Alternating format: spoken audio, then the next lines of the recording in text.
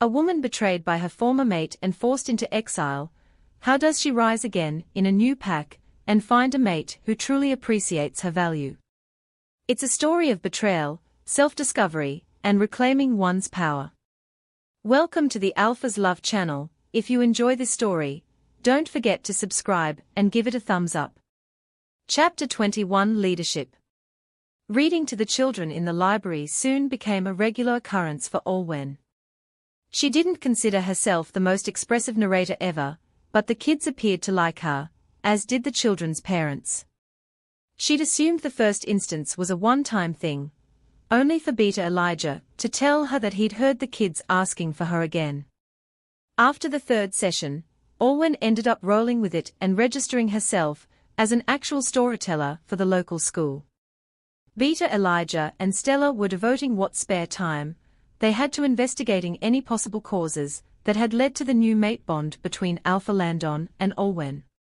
The newly mated couple appeared to operate like a well-oiled machine, to the point where it could be said they were sharing the Beta title. Stella meant nothing by it though. Olwen knew her well, and the other likely felt bad just seeing her mate undertake all the work himself considering the training she had gone through back in the Silver Arrow pack. With her agreement, Landon had only notified the higher-ups, which included Delta Cassidy, Gamma Josh and Kale, since he was Stella's brother, and would eventually come to know anyways of the new connection between him and Olwen. And research aside, Stella seemed incredibly ecstatic that her friend appeared to have received another chance at a fated mate, and even more happy that it was Alpha Landon. Look, I don't know what the heck is going on, but if you and Alpha Landon are really fated, then you have another chance. She urged. I do, but I think we need some time to get used to this. Olwen said. In the eyes of the rest of the pack, we are still chosen and not fated mates, and we can't let them know what happened without getting to the bottom of things. I can't have members thinking I joined the Moon River pack just to become Alpha Landon's mate. Stella sighed and shook her head. If people think that way, then that's their problem. I'm sure anyone with eyes can tell how dedicated you are to the Moon River pack. That's not all. How do I know this fated mate bond thing isn't a trick or a curse? Olwen suggested, not wanting to think about that possibility. A strange emotion flickered through Stella's brown eyes before she placed her hands on Olwen's shoulders. Mark my words, Olwen, your new mate bond is not a curse. Maybe it'll take a while to figure it out, but you belong with Alpha Landon. I'm sorry for making fun of you, the grey wolf said to the brown wolf. Olwen narrated, as the young children around her listened with enraptured looks on their faces. Can we be friends? Of course, said the brown wolf with a smile. She continued. We'll be best friends forever. And they were. The end. The kids applauded with soft cheers as she finished the story. Smiling warmly, Olwen lightly bowed in her seat. One child got up and headed over to her with a rose. Thanks for reading these stories to us, Miss Luna. It's no pro. Olwen paused as her eyes widened. What did you just say again, honey? Miss Luna. Another child sitting at the carpet spoke up with innocent eyes. You're the Alpha's mate, and the Alpha's mate is always called Luna. Olwen's mind blanked out for a few short minutes, secretly impressed that a young child had managed to make her speechless. She calmed herself with an embarrassed smile before responding. Alpha and Luna are titles, not names. The Alpha's name is Landon, so he would be Alpha Landon. The Luna is supposed to lead the pack alongside the Alpha, but only after a ceremony.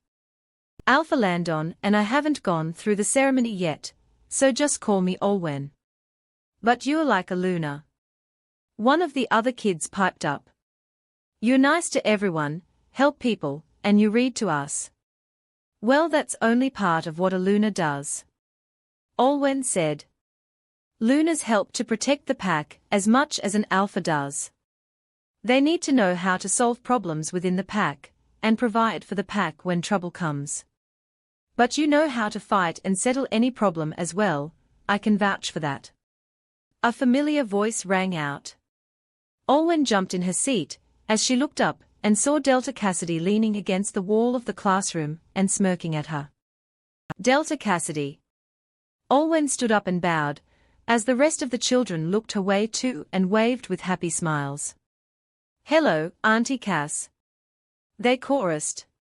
"Auntie Cass." Olwen thought to herself in surprise, seeing the Delta grin fondly at the children before turning her attention back to her. "I just came to check on you, Olwen. It seems like you're managing things quite well. I'm impressed, the kids here can be very energetic." The kids giggle at this. "Oh well, thanks, Delta Cassidy. So Miss Olwen can fight?" one of the kids asked in curiosity. Cassidy caught Olwen's eye and beamed from ear to ear with a mischievous grin. "Oh, yes she can. She learned how to fight before coming here, and she's gotten better." She crouched down as if telling a secret to the children, who leaned in eagerly. "I once saw her manage to win against Alpha Landon." Gasps of surprise and admiration scattered through the children. Miss Olwen won against the Alpha. She must be strong. Cassidy shot a rather embarrassed Olwen a wink. "She is quite something, it is why your Alpha likes her so much." "Olwen, you say you're not Luna, but you sound so much like you're one," another child said with awe.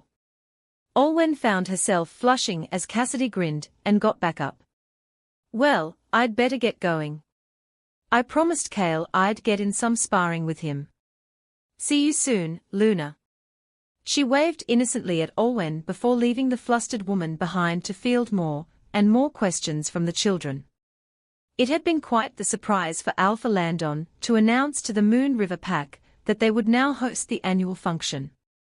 While he wisely didn't give a lot of information as to why the Silver Arrow Pack wasn't hosting this year aside from their statement on the bulletin indicating they were unable to, most pack members only saw it as the confirmation they needed that the Wild's leading pack was running into some problems. The Moon River Pack was busy preparing their territory for the visit of leaders from all the other packs in the Wilds, and there was a certain excitement and trepidation in the air. After coming back from that fateful trip and discovering their new bond, Olwen hadn't really had the opportunity to spend time with Alpha Landon, who was caught up with a slew of new tasks thanks to the hosting. A part of her wanted to help him, she knew she had the training for it, but she wasn't sure it was her place. After it was made obvious that Olwen was dating Alpha Landon, she knew whispers had spread amongst the pack. Gamma Josh had told her that a lot of wolves believed that Alpha Landon was going to make her his Luna soon, which Olwen was quick to laugh off. "But he hasn't." Olwen refuted gently. "And I'm not going to ask for the position myself. This isn't just about that," Gamma Josh had said with a shrug. "If the function will be held here in the Moon River Pack, a Luna will strengthen our image and ward off any more older alphas trying to marry off their daughters. That's why many think Landon should make you Luna." If Olwen had felt watched before, now she felt as if there were thousands of eyes on her everywhere she went. There were many who of course were still friendly to her, and in general just relieved that Alpha Landon had finally found himself a mate, but there were the unsavory few who began to forage their way out of the woodwork once the announcement of the function had been made. She'd already heard a few remarks thrown her way about her only coming to the Moon River Pack to become Alpha Landon's mate, which she chose to ignore. Her contributions to the pack were a testament to themselves, after all. Olwen had been leaving a bar after a long day. She wasn't much of an alcohol drinker, and didn't have plans to become one, and so had stayed around for about half an hour to soak up the atmosphere, drank one glass of gin and tonic, and then left. As she was outside adjusting her clothes, a voice reached her ears. "Olwen, what a surprise to see you here." She turned, recognizing one of the pack warriors she'd sometimes seen exercising at the training center when she was there. "Oh, good evening, Ryan." The man introduced himself, approaching her with what was probably supposed to be a confident saunter. The way his eyes were looking her up and down, as if she was a piece of meat, made Olwen's hairs stand on end and Opal growl. Her brain immediately started to whirl with excuses she could use to get out of this situation. I don't see you around here often. The alpha not treating you well? The warrior asked, smirking.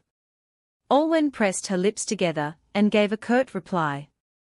She'd come across certain characters like this before in the Silver Arrow Pack, who wanted to take advantage of her because she was an Omega, but back then she'd had her parents and then Aaron and Beta Caden. Not really, actually. Alpha Landon and I are just fine. He's just been busier lately since the Moon River Pack is preparing to host the function. Ah, of course. Then I suppose the good old Alpha wouldn't mind if I spend some time with you instead. Ryan took a step closer and Olwen took a step back, her heart pounding. I believe he would mind. And I do too. Please excuse me, I have things to do. She turned to leave, only to feel a hand close over her wrist and pull her back to face him. Oh, don't be shy, Olwen. The man leered at her, his proximity making Opal snarl even more inside her. I've seen you at the training center. It's not fair that Alpha Landon gets you all to himself, is it? Is he stupid? Opal bristled. He paid attention to our looks and not the fact that we were learning how to fight. Olwen politely attempted to tug her wrist free, but his grip tightened. Ryan, if you don't keep your hand off me, you'll regret it. She warned, briefly conversing with Opal. Get ready. Ryan, being as stubborn or ignorant as Olwen had expected, laughed and placed his hand on the wall behind her in an attempt to trap her against him. Will I? Anyone would want to get a taste of the pack's future, Luna, and I want to be the first, sweet stuff. He leaned in, and that was when Olwen chose to strike. She swiftly brought her knee up and struck him right, at the vital spot, every man's weakness. Ryan howled in pain and dropped her wrist almost immediately, and Olwen took this chance to shove him onto the ground. Son of a, he hissed, looking as if he was trying to fight off the pain and make a grab for her again. Before he could do so, Olwen raised her foot and stomped down hard on his dominant wrist, and the man emitted another shout of pain. I warned you not to touch me.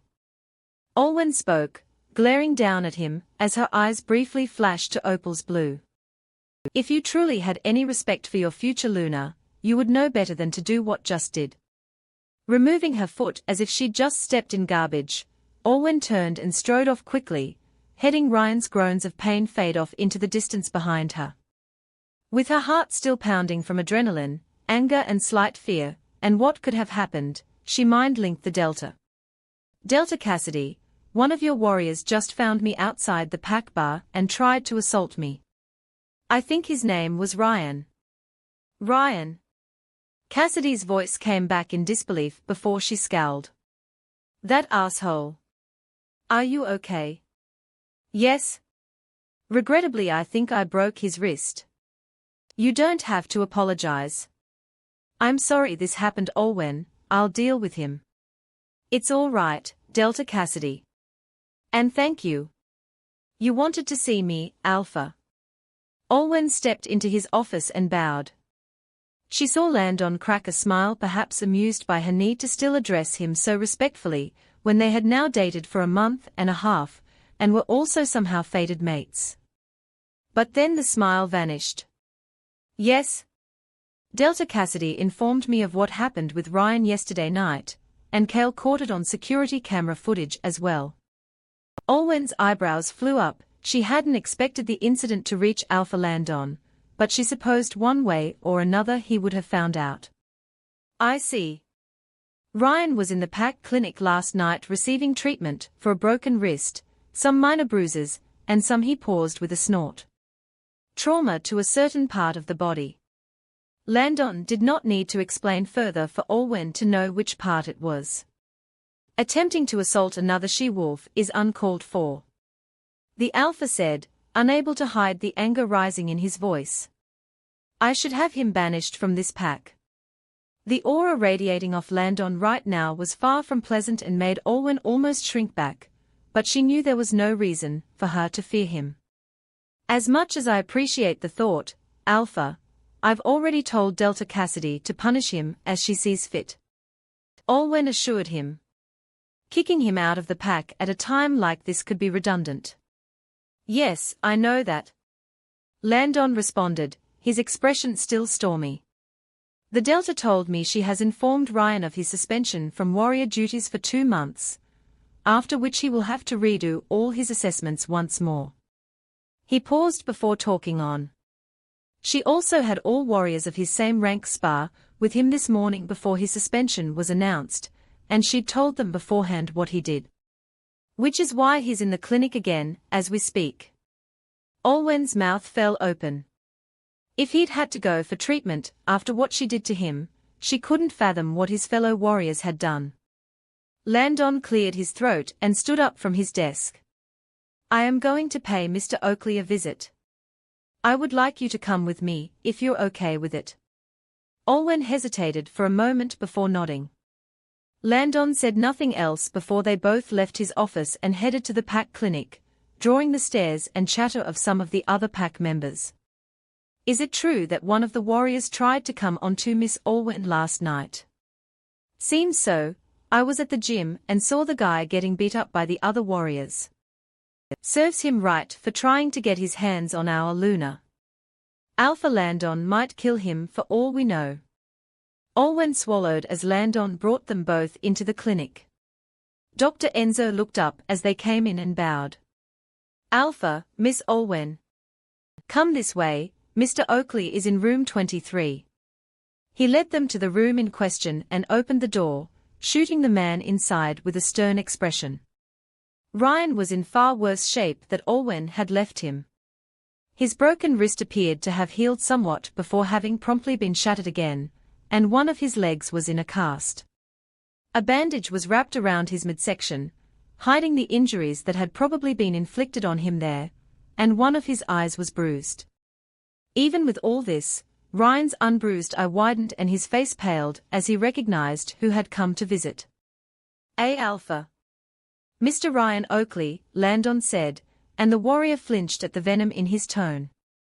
You tried to force yourself on a woman who told you no. You should know better than this by now. I am sorry, Alpha, this is an official warning from me. Landon cut him off, his eyes dark and threatening. If you try anything with my mate, or any other she-wolf again, the punishment you will receive will not be this merciful. His eyes changed to lark's yellow, and he growled at the nervous man. You understood, Alpha. And I'm not the one you need to apologize to. Landon hissed, regaining control of his body. Miss Olwen is the reason why you are still a part of this pack. Ryan swallowed thickly, his eyes flickering to her with fear and shame. I'm sorry, Miss Olwen. What I did was not right, and it won't happen again. Looking at the state of him, Olwen almost felt sorry for him, but saved herself from feeling too much pity. He had landed himself in it after all. Make sure it doesn't happen again, she said firmly. Otherwise the next time, I won't speak up for you. Without waiting for reply, she and Landon turned and left. I'll tell Delta Cassidy to keep an eye on him once he's healed. If he ever comes close to you, I'll deal with him myself. Landon muttered, placing an arm around Olwen's hip and making her body jolt. Landon had made it clear time and again that he knew she could protect herself. She'd seen that proud gleam in his eyes when he recounted Ryan's original injuries. But it seemed like he still couldn't help wanting to protect her too. He was not only her alpha, but her mate. My mate. Landon's voice from earlier echoed in her thoughts and made her heart flutter again. That was the first time Landon had called her his mate in front of another pack member, at least while she was there. Chosen or fated, it felt nice knowing it was from someone who truly cared about her this time round. Chapter 22 Official. Olwen once again did not manage to spend time alone with Alpha Landon since their visit to the clinic. Ryan had been hospitalized for about a week before he was released and confined to his home, with the suspension from the warriors kicking into effect. By now, most of the pack members knew of what Ryan had done, and were keeping their distance from him as well. Landon and Olwen's wolves were fortunately now more under control since being officially connected by the mate bond, but Olwen could see it each time in Landon's eyes that he wanted to hold her in his arms, kiss her or do other things to her. Unfortunately, they were either preoccupied or in a group setting, which meant they couldn't do much aside from discreetly holding hands to appease both themselves and Lark and Opal. They'd managed to go on a run together one night, though this was more for their wolves than the humans. Just like Alpha, Landon was a third taller than Olwen. Lark was almost twice as large as Opal, but just like his human, he was friendly and gentle, having been excited to meet his mate. Opal had bounded over to him and returned his favor from the wolf integration activity by licking his nose, before bounding off into the forest and letting Lark give chase. The wolves spent a few hours swimming and running alongside each other before just sitting together, keeping their pelts close and enjoying the warmth. Otherwise, Beta, Elijah and Stella, who were still doing their best with research, assured her that Landon was increasingly preoccupied with pack matters, and would make time for her if he could. So Olwen focused on her own projects, one of which had recently come to be called Elise. After a conversation with Gamma, Josh and Kale, the three of them were now living under the same roof, with Josh and Kale occupying the upper levels and Elise in the guest room. Though Olwen had seen Elise's parents around, they never asked about where their daughter was. In fact, they seemed perfectly fine without her, which made her wonder just how much they had cared for Elise outside of trying to push her together with a high-ranking wolf. To her credit, for an Omega, who had been spoiled all her life, she didn't complain and seemed rather grateful to have a place to stay after being shunned by the rest of the pack. When she wasn't attempting to flirt or butter up someone else, she was rather pleasant company, and could actually compete with both Josh and Kale in Mario Kart. As for how she was living her life, Olwen kept an eye on her and helped out whenever she could. Elise was slowly bringing herself out of her usual habits, as tempting as it was to fall back into what she knew. A few nights ago, when Olwen had brought her to the pack restaurant with Josh and Kale, a pack hunter had flirted with and tried to kiss her. Olwen had wanted to step in on Elise's behalf, but apparently didn't need to, as she stepped away with a shake of her head. "This isn't me anymore. I'm not interested." It was a small thing, but a step in the right direction. Aside from gaming with Josh and Kale, Elise had taken to something else. Apparently, the pink dress she'd seen her buy was not exactly for the function, not in its original form. The pink dress was now sitting on a dummy in Elise's makeshift room. With several adjustments, she had replaced the original sleeves, added a sash around the waist, and some beads around the top. Someone had become a frequent guest to the pack craft store as well, except Elise focused on fabrics, needles and beads. "Have you not done this before? You seem like a natural." Josh had asked her out of curiosity once. Elise shook her head. "I'd read up plenty of books and watched videos, but no. My parents didn't think learning how to alter and design dresses was necessary since the ones they bought me looked fine on their own." Olwen was increasingly surprised to know she and Elise had more in common aside from just being Omegas. It seemed in a way, Elise had allowed others' expectations of her to trap her from doing what she truly wanted. She was still careful not to fully let her guard down around the she-wolf though. "Olwen, please come and see me at my home. There's a pressing matter I need to address." "On my way, Alpha." Olwen cycled to Landon's home, spotting his parents tending to the garden in the front lawn. "Wendell, Holly. Olwen. Nice to see you again." The older woman got up and gave her a hug. A lot of times when Olwen visited Alpha Landon, chances are they were already here, or dropping in supposedly to check in on their son and help out a little. But Olwen didn't miss how much they liked talking to her as well. Holly in particular wasn't very subtle. At one point Olwen had been over for dinner when Holly brought Landon to the kitchen to speak with him alone, and minutes later Olwen heard his mum gushing about what a keeper she was before threatening her own son to keep a hold onto her or else. "Landon is waiting for you just inside," Wendell added, nodding in the direction of the door with a grin. He wasn't as overt as his wife, but he clearly approved of her as well. Good luck. Olwen briefly wondered why their smiles were so teasing, but smiled back nevertheless and went in. Just as they said, Landon was standing in the dining room facing her with an unreadable expression.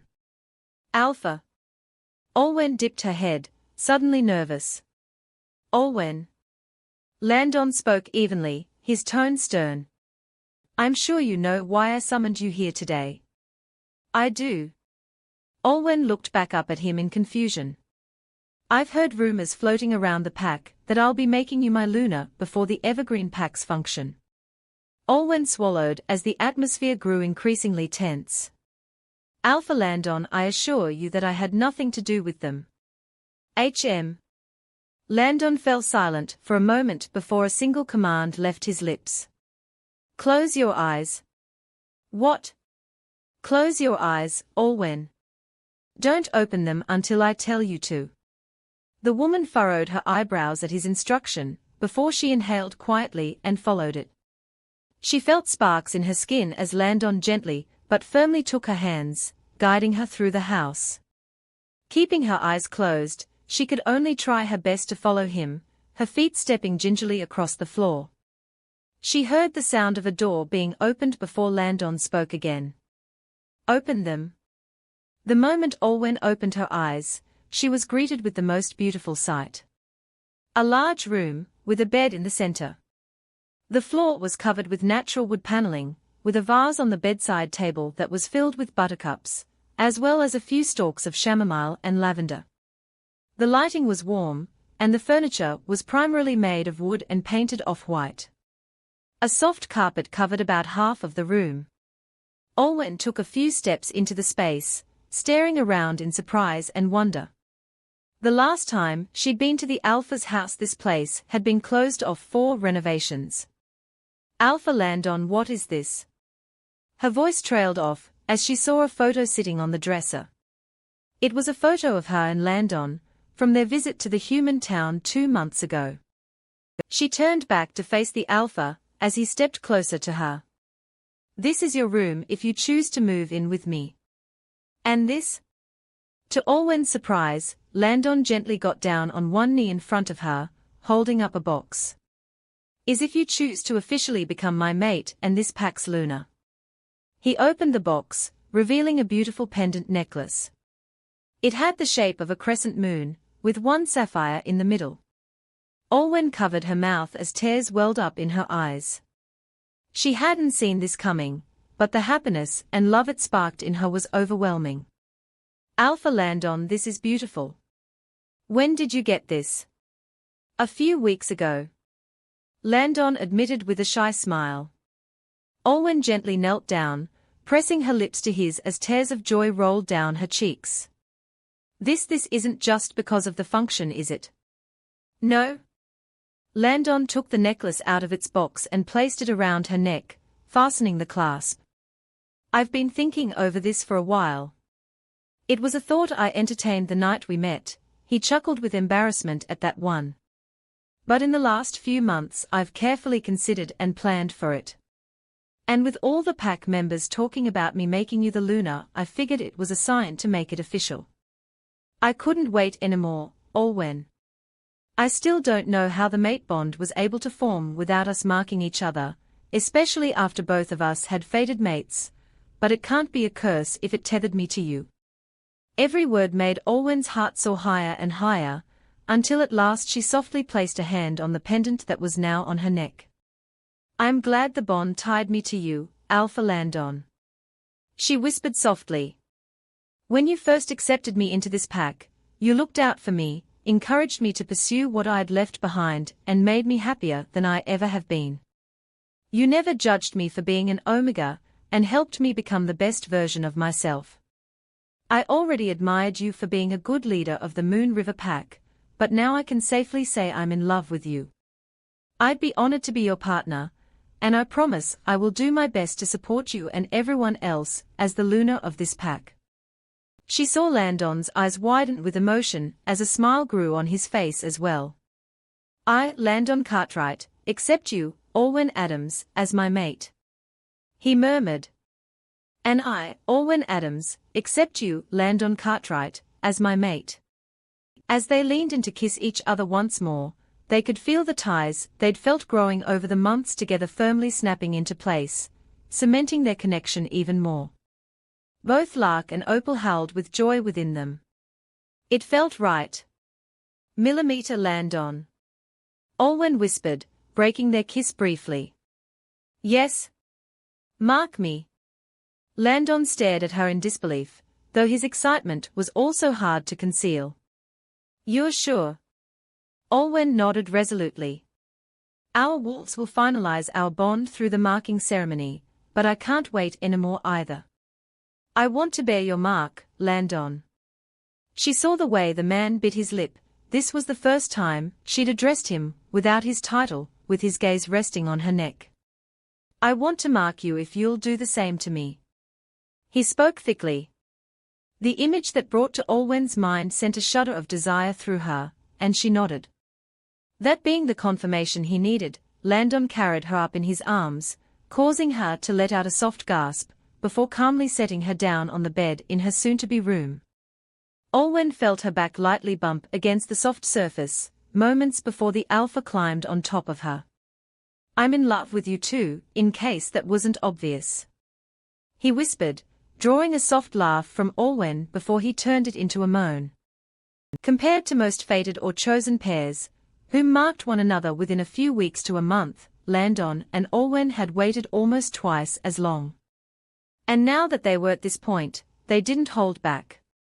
Fortunately, Wendell and Holly had wisely vacated the premises just after Alwyn disappeared into the house. As night fell upon them, all Landon and Alwyn could see were each other. "Now dash?" Landon asked, his voice breathless as they synchronized their movements. "Now dash." Alwyn agreed, tossing her head back. His scent flooded her nose completely as the alpha leaned into her neck, kissing and sucking the spot with a low growl before finally sinking his fangs into her skin. Despite having had a fated mate before, Alwyn had never been marked until now, and she let out a cry from the sharp pain that soon turned into a rush of pleasure as it spread through her body. As soon as Landon was done, Alwyn rolled the two of them over and did the exact same thing, the alpha releasing a low groan. It didn't take much longer for them to finish after that, and Alwyn collapsed on top of Landon, panting heavily. It was here she took a good look at the mark she'd made on him, the head of a wolf surrounded by white flowers. Landon gently ran his hand through her hair and brushed it aside to stare at her mark as well. "It's a wolf by a blue crescent moon, almost like the pendant I gave you," he murmured, pulling Alwyn in for another kiss. Both their marks were rather faint now, but once Lark and Opal marked each other during the ceremony, they would gain their full color. "Alwyn. You do know that with your lunar ceremony occurring so close to the function, I can introduce you during the event," Landon suggested softly, running a hand through Alwyn's hair. "We don't have to post an official announcement on the bulletin, and I can just inform the visiting leaders that I've found my Luna." "Really?" Alwyn looked at him curiously. "If you're going to have to meet Alpha Aaron and Luna Kylie may as well give them a nice surprise," Landon said with a playful smirk. Alwyn chuckled and laid on her side next to Landon, pulling the covers over them both. "Sounds like a plan." Chapter 23 Lunification. Can you believe it, Alwyn? Stella gasped with excitement, clasping her hands as she admired her friend.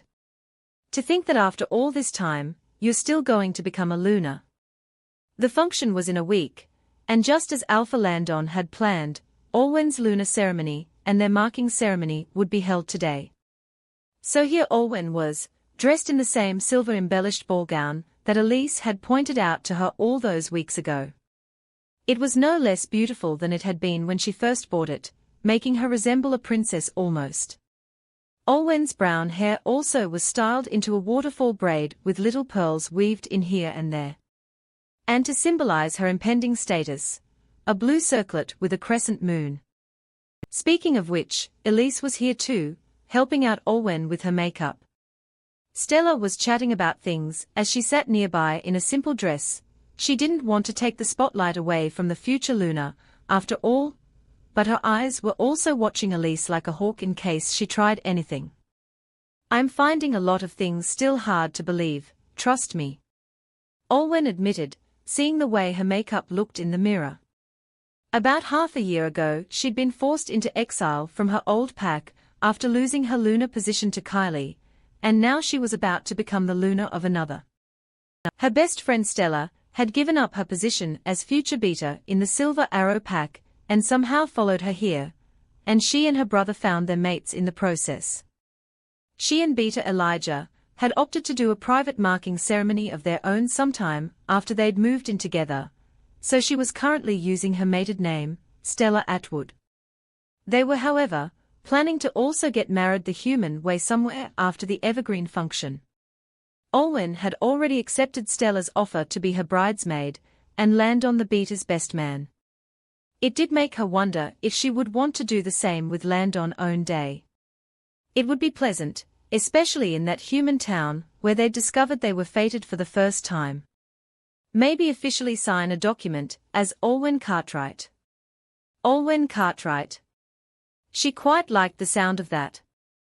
Gamma Josh and Kale were already living together, the two of them not hurrying along their relationship at all and just having fun.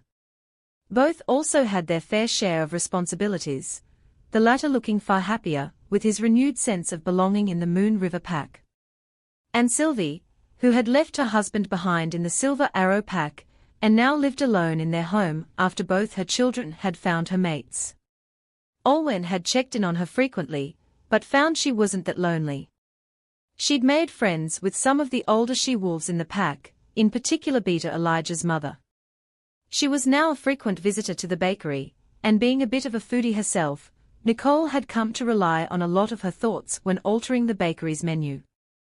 After she slipped into her soft grey heels, Elise and Stella helped her to the front door to await the start of the ceremony. "You look great." Elise spoke softly, a genuine smile on her face.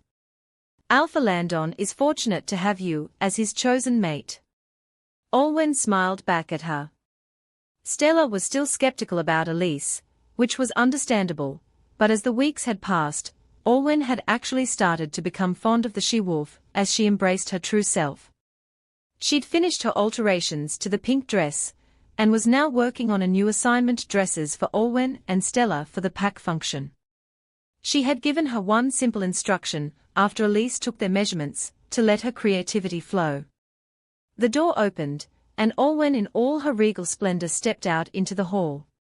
All the pack members turned and applauded her as soft music played in the background, and Olwen began to move through the room towards Alpha Landon, who was dressed in a suit.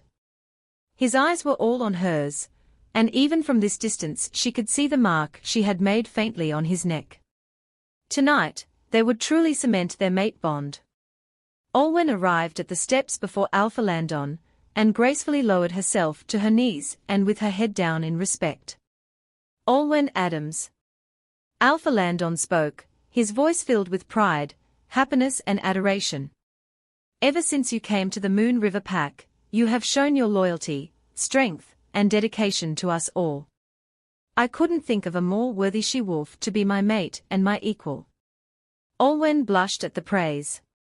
"Olwen Adams, do you swear that you will uphold the qualities of benevolence, faithfulness and intelligence that are expected of a Luna?" "I, Olwen Adams, swear that I will uphold all that is expected of me as a Luna, both for myself and the rest of the Moon River pack." She recited the Luna's oath she was all too familiar with. "From now until the day I die. You may rise." Olwen gently got up, and Alpha Landon approached her, gently taking her right hand. With a dagger, he sliced through her palm, Olwen managing to retain a calm expression. Turning her hand over, Landon bent and gently kissed her knuckles before getting back up with a bright smile. It wasn't necessarily part of the ritual, but it made Olwen blush, and the onlookers in the audience let out oaths. The couple turned back to the people in front of them. Members of the Moon River Pack. Alpha Landon announced, lifting Olwen's hand up with his. I give you your Luna, Olwen. The pack members erupted into loud cheers and applause, some even raising their fists in celebration. Wendell and Holly were in the front rows, nodding at their son and Olwen with joy and approval. One could imagine they'd waited for this day for a while, having been devastated after their son's original mate rejected him, without even meeting him face to face, while doing so before vanishing from the Packlands. And this time, it definitely wasn't luck that brought her the Luna position. She had more than proven herself for it. Olwen felt so many emotions running through her at once as the power and authority that came with the ceremony began to flow through her. She was now officially the Luna of the Moon River Pack. Olwen waited for a while before she gently held up a hand, signaling for the audience to quiet down. She inhaled and addressed the crowd as their Luna for the first time. Members of the Moon River Pack, I will remain eternally grateful to you all. When I left my old pack, I wasn't sure if I could survive. As an Omega, who had never seen the wilderness outside pack territory, I lived but I struggled to. But then I arrived here, and you all showed me kindness, hospitality and support when I needed it most. I will work my hardest as your Luna to repay you. There was more applause and shouts of encouragement and support. Most of the Moon River Pack had already accepted Olwen as one of their own a month after she came into their lives, and she was a perfect fit for their alpha. Just do your best, Luna Olwen. You've repaid us already just by becoming our Luna. Rule with Alpha Landon and be happy. Olwen realized that final shout had come from Kale, with Stella and Beta Elijah beside him and grinning broadly. Gamma Josh, Delta Cassidy and Jackson were to Kale's other side, clapping loudly with congratulatory smiles on their faces as well. She waved to the crowds, and hoped that somewhere, her parents were watching and proud of her. Alpha Landon gently cupped her face and tilted her head back to face him, making her heart skip a beat. See you at tonight's marking ceremony. He murmured, tenderness in his eyes before he turned and walked off. Olwen spent the rest of the day receiving congratulatory messages from the rest of the pack members, and socializing before having to start to the edge of the nearby forest to prepare for the marking ceremony. She knew that Landon was at the other end of the forest. They would both shift into their wolves under the moonlight and seek each other out by their scents, and then their wolves would mark each other and make them mates forevermore. Stella was by her side once again, helping to undo her braids. She was bubbling with excitement as she gazed at the expanse of trees in front of them. Opal, if you're in there, use that nose of yours to seek out the Alpha's wolf quickly. She encouraged with a bright smile. She knew how fast Olwen's wolf was at such activities after all. Stella held the bell that would signify the start of the ceremony, and at the other side of the forest, so was Beta Elijah, as he waited with Alpha Landon. Whenever you're ready, Olwen and Opal, she said. Olwen nodded, taking off her clothes before promptly shifting into Opal. The silvery grey wolf shook her pelt a little before focusing her vision on the forest in front of her. Meanwhile, Stella's eyes glazed over as she mind-linked with Beta Elijah and synced their countdown. 3, 2, 1. Your time starts now. Stella rang the bell and Opal took off into the forest. She was more excited than ever, already sniffing out their mate's scent as she bounded through the trees. His scent was still weak from this distance, but Opal could sense that Lark was on the move and just as desperate as she was. I will find our mate, Olwen. The wolf promised her human, training her nose even harder. Her eyes brightened as they sensed the smell getting stronger from a certain direction, and she trotted towards a particular patch of trees. Swishing her tail, she weaved in and out of the different tree trunks, sniffing up them and figuring out where the scent was coming from. The scent was getting stronger wherever Lark was, he was nearing her. Opal could barely contain her eagerness, and she let out a soft yip of joy as she spotted the sandy wolf as a faint dot in the distance of the forest. Mate, She began to move faster towards Lark as Lark sensed and then saw her approach. His own golden eyes widened with joy before he bounded towards Opal.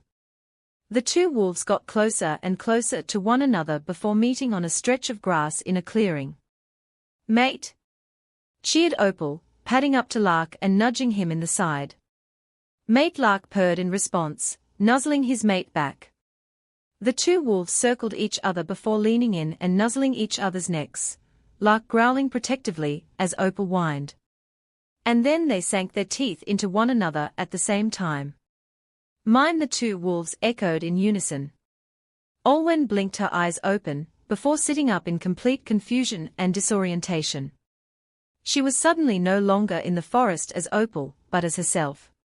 She was wearing a white dress, and much to her surprise, her own wolf was seated patiently in front of her. Their surroundings were bathed in some kind of overly bright light, as they sat together on the grass. "Opal?" Olwen said in surprise, as the wolf dipped her head. "What's going on? Where are we?" The wolf looked around herself, her own eyes narrowing slightly. "I'm not sure. We are not in the real world though." Olwen got up, seeing they were surrounded by endless fields of wheat that blew gently in the breeze.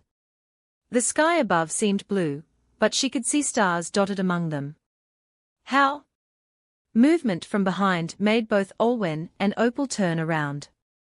A pale blonde woman was approaching them, her bare foot lightly making noises upon the ground. Her skin looked as if it was glowing beneath her white dress, and her eyes were grey. She exuded authority, and some kind of otherworldly power. "Luna Olwen Cartwright." The woman spoke in an almost dreamy soft voice, one which seemed to echo through the space they were in. "Congratulations on your new position in the Moon River Pack. You are halfway on the path to regaining all which was rightfully yours and more." Olwen stared at the woman with a dumbfounded expression on her face before she realized who she was and dropped into a kneel. "You're the moon goddess copying her human." Opal lowered her head in respect.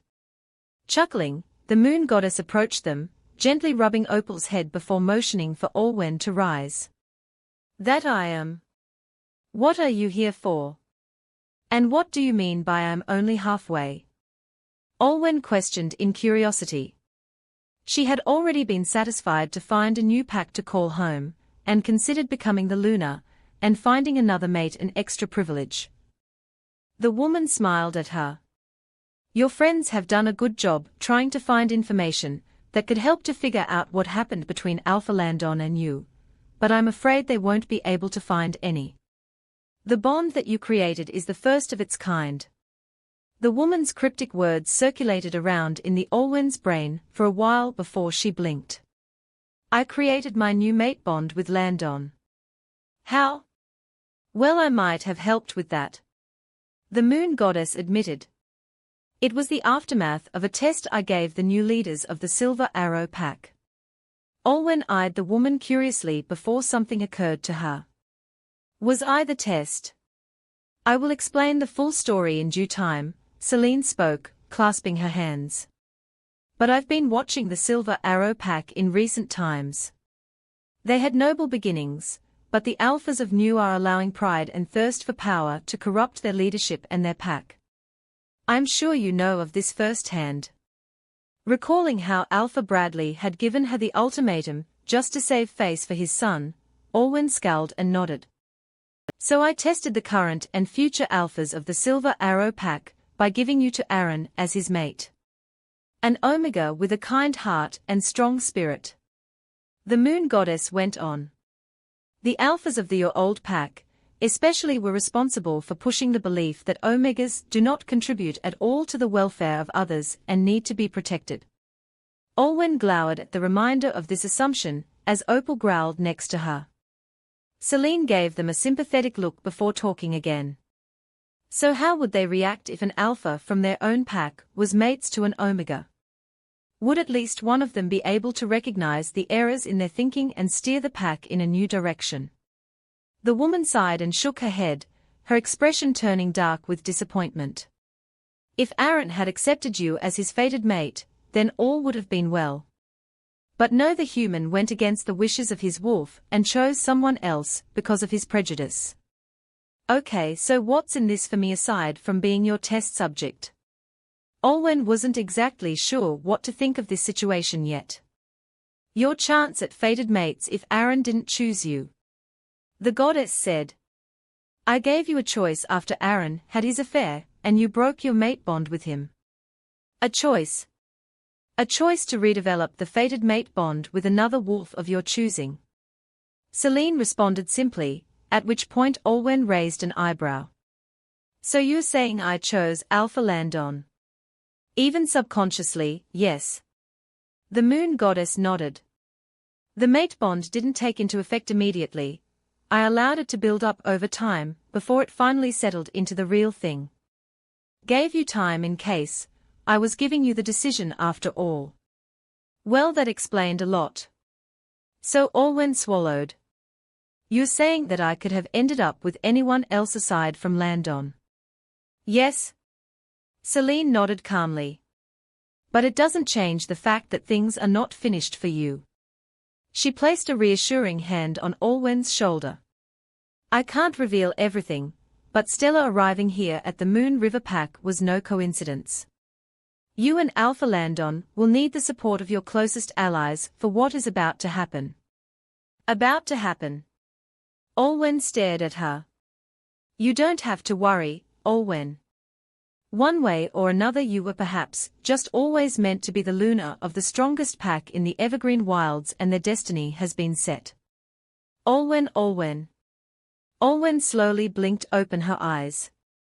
She found herself bare and draped in a cloak she'd shifted back into her human body, as Landon was cupping her face and staring at her with an anxious expression. The moment their eyes met, Landon relaxed with some amount of relief. Olwen, you're awake. Landon, how long was I out? 10 minutes. The Alpha helped her up, and Olwen glanced at their necks. The marking ceremony had worked, and their marks were in full color. The brief burst of happiness was soon tempered as Olwen recalled the dream vision that she had. Are you okay? Landon asked softly, gazing at her. Do you need to go to the pack clinic? Olwen shook her head quickly.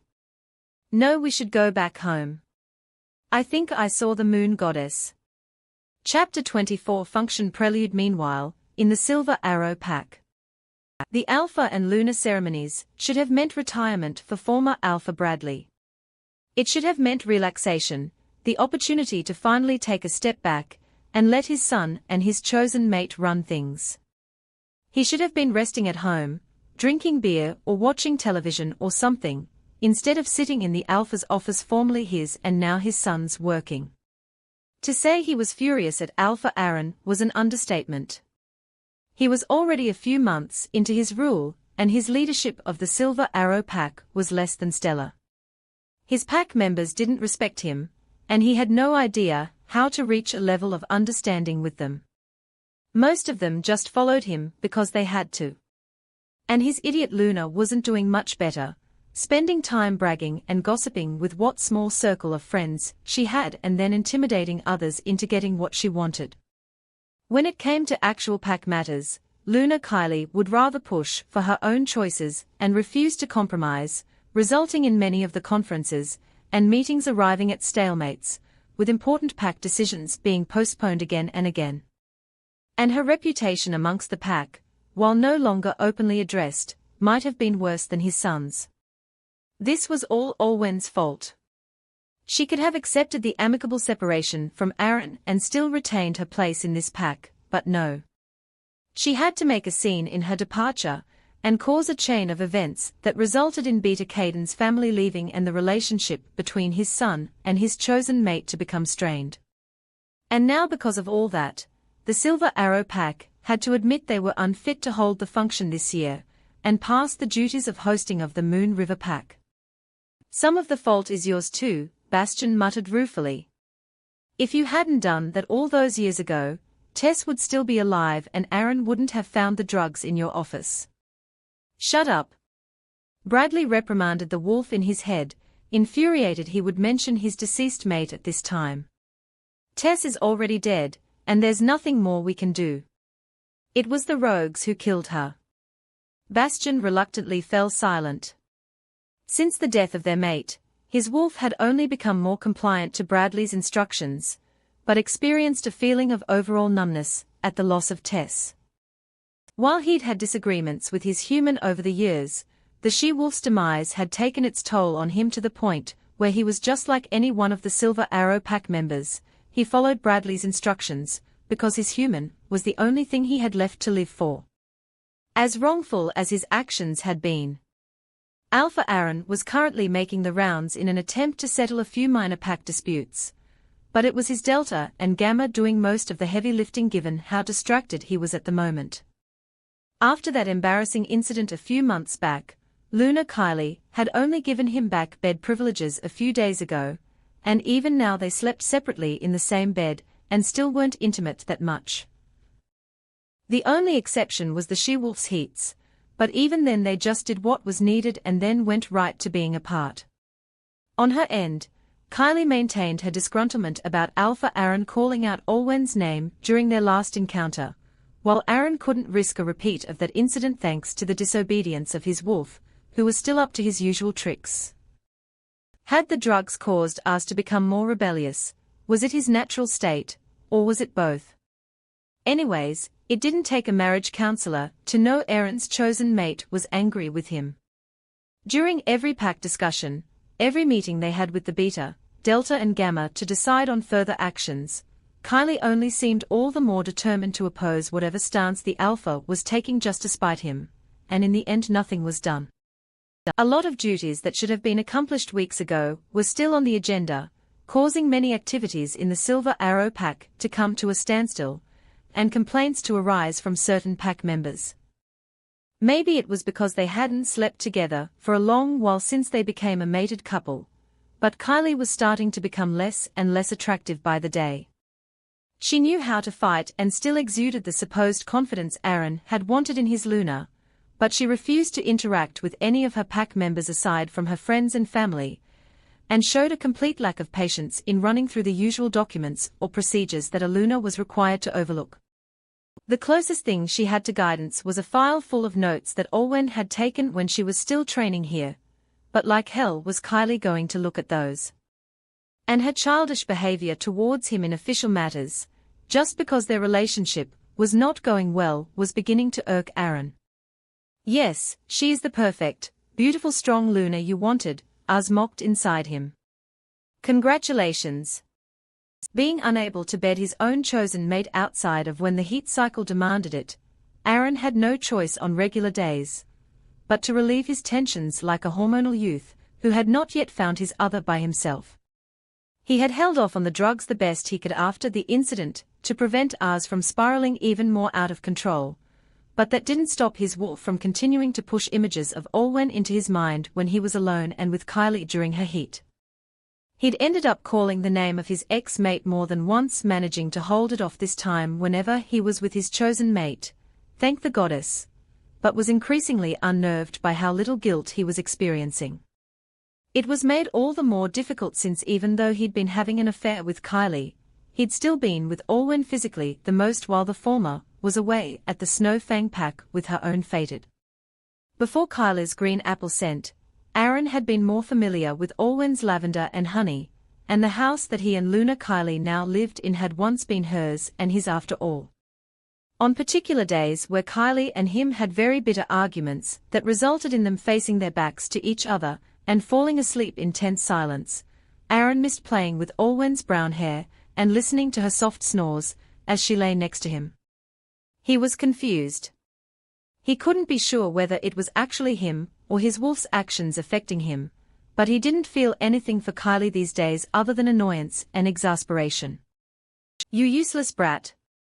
A shout startled Aaron out of his thoughts.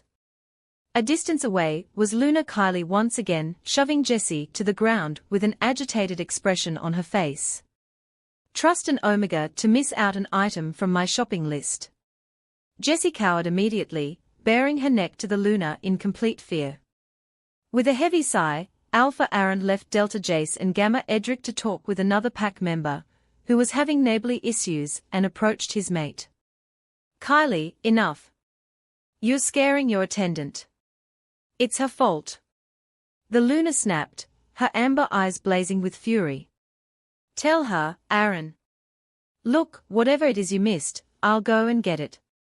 Alpha Aaron said, his tone flat and resigned. He turned to Jessie.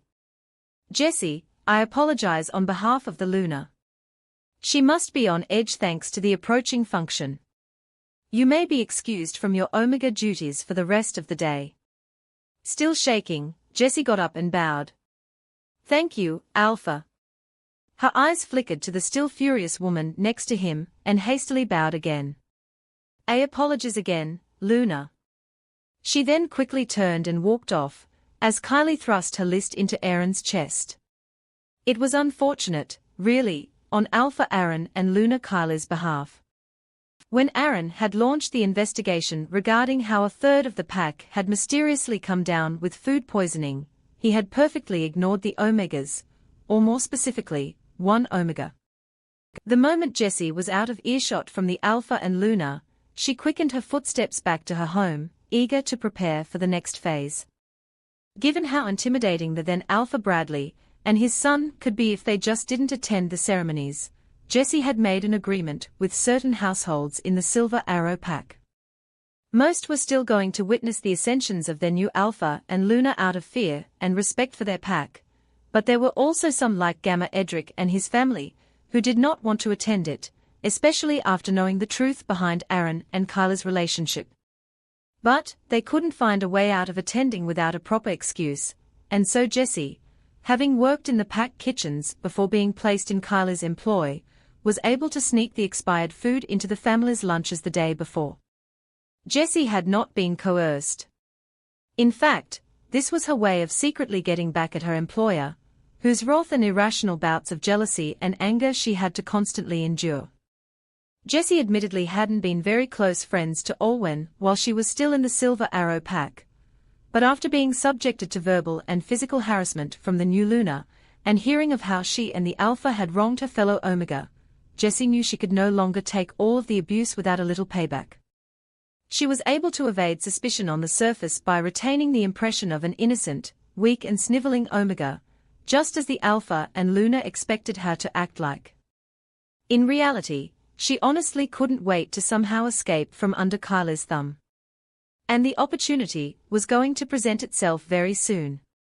A week later, the Moon River Pack was halfway across the wilds and would have taken much longer for the Silver Arrow Pack party to reach by foot or car, so the fastest option was to use the private helicopter.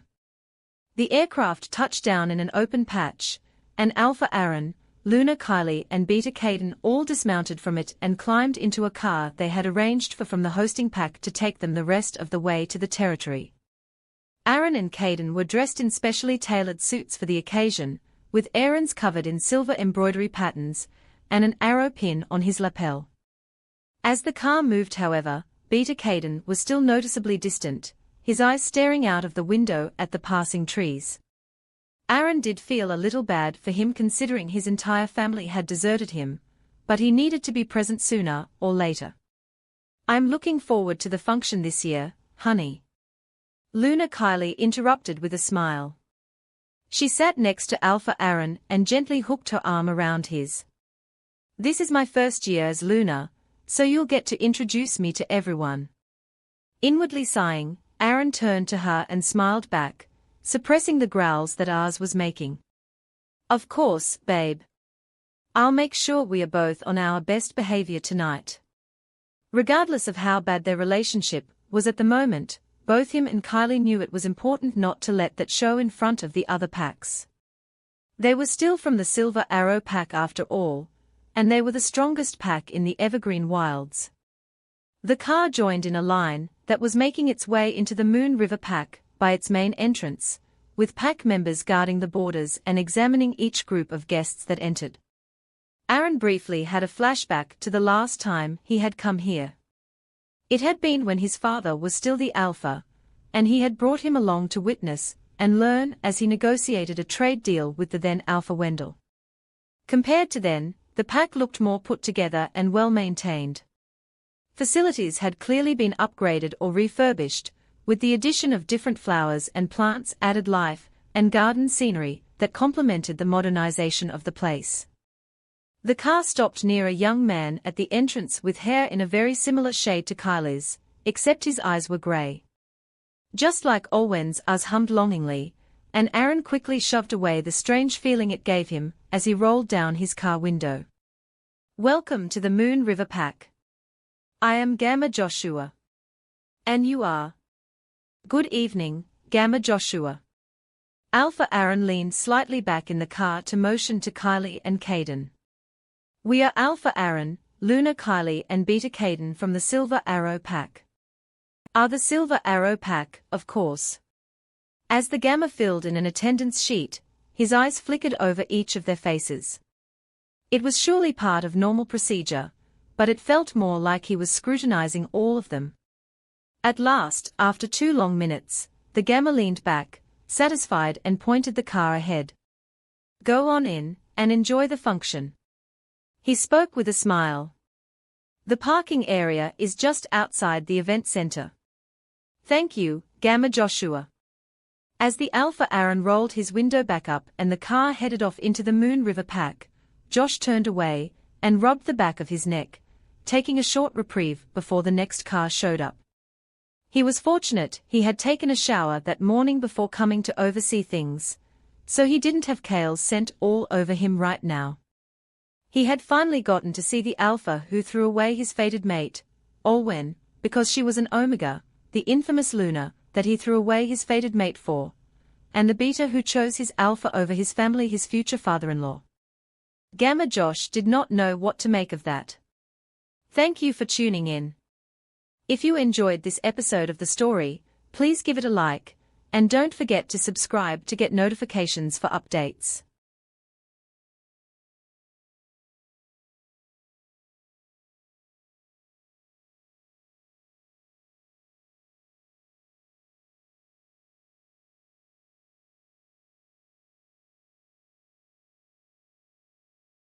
At a grand pack gathering, I witnessed the tense confrontation between my former and current mate. Kylie's poisoned hairpin did not hit me, but unfortunately injured an innocent maid, Elise. Now, as the Luna of the Moon River Pack, I must find a suitable punishment for Kylie's actions. Welcome to the Alpha's Love channel. If you enjoy this story, don't forget to subscribe and give it a thumbs up. Chapter 25 Function. Since the inception of the Evergreen Wilds packs, there had been 2 more packs that splintered off from others, resulting in a grand total of 7 packs. The Silver Arrow Pack, the Moon River Pack, the Fireclaw Pack, the Snow Fang Pack, the Willow Creek Pack, the Ocean Gem Pack, and the Night Ridge Pack. As Alpha Aaron, Luna Kylie and Beta Caden entered the event hall, quite a number of leaders from other packs had already arrived. Recognizing some faces from the function his father had him attend the year prior, he approached a few to introduce his Luna. Beta Caden meanwhile, wandered away to the drinks table. Alpha Aaron. Congratulations on your appointment. Alpha Frederick greeted him with a smile, the 2 of them shaking hands.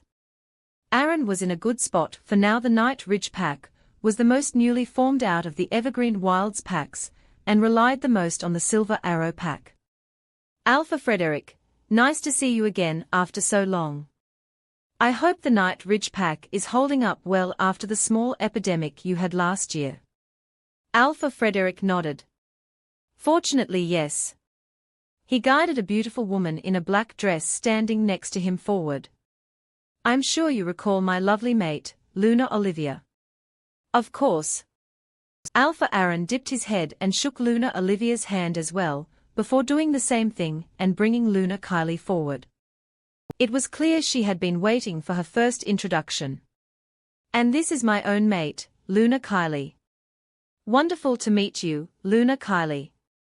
Alpha Frederick shook the woman's hand, albeit with a slightly puzzled smile.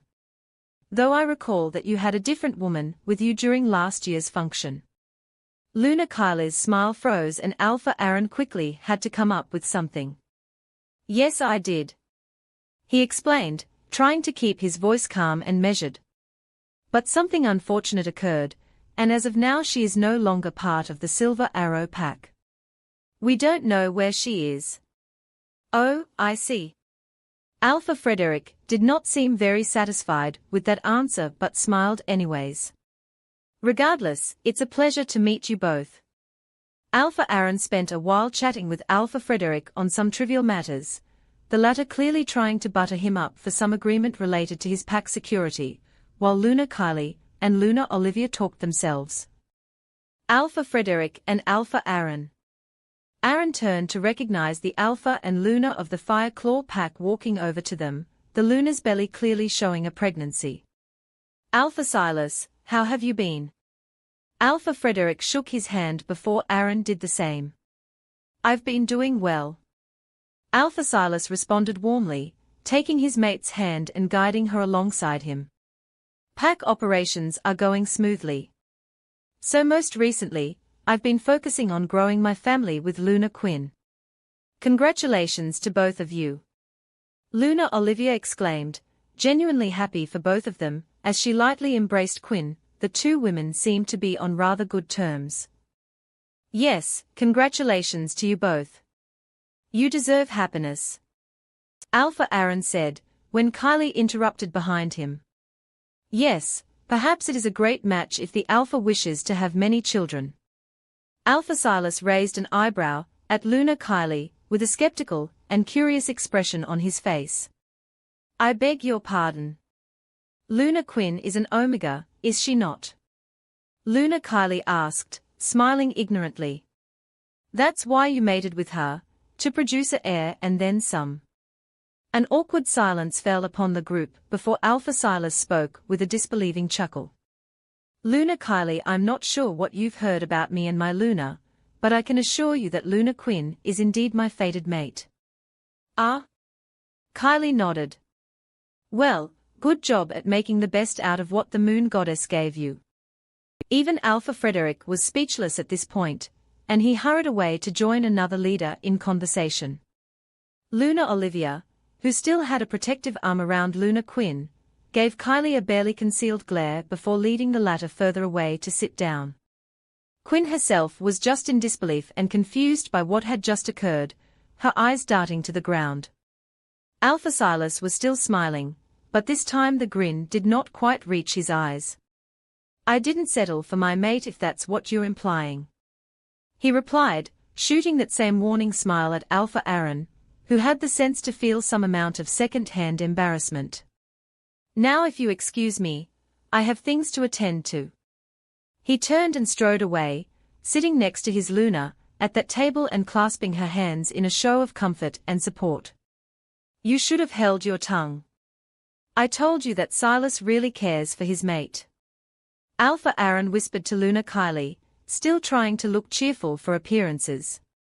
I was just stating the facts. Kylie replied with an innocent smile. Months ago that smile would have melted Aaron like a popsicle in the hot summer, but now it did nothing. Why else would such a capable Alpha accept an Omega for his mate? Just don't make assumptions, all right? Aaron muttered, unsure of what to tell Kylie at this point. He didn't recall her being this blatant about her opinions. Perhaps she'd only started becoming like this after she became the Luna of the Silver Arrow pack. Kylie headed off to chat with someone else, while Alpha Aaron accepted a small glass of champagne from a server. As he sipped the drink, his eyes fell upon Silas and Quinn once again. The woman was leaning her head on Silas's shoulder with a smile, and the Alpha's hand was gently resting upon her belly. Sooner or later, Aaron would have to try for an heir to the Silver Arrow pack. But as much as he tried to picture himself starting a family with Kylie, it was difficult. Being intimate with Kylie was still an issue that needed solving thanks to his wolf, and now that he thought about it, he wasn't sure if she would make the best mother. If an adult pack member could make her lose her composure so easily, what about a young child crying for milk? You could have had that with Olwen. Oz growled ruefully, as Aaron continued to watch Silas and Quinn. "And risk weakening the pack. There's a reason the Fire Claw pack isn't the strongest. You still think it's solely because their Luna is an Omega?" His wolf scoffed. "You're no better than Kylie, you just knew to keep your mouth shut." Aaron frowned and sipped his champagne again, but he couldn't help imagining it. Olwen, his mate and Luna, and children that were the perfect combination of their features. They could have been happy. He then blinked and suppressed that thought.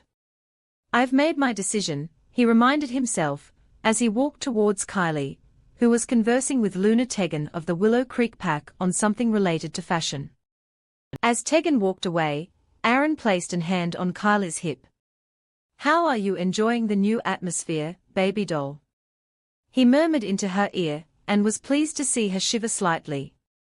"The Moon River pack have done a better job hosting this function than I thought," Kylie replied, nodding to the decorations, the way the place was set up, and the soft music as the other leaders milled around and socialized before dinner was to start. "Also, I overheard some hearsay from the kitchens. Apparently, Alpha Landon recently found himself a Luna." Aaron raised an eyebrow curiously at this piece of information. He hadn't interacted much with Alpha Landon, the last time being at the function last year, where he spoke with Olwen. However, as the only Alpha in the Evergreen Wilds who did not have a Luna, this was interesting news. Why didn't anyone hear of this sooner? Kylie shrugged, sipping at her own glass. "I'm not sure. The kitchen staff didn't mention her by name either, only that she's rather beautiful, and immediately captured Alpha Landon's heart. They also talked about all the support and contributions she's made to the Moon River pack in recent times, including to the function itself." The function. It made sense for the mysterious new Luna to have been responsible for helping to put together this major event, though from the sound of things her appointment had only just happened recently. "I suppose we'll get a chance to find out who she is later," Alpha Aaron said, kissing Kylie's cheek and making her giggle. The sound made something in his stomach turn, but he tried to ignore it. "Thank you for informing me this, Kylie. Maybe this night wouldn't be so bad after all. If Aaron could just take care of most of the socializing and Kylie stuck to topics she knew. If it isn't the newly established Alpha and Luna of the Silver Arrow pack." Aaron stiffened briefly before he recognized the couple heading over to him and Kylie. Alpha Maxwell and Luna Avaughn of the Snow Fang pack. "Hello again." He bowed lightly to the two of them, already getting the feeling that they weren't here to exchange simple pleasantries. The pair made no attempt to shake their hands, both gazes moving from Alpha Aaron to Luna Kylie. "Nice to see you again, Kylie." Luna Avaughn smiled at her, but there was no warmth in it. "Though I wasn't expecting our next meeting to be under such circumstances." Me neither." The normally confident Kylie was floundering a little beneath the ironically scorching gazes of the leaders of the Snow Fang pack, her eyes dropping to the floor. "So," Alpha Maxwell said, looking at Kylie as if he was about to reprimand a child. "You reject Oliver without a single explanation as to why, and months later turn up here, at the function, as the Silver Arrow pack's Luna. I'm impressed you still dared to show your face, Miss Paxton." Kylie swelled and didn't answer, and Alpha Aaron was obliged to speak up for his mate. "Alpha Maxwell, let's not make a scene. This is supposed to be a sociable, light-hearted event for the pack leaders after all," he said, putting an arm around Luna Kylie's shoulders. He gave the older Alpha a glare, reminding him who exactly was leading the strongest pack in the forest. After a moment, Alpha Maxwell took a step back, but his gaze towards Kylie was still no less frosty. "Very well. Let us hope that the new Luna of the Moon River pack will be a welcome change." He and his wife turned and walked off to their seats. "Are you all right?" Aaron looked to his mate in concern. Kylie managed a smile as Maxwell and Avaughn headed away. "Yes. I'm sure I'll be fine. This is the first time they've seen me since I left the Snow Fang pack." Aaron gently tucked a strand of hair behind Kyla's ear, despite the turmoil his inner self was having. They had to present a united front, after all. They stayed standing for a while, talking with the other alphas and lunars that they had not angered in an attempt to salvage the already unraveling situation. Unfortunately, they were wholly unprepared for just how much further things would crumble. Presenting, the beater of the Moon River Pack and his mate. As the leaders lightly applauded, Alpha Aaron wondered why such an announcement was being made for Landon's second in command. And then the couple themselves walked into the event hall. Beta Elijah and Stella Atwood. There was the distinct noise of Kylie choking on her drink. Elijah looked just as Aaron recalled, dressed in a suit and blue tie. He had cuff links with similarly blue accents, and a single crescent moon earring. But then there was his mate, and it was no doubt that it was the Saint Stella, who had been in line to become Aaron's beater, before she'd exposed the truth of his and Kyla's relationship, and abandoned the Silver Arrow Pack with her brother and mother. Sections of Stella's dark hair were weaved into a braid behind, as she practically glided across the polished floor in an off-shoulder dress the color of the galaxy. Small stars glittered on the bodice and skirt, constellations shining faintly on the translucent sleeves. Stella herself was linking arms with Beta Elijah, waving at and greeting all the people who gathered around them both. When she finally came to Alpha Aaron and Luna Kylie, her smile was almost mocking with the amount of genuine joy it contained. Alpha Aaron, Luna Kylie, long time no see. Stella. Aaron said, staring at Stella with an absolutely dumbfounded expression on his face. Even as the beater's daughter, she'd never dressed or acted like this in the Silver Arrow Pack. There were so many questions he wanted the answer to, but he couldn't cause a commotion in front of all the other leaders. Yes? Stella nodded her head. Oh, and this is my mate, Beta Elijah. Although if I'm not wrong, you might have met him before. Alpha Aaron, Luna Kylie. Her mate dipped her head at both him and Luna Kylie, who seemed rather incredulous. You seriously cannot be mated to another beater? Kylie accused, eyeing up both Elijah and Stella with suspicion. Considering you left the Silver Arrow Pack when you were training to become one, perhaps you coerced. Kylie, not now. Alpha Aaron hissed to her, but the damage was done as Elijah had taken 2 quick strides and gotten all into her space. Never mind the fact that she was supposed to be Luna of the Silver Arrow Pack, there was no way Elijah would take it quietly if she insulted his mate. Don't you dare talk like that about my partner. Elijah growled, glaring at Kylie. His eyes shifted to Ellis's ivy green. I'm not the one who dishonored the moon goddess and slept with someone else's mate. Eyes darting around the room and quickly noticing some of the attendees were watching the exchange, Alpha Aaron tightened his grip on Kylie's arm and awkwardly stepped in between her and Elijah.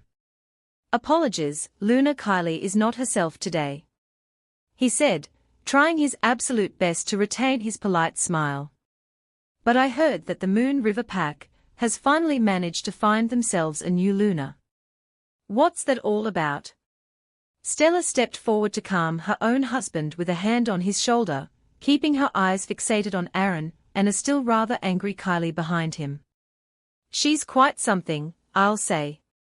But I believe Alpha Landon will want to introduce her himself in due time. She replied cryptically, not really answering Aaron's question. Her eyes flickered behind Aaron, spotting her father staring at her with wide eyes and looking a bit like a kicked puppy. Now if you excuse us, Beta Elijah and I need to go chat with the other guests. Have a good evening, though. The couple swept away in the opposite direction. Why that? Kylie seethed, and she looked as if she wanted to shift and lunge at her former pack mate.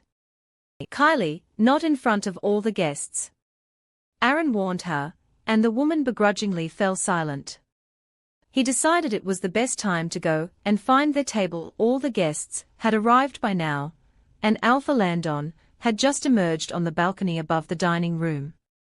His suit was a deep blue with a crescent moon pinned to his lapel, with embroidered patterns from his left shoulder. He began to speak into a microphone just as Aaron and Kylie sat down. Good evening to you all, and welcome to this year's Evergreen PAX function. First and foremost, I would love to thank the Silver Arrow for entrusting such an important event to our hosting this year.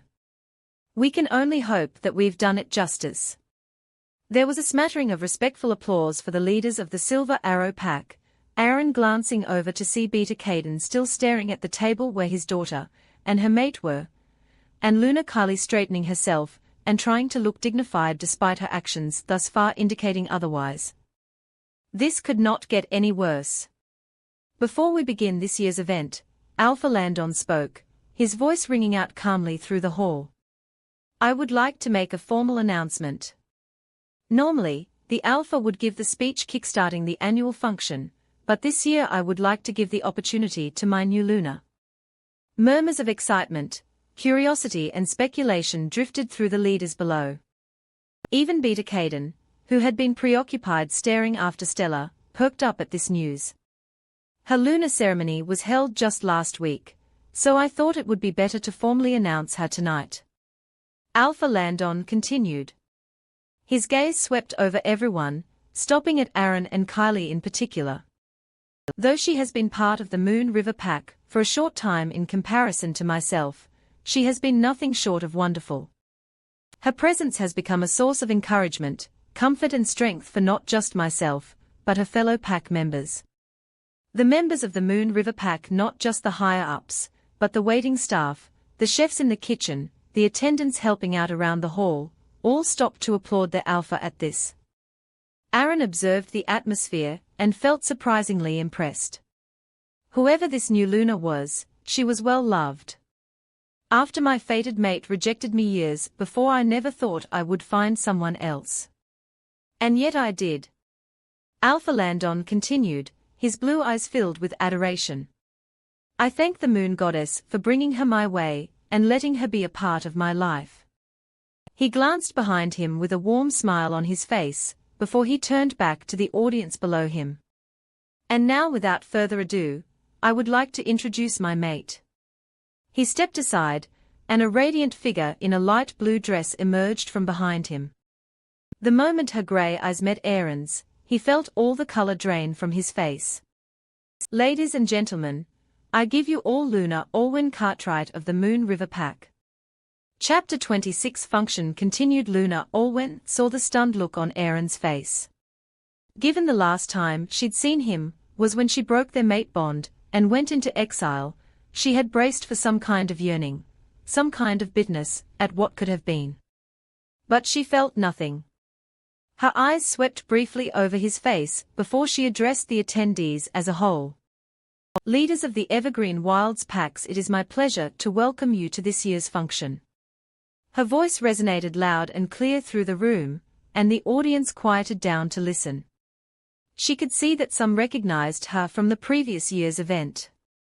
Though I have only been Luna of the Moon River Pack for a brief time, I have lived here all my life, and bore witness to many happenings, went through many experiences, that shaped who all of us are as a region today. She continued, keeping her voice level. Though we may have separate lives, there are still many threads that tie all of our packs together in different ways.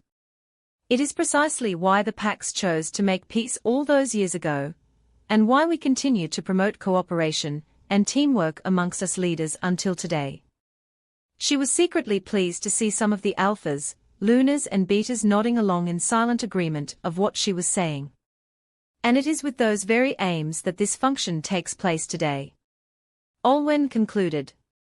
We are here not just to update one another on ongoing events in our packs, but to also strengthen our ties and foster closer relationships. Because when it all comes down to it, we are all part of the Evergreen Wilds, and we need to work together in order to continue to prosper. Remember to keep that in mind going forward, tonight and as long as we live. She stepped back and dipped her head to signify she was done with her speech, and loud applause came up from the crowd below. She could see Beta, Elijah and Stella, along with some of her own pack members, who were helping out with the function, clapping for her as well, and smiled gratefully at them.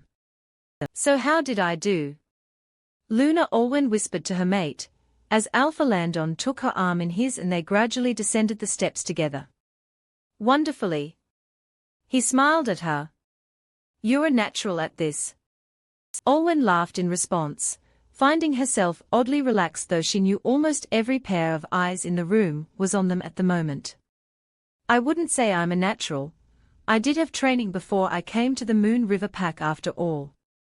Alpha Landon, it is a pleasure to be able to speak with you again.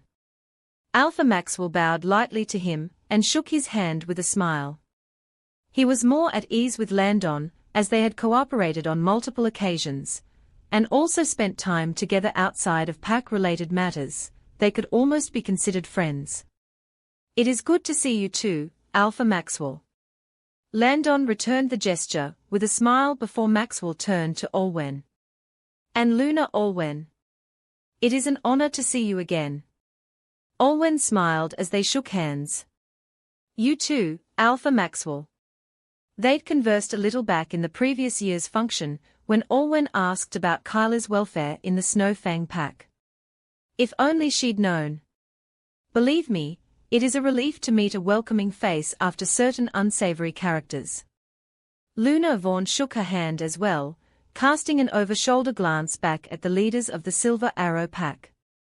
Alwyn could tell both Aaron and Kylie were eyeing her especially, but elected to ignore them for now. As Landon and Maxwell engaged in a riveting conversation about the latest developments in the soccer league, Alwyn and Yvonne initiated their own discussion. I'm sure it hasn't escaped most people's attention tonight that a year ago, you were the lunatic of the Silver Arrow pack. Yvonne spoke, she had no malice in her tone, it was a straightforward observation. Everyone is curious as to what happened between you and Alpha Aaron. I understand. Alwyn responded with a calm smile. As much as she knew Opal wanted to lunge across the room and rip the man they'd once loved to shreds, and did Alwyn want to let her, she was now the Luna of the Moon River Pack. Her response had to be more dignified. The truth is somewhat more complex, but I can sum it up. Alpha Aaron didn't think I was suited to become Luna of the Silver Arrow Pack, and when I refused to give up my position willingly I became a rogue. She explained, watching Luna Vaughn for her reaction. By pure fortune, I came upon the Moon River Pack several months later. I was honestly just happy to find another pack that accepted me as one of their own, but Alpha Landon and I eventually fell in love and well, here I am. The other woman looked surprised at the story, and her eyes flickered to the woman somewhere behind Alwyn. And Alpha Aaron thought that would make a more capable Luna than you. I suppose. Alwyn replied simply. Alpha Vaughn let out a disappointed huff. What a pity. When I met you last, I was glad to believe that the Silver Arrow would be in good hands after Luna Tess passed on. Who knew things would change so quickly? It's quite all right, Luna Vaughn. I'm just glad I got the chance to speak with you once more. Alwyn assured her, earning herself a look of admiration. Despite some skeptical and curious looks regarding how Alwyn was now the Luna of the Moon River Pack, she was able to put everyone's minds at ease with her serene and pleasant persona. It helped that she recognized most if not all of the attendees, having done her research and recalling their interactions during the last function. She remembered that Alpha Silas had been trying for a child with Luna Quinn and congratulated the pair, the latter comforted and happy to meet another Omega, who had become mates with an Alpha. She also knew of Luna Tegan's desire to cheer up her currently bedridden younger sister, and discussed the possibility of encouraging her to pick up a new crafting hobby. Alpha Landon, while being with her for most of it, didn't need to offer much assistance in building relationships with the others. I think a lot of the leaders like you. Landon murmured to her, giving her waist a small squeeze. Alwyn blushed heavily as she felt certain stares on her. For the right reasons, I hope. The light blue dress Elise had designed for her new Luna was sleeveless, beginning with a rhinestone-studded bustier that led down to a satin and tulle skirt. A slit in the dress stopped in the middle of her upper thigh, just enough to keep it more regal and less revealing. This was accompanied by silver-studded earrings and the moon pendant that Landon had given her around her neck. To put it briefly, Olwen may as well have been the reincarnation of the moon goddess herself from the way she looked. Landon glanced around, seeing a few alphas and betas eyeing his mate the wrong way and sending them glowers that had the men quickly looking in the opposite directions. He turned back to Luna Olwen with a chuckle. Can it be helped that my mate is the brightest star at this event?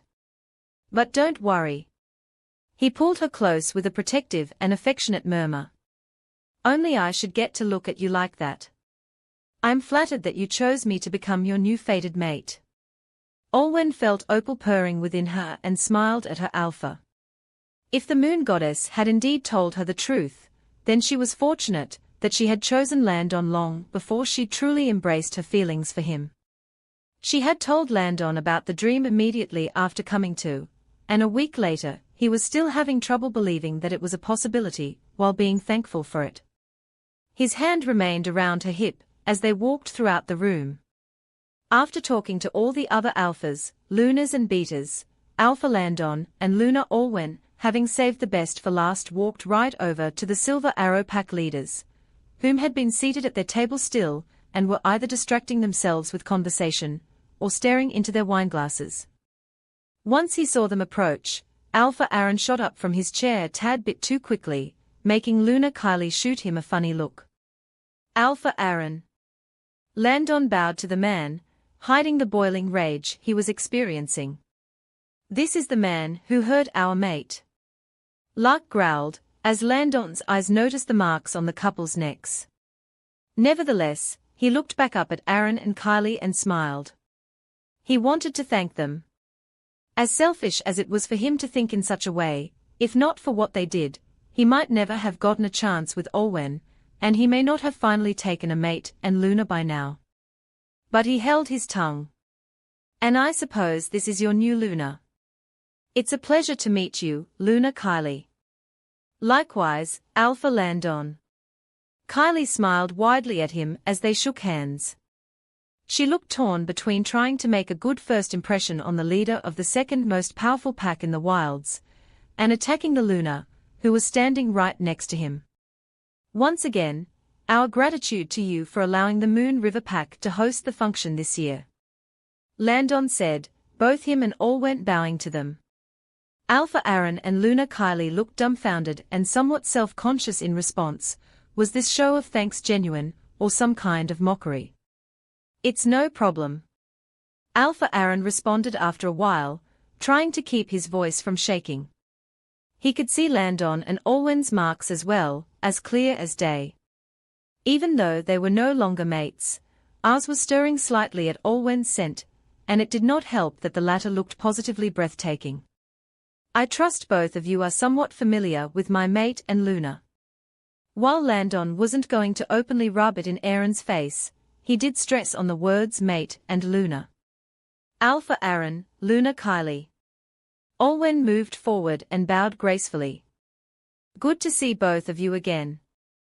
Luna Olwen. Aaron managed to get out, grasping her hand with a shell-shocked expression. Olwen beamed at him, as if she was completely ignorant of the effect she was having, shaking his hand and then releasing it. Ours whined as she let go. Olwen then did the same to Kylie, who eyed the hand warily for a heartbeat before accepting and shaking it as well. It's nice to officially meet another new Luna Olwen. Kylie was practically struggling to refer to the other as such, her face reddening. Luna Olwen also greeted and shook hands with Beta Caden, who met her eyes for a brief heartbeat, and then looked away in shame. Olwen briefly observed that despite his well-kept appearance, the Beta had faint circles under his eyes, just fairly hidden by makeup. Her gaze darted to Stella, who was talking with another Luna, and then back to the group in front of her. She wasn't going to interfere. Whether the she-wolf wanted to talk with her father or not was her choice. How? Kylie sputtered out, and Aaron shot her another warning expression in case she was about to accuse another former packmate of seducing an important figure. I met with Olwen when she came by the Moon River Pack borders, and offered her a place with us. Alpha Landon responded, trying not to make his smile too smug. He could tell that things between Aaron and his chosen mate weren't exactly smooth sailing from the way they'd discreetly interacted throughout the event. After some time, our relationship developed further, and I asked her to be my mate and Luna. I see. Alpha Aaron said stupidly. Landon was standing incredibly close to Olwen, and as Aaron's eyes fell upon the way the other Alpha's hand was grasping her waist, ours whined again. Something turned in Aaron's stomach, he wanted to pry that hand off. Since we are now all here, we should leave the past behind us. Luna Olwen spoke. She sounded so calm and regal, and Aaron wondered why he hadn't recognized those qualities in her voice before. As Luna of the Moon River Pack, I hope we can work together in the future without our history getting in the way. Aaron opened his mouth to say something, but nothing could come out. A million thoughts were flying around in his head, and the pain from his wolf only added to his uncomfortable state. Seeing they weren't going to get a reply from either Aaron or Kylie, Landon and Olwen glanced at one another before Olwen spoke. We shall give you two some time to think over things. Enjoy the rest of the function. The couple had only walked a couple steps when Aaron snapped out of his stupor. Olwen wait dash. He moved forward a couple steps and grabbed the Luna's wrist. Instinctively, Landon spun around and let out a low growl, his eyes changing to lark's yellow. Aaron. Kylie's voice came from somewhere behind him, but the man wasn't hearing her, or the quieting of the rest of the leaders in the room, as they observed the spectacle unfolding in front of them. Aaron growled back at Landon, but his attention was quickly taken as Olwen turned around to face him. Even now, her motions were as graceful as ever. Yes, Alpha Aaron? She asked. The man searched her grey eyes, his own green orbs taking on some form of desperation. Are we really not going to talk about what happened between us? He asked, his voice barely coming out as a whisper. Alpha Landon let out another low snarl, and looked about ready to fight his mate's ex-boyfriend, when Olwen placed a hand on his shoulder and caused him to relax. He glanced at her and nodded before taking a few steps back, though he still watched them. She then looked at Aaron with an unreadable expression, and a long moment had passed before her soft pink lips curled up warmly. Alpha Aaron, I told you that there is nothing more to address. But since you asked, I did want to tell you this before the end of the function. She held both his hands, and for a moment, the Alpha's heart fluttered. I wanted to thank you for having the affair with Luna Kylie. Everything around Aaron plummeted instantly. What? By getting me to reject you and leave the Silver Arrow Pack, I was able to discover more strength within myself than ever thought possible. Luna Olwen continued in that sweet, gentle tone. I was able to establish my identity in a new pack, surrounded by members who support me and find my own happiness. She looked back at Alpha Landon with a fond expression. I can't remember the last time I experienced such peace. Alpha Aaron was absolutely taken aback, as Luna Olwen then closed her hands around his encouragingly. So thank you, Alpha Aaron, for everything. I wish all the happiness in the world for you and Luna Kylie. May the Silver Arrow Pack flourish under your rule. She then released her grip, and returned to Alpha Landon's side. The couple didn't give Aaron a second glance as Landon kissed his mate on the cheek, and they headed away. Aaron was left staring at Luna Olwen's back profile, barely registering the whispers and gossiping happening around him at that moment. Every word from the she-wolf's mouth had been like a knife cutting through his skin. You deserve this. Oz snarled, his own tone dripping with bitterness at having to see their former mate with another. You gave her up. Aaron. Aaron. Kylie hurried up to her chosen mate, causing him to blink and refocus his thoughts on the present. He'd forgotten she was there for a minute. Aaron couldn't figure out what words to say that described how he felt. A part of his brain was still trying to focus on how stunning Kylie was. Her auburn hair was curled and swept over one shoulder, and she was wearing a mermaid dress covered in silver sequins. But then the rest of his brain then reminded him of how superficial, passive-aggressive, and ignorant his chosen mate had been most of the night as well. Even excluding their personalities, Kylie was nothing compared to Olwen. The mate you betrayed. Aaron felt Kylie's hand on his shoulder and shrugged it off, as if it was infected. I need some time alone," he muttered, stumbling off through the other guests. Luna Kylie was left standing by herself, still hearing some of the others' words floating by. Rejected their fated mates for each other, kicked Olwen out of the Silver Arrow pack. Disgrace to Alphas and Lunas. Her face reddened with indignation, and she glared at the general directions in which the murmurs were coming from a few of the beaters, who fell silent and hurried away. No, her heart pounded as she surveyed the rest of the room. Frederick and Olivia avoided her gaze awkwardly at one table.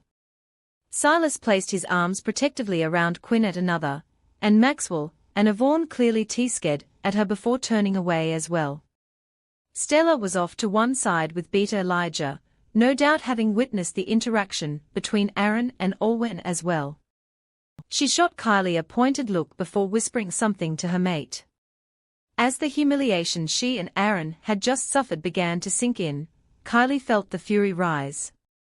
This was supposed to be my night. I was supposed to be the center of attention. Olwen can't be the Luna of the Moon River pack. She can't be happy with another alpha. Her eyes briefly flashed to that of her wolf Kira before Kylie spun on her heels and stormed off in the opposite direction.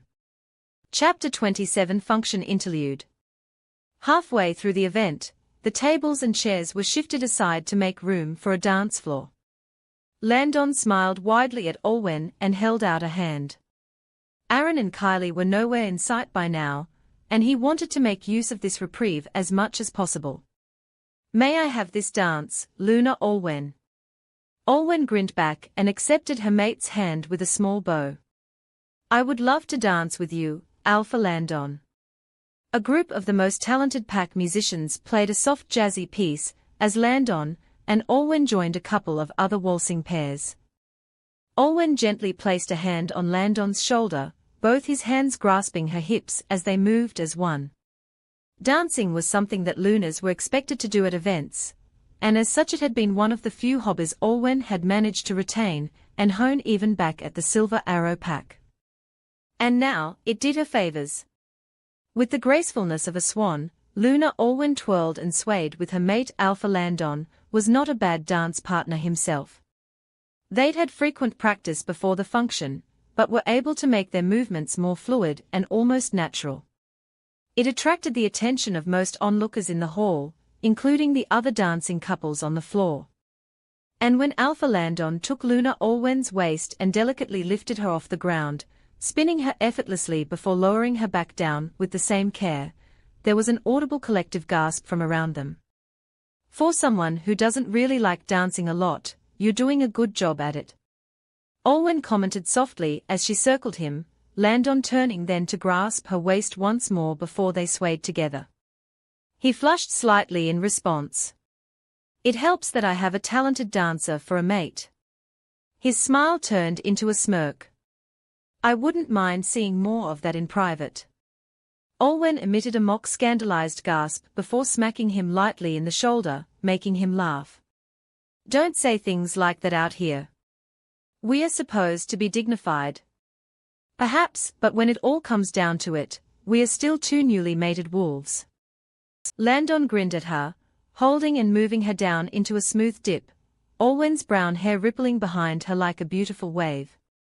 Her hands subconsciously grasped tighter around Landon's shoulders, but as she stared into his blue eyes she knew for certain he wouldn't drop her. He brought her back up and closer to him, Olwen resting her head on his shoulder as they danced. So how is your first pack function as Luna of the Moon River pack? He murmured into her ear. Olwen smiled and gave a soft nod. I could get used to it. Neither of them mentioned anything of it, but her talk with Aaron earlier, where she expressed gratitude for his unfaithfulness towards her was probably the thing she was most proud of in her life up until that point. And Kyle's face Olwen couldn't help cracking a smile at the memory. Kylie hadn't stolen anything from her technically, what she had actually done was pick up Olwen's trash. If Aaron had been more loyal and accepting of Olwen, then he wouldn't have cheated on her, and if Alpha Bradley had been a good leader, he wouldn't have threatened exile on Olwen just to cover up for his son. Had she stayed and become Luna of the Silver Arrow Pack, Olwen most likely wouldn't be as well respected or loved as she was as Luna of the Moon River Pack. Her heart warmed some more at the thought of her current home. She had a new fated mate, against all odds, that truly loved and cared for her, and pack members that admired her despite her Omega status. And the best parts of her old life, Stella and her family, had come over to become part of her new life as well. Out of the corner of her eye, Olwen could see Beta Elijah and Stella dancing together. The two were swaying around, not as experienced as their Alpha and Luna in dancing, but also deep in discussion most likely regarding another book. The way they gazed at each other, full of happiness and love despite most likely disagreeing on their perspectives of the topic at hand, was all Olwen had wanted to see on her friends' faces. And Cale, who was far more comfortable in his own skin and at ease with socializing with his new packmates, was gradually getting used to his new life as an integral part of the Moon River Pack, as well as Gamma Josh's mate. Cale had also gone a ways to help set up the more technical parts of the function under Olwen's supervision, and he'd done a good job. The pair were taking it slow still, but both had confided in her on separate occasions that they were considering taking their bond further and marking each other. Everything came back to Alpha Landon Cartwright. He didn't share the same narrow-minded viewpoints Bradley or Alpha Aaron did. He acknowledged his own mistakes and low points, and appreciated and accepted her for who she was. If he hadn't offered her a place in his pack, she would still have been out in the wilds fending for herself by now. "You're amazing." Olwen found herself murmuring to her mate, his response a raised eyebrow of surprise and a small smile. "Thank you, I guess." Stella stepped out of the room and onto the balcony, the night air caressing her face. After deliberating with Elijah on what could have made the I Am No. 4 movie a stronger adaptation of the books, she wanted to relax. Her mate was currently catching up with the Beta from the Fireclaw Pack. She slowly inhaled and then exhaled with a small smile on her face. She had never been to the Evergreen function until now, but she figured no subsequent holding of the event would match up to this one. "Stella." The smile dropped from her lips, and she let out a quiet sigh of frustration. She schooled her face into a neutral expression as she turned around to greet her father. "Beta Caden." To put it lightly, Beta Caden did not look in the best shape. He was less able to disguise his emotions in front of his daughter, stunned, relieved and in parts ashamed, as they stood facing each other, after having not been together for months. "It's been a while," Caden said, his voice quiet, almost tender. "Millimeter," Stella responded, her eyes flickering all over her father's form. "It has." As much as a part of her wanted to tell him all that had happened since she and her mother and brother had departed from the Silver Arrow Pack, she wasn't sure if she could entrust him with that information after all that had happened. "You found your mate," Caden said. "He's the Beta of the Moon River Pack." "Yes." The man nodded slowly. "I've met Beta Elijah a few times. He seems like a nice man. I don't need your approval, you know." Caden visibly flinched at Stella's words, and she briefly felt guilty but didn't show it. "I know you don't." A long silence dragged out between the two of them. "Cale and Sylvie, are they here? Are they safe?" "Yes," Stella said sharply, watching her father's shoulders sag with relief at her answer before she continued on. "But whether or not they'd want to see you is another question."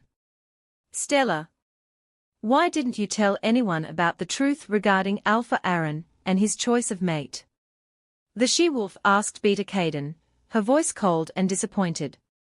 Olwen only had us after her parents' passing. We were supposed to be her second family. I wasn't thinking straight. Caden said, his eyes darting to the floor to avoid looking at his daughter's face. I've known Bradley since we were kids and he appointed me his beater. After following him through everything, even the rogue attacks, I trusted he was making the right decision. He basically forced Olwen to leave the Silver Arrow Pack, because her sorry excuse for a fated mate cheated on her. Stella stated, the frustration and anger seeping even more into her voice. And he allowed his son's mistress to take Olwen's position instead. How on earth did you try to justify that? You're right. I couldn't justify that, but I didn't want to come into conflict with the Alpha.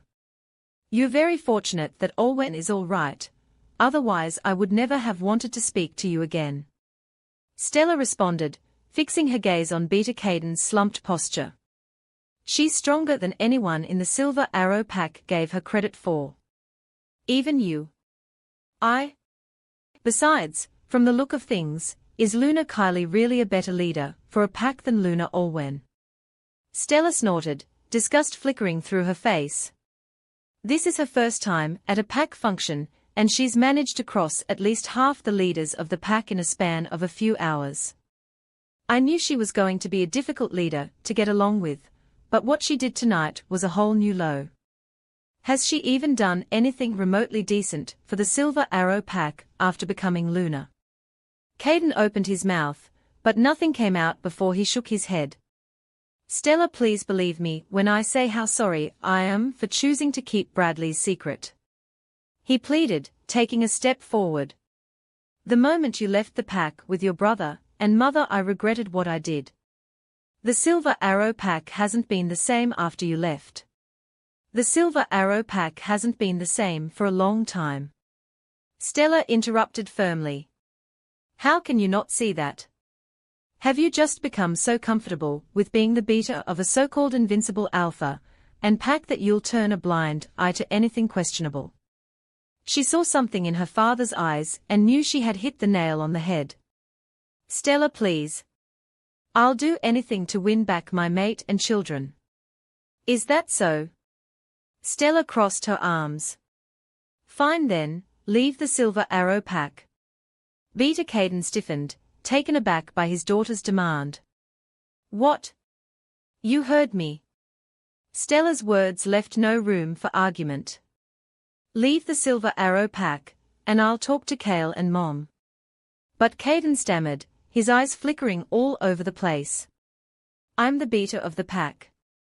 I can't just know a disaster on the verge of occurring when I see one. Stella scoffed. I left because I knew I wouldn't be able to have a say in anything the Alpha and Luna decided, and it's obvious that most of the choices they have and will go on to make are wrong. That's true, but I've given my life to the Silver Arrow Pack. The woman sighed, the little hope she had squashed quickly. So did I, and so did the rest of your family. When Caden said and did nothing more, Stella turned away. Have a nice evening, Beta Anderson. Leaving her father standing alone on the balcony, she walked back into the event hall. Luna Kylie had been standing by the side of the room for the last half an hour, fidgeting with her ornamental hairpin, and watching all the other attendees chatting, dancing, or just having a good time in general. She'd used the hairpin as a topic of conversation earlier. It was in the shape of a dragonfly and had rubies for eyes. A family heirloom, but no one bothered to approach her and ask about it now. Witnessing Olwen dancing with Alpha Landon, looking so relaxed and so happy, sent an uncontrollable feeling of hatred and envy through her body. When the other had turned out to be Aaron's fated mate those years ago, Kylie had those same emotions. She was one of the strongest she-wolves of the pack. She deserved to be Aaron's mate and Luna of the Silver Arrow Pack over some useless, weak Omega. So when Aaron and her began their affair, it wasn't enough. She had traveled to the Snowfang Pack after finding Oliver to placate her wolf. Kira had been smitten badly, as would any other wolf by their fated. But the thought of Olwen becoming Luna back home continuously put Kylie through bouts of frustration. And so, knowing Aaron was reluctant to mark Olwen due to her Omega status, she'd suggested the arrangement of rejecting both their mates for each other, guaranteeing her position as the Lunar instead. And to make things even better, Bradley had agreed to give the Lunar position to her to the point where he was willing to kick Olwen from her own home. Despite the minor hiccup when Stella found out about the full story, Kylie thought her future in the Silver Arrow pack was secured. Alpha Aaron was her mate, she was the Lunar, and her only competition was either wandering aimlessly in the wilds alone or dead. Oz didn't like her or Kira apparently, but that was more on Aaron for not being able to control his own wolf the way she could. On her end, Kira had slipped into a heartbroken state after Kylie went against her wishes and rejected Oliver, and Kylie had made use of this grief to convince Olwen and the rest of the pack that Oliver had rejected her. Even now, though Kira was more comfortable around Aaron and Oz than Oz was, it was only because Kylie had worn down her wolf with her stubbornness. But then things got worse. Even after Aaron yelled out Olwen's name, while they were intimate, Kylie was obliged to be with him physically now and again, because of her heat, and she had never thought she would feel more humiliated. Though the Alpha had insisted it was his wolf that had caused him to slip up, seeing the way Aaron stared at Olwen today made Kylie wonder if some part of the Alpha had actually loved Olwen after all. So now, Kylie Young was back at square one. She was Lunar of the Silver Arrow pack, but Olwen was now also Lunar of the Moon River pack, and with a handsome man as her mate. Kylie's red water boiled as she wondered just exactly how someone like Olwen had managed to mate with Alpha Landon. She'd considered flirting with him earlier to get a rise out of Aaron, but other than greeting her, Landon had practically ignored her and turned back to Olwen, as if she were the only she-wolf in the world. Even as they danced together, they looked like the perfect couple, attracting plenty of attention, but lost in their own little bubble. That was supposed to be her and Aaron, but after that conversation he had with Olwen, the Alpha had disappeared off somewhere claiming he needed to be alone, leaving her, his mate, by herself. Kylie felt her fist clench the fabric of her dress, as Alpha Landon and Olwen finished dancing and headed off the floor together, holding hands and smiling and laughing. The couple were walking in her direction, and Lunar Kylie was prepared to throw a snide remark at Olwen when a hand snagged her wrist from behind. Kylie was briefly caught off guard and about to kick off her supposed attacker when the scent of driftwood reached her nose. Aaron!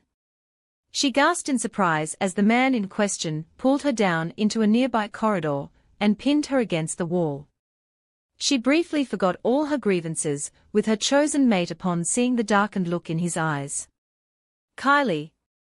His lips were on hers in an instant, and Kylie moaned softly and kissed back, parting her mouth and giving him access. Aaron growled and began to move his own mouth more aggressively, taking one of her legs and hitching it around his hip. Kylie gasped in response and pulled him closer, their bodies pressed together. Yes, this was what Alpha Aaron should have been like all this while. No one else should have mattered to him more than her, and if not for his wolf their relationship would have been fine. In this moment, all Kylie wanted Aaron to do was to make her forget all of the unpleasant memories that had accumulated tonight. At that thought, one of Kylie's hands was sneaking down to Aaron's belt when a polite cough made the Alpha pull away from her. Lightly gasping for breath from how passionate that kiss had been, Kylie was about to ask her mate to keep going when she saw who had walked in to witness them. Alpha Aaron and Lunar Kylie. Olwen, in that dazzling blue dress and with Landon's mark in full color on her neck, was staring at them with a rather disapproving expression. I understand you two are mates, and that you can't bear to be apart from one another, but I would recommend that you refrain from engaging in such acts of intimacy so close to the main room. She stated matter-of-factly, gesturing to the other end of the corridor behind her. If you must, at least head further away. Kylie seethed at how calm Olwen was about this, but the other Lunar merely smiled back at both of them and walked away. She just had to interrupt her moment with Aaron, and she didn't even look upset that Lunar Kylie was making out so shamelessly with her ex-mate. Or of course she had to see us. Aaron, let's just go find a room. She turned back to Aaron, but the man wasn't looking at her, but rather at Olwen's retreating figure. Upon seeing the forlorn look in the alpha's green eyes, it hit Kylie. Aaron had been trying to make Olwen jealous. The anger rising up at being taken for a fool by her mate once more, Kylie shoved him away. "You're sick," she spat, dusting off her dress before walking off. Olwen couldn't help the small smile on her face as she left the scene. She'd noticed what Aaron was up to the moment he saw her and Landon approach. He'd grabbed Kylie and pulled her into that corridor, hoping that he'd get some kind of envious reaction out of Olwen. The dismayed look on his face, when she hadn't responded the way he'd hoped, said it all. After first discovering he and Kylie's affair all those months ago, Olwen had been disappointed and betrayed, but now, she just felt pity. She couldn't believe this was supposed to be her original fated mate, even with the explanation the moon goddess had given her. Olwen had just about made it to the far side of the room, near the kitchens, when a hand closed over her arm and lightly pulled her back around. She sighed when she recognized Aaron. "Alpha Aaron, for the final time, we have nothing more to." Her voice trailed off when she saw deep orange eyes. "Ours?" Olwen. Ours in Aaron's body rumbled, his expression relieved but sad. "I missed you and Opal." Olwen felt Opal whine within her, but it was now out of sympathy and sadness for Ars's current situation. She recognized Lark as her mate now, but she knew Ars had never agreed with what Aaron did. Still in control of his human's body, Ars dropped her arm, taking a step back to keep some respectable distance between them. "I am sorry for everything that happened. It was out of my control." He spoke, his voice sounding gruff but soft.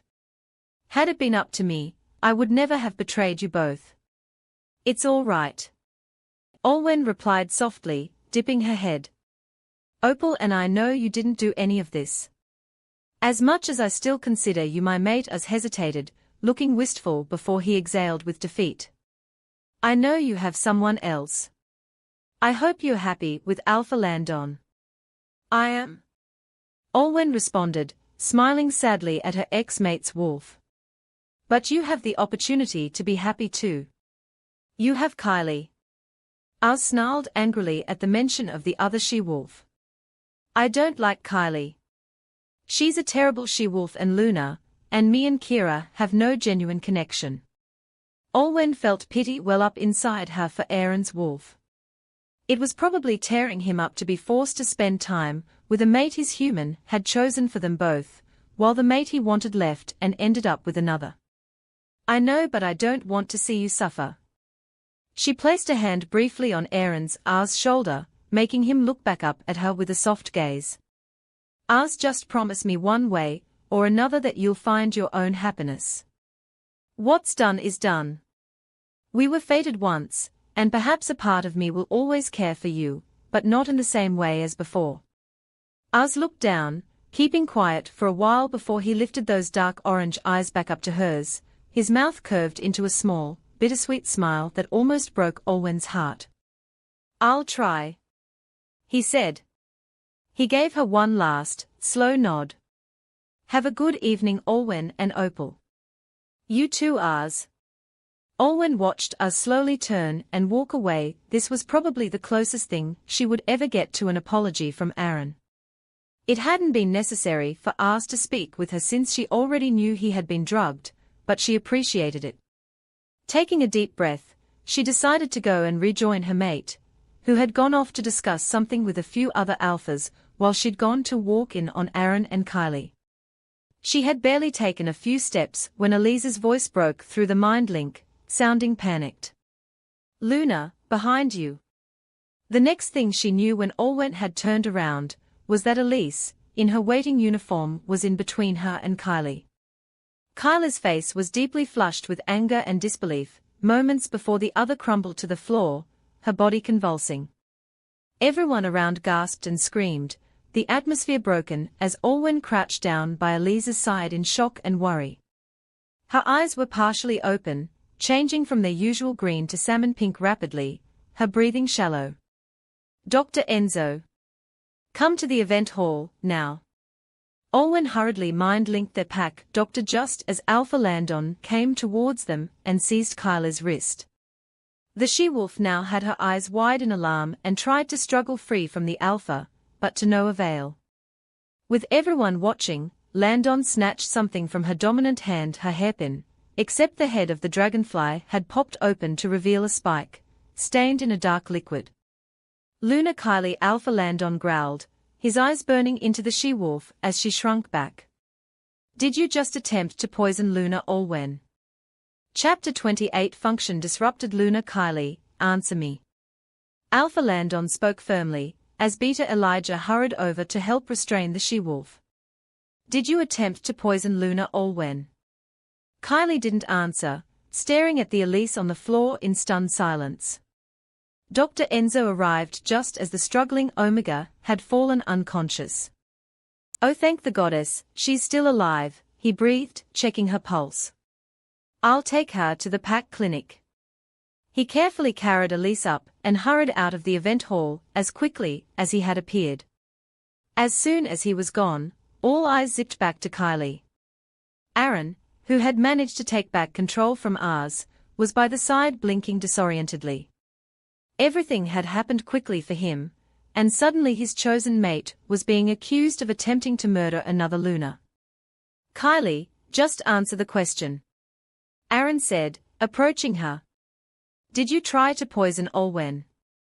That wasn't poison. Kylie protested, finding her voice at last the moment Enzo and Elise were out of sight. It was just a small dose of concentrated wolfsbane. Wolfsbane? Landon demanded, his face stormy. His grip tightened on Kylie as he glanced at Olwen, making sure she was okay. Fortunately, his mate had not been scratched at all by Kylie's poisoned hairpin, but she stayed a distance away from the other she-wolf with a wary look. The other leaders were watching the commotion, but the moment they heard the word wolfsbane they murmured amongst themselves uneasily. It wouldn't have killed Luna Olwen, it would have just cut off her connection to her wolf for some time. Kylie muttered ruefully, her eyes dropping to the polished marble floor. Don't be dramatic. I didn't use that much. She is an Omega, after all. Dramatic. Stella strode forward, her eyes blazing with anger. Taking away someone's wolf, even temporarily, is a severe blow. It's like losing a part of yourself, having half of your soul ripped away. I wasn't thinking, Kylie protested, suddenly sniffling. I saw Luna Olwen talking with Alpha Aaron, and I assumed the worst since they were ex-mates. Her knees buckled and she collapsed on the ground, sobbing. I'm sorry, Luna Olwen. It's fortunate that I missed. Olwen couldn't help the inward rolling of eyes she was doing. Kylie was obviously trying to worm her way out of the situation, the same method she'd used before by spilling crocodile tears and a sob story. From the murmurs around her, not a lot of attendees were buying it. Before Olwen could open her mouth, however, another burst of sobs came from her left. Kylie, face stained with tears, looked up in confusion as Stella collapsed on her knees as well, crying. But you didn't miss. You ended up injecting Elise with wolfsbane. She's my brother's dearest friend, someone tell me she's okay. Stella was genuinely worried about Elise, but at the same time seeing Kylie attempting to win sympathy points again got to the she-wolf this time. And there was no way she was going to let Kylie have the spotlight and attempt to make Olwen look bad. Do you really think that just because you didn't reach your intended target, that I'll somehow go more easy on you? Landon snarled, his eyes flashing golden yellow. You just tried to cause harm to the Luna of another pack, and during the annual Evergreen function no less. The onlookers all glanced at Luna Kylie and nodded amongst themselves, muttering. It was an unspoken rule that the function was a time of peace, where the leaders of each pack could converse and form connections without a need for any violence. And that rule had remained unbroken for years until now. I suggest that Luna Olwen conceive a fitting punishment for Luna Kylie. The voice that spoke up belonged to Alpha Silas, who was glowering at the Luna in question. After all, She was the one that Kylie originally intended to inject with wolfsbane. Everyone turned to Olwen, who was still standing in the same spot. Her heart was pounding. She had been so close to losing Opal, even if for a momentary period of time. If Elise hadn't gotten in the way, even though Olwen was all right, Elise definitely was not. At this, her gaze steeled and she fixated a stern glare at Kylie. Very well. She looked up at all of the leaders surrounding her, including a still rather disoriented Alpha Aaron, who seemed caught off guard by what was going on. I recommend that we administer twice the dosage of concentrated wolfsbane to Kylie. What? The she-wolf's eyes were huge. You can't. I don't know how long my connection to Kira will be missing. You'll be fine. Olwen replied stiffly.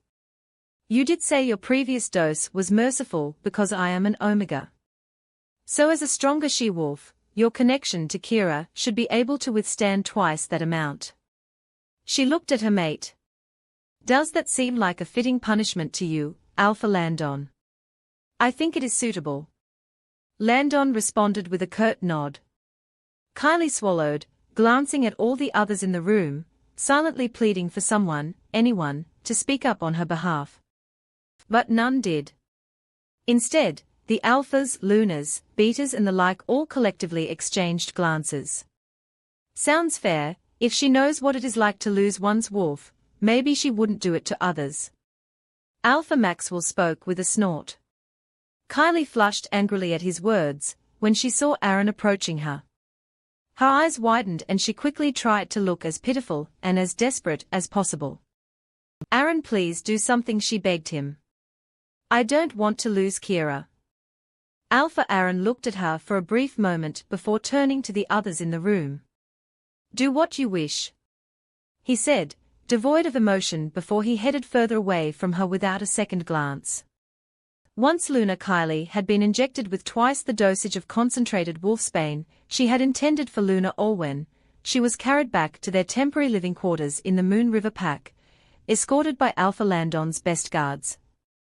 Keep a close eye on both her and her mate.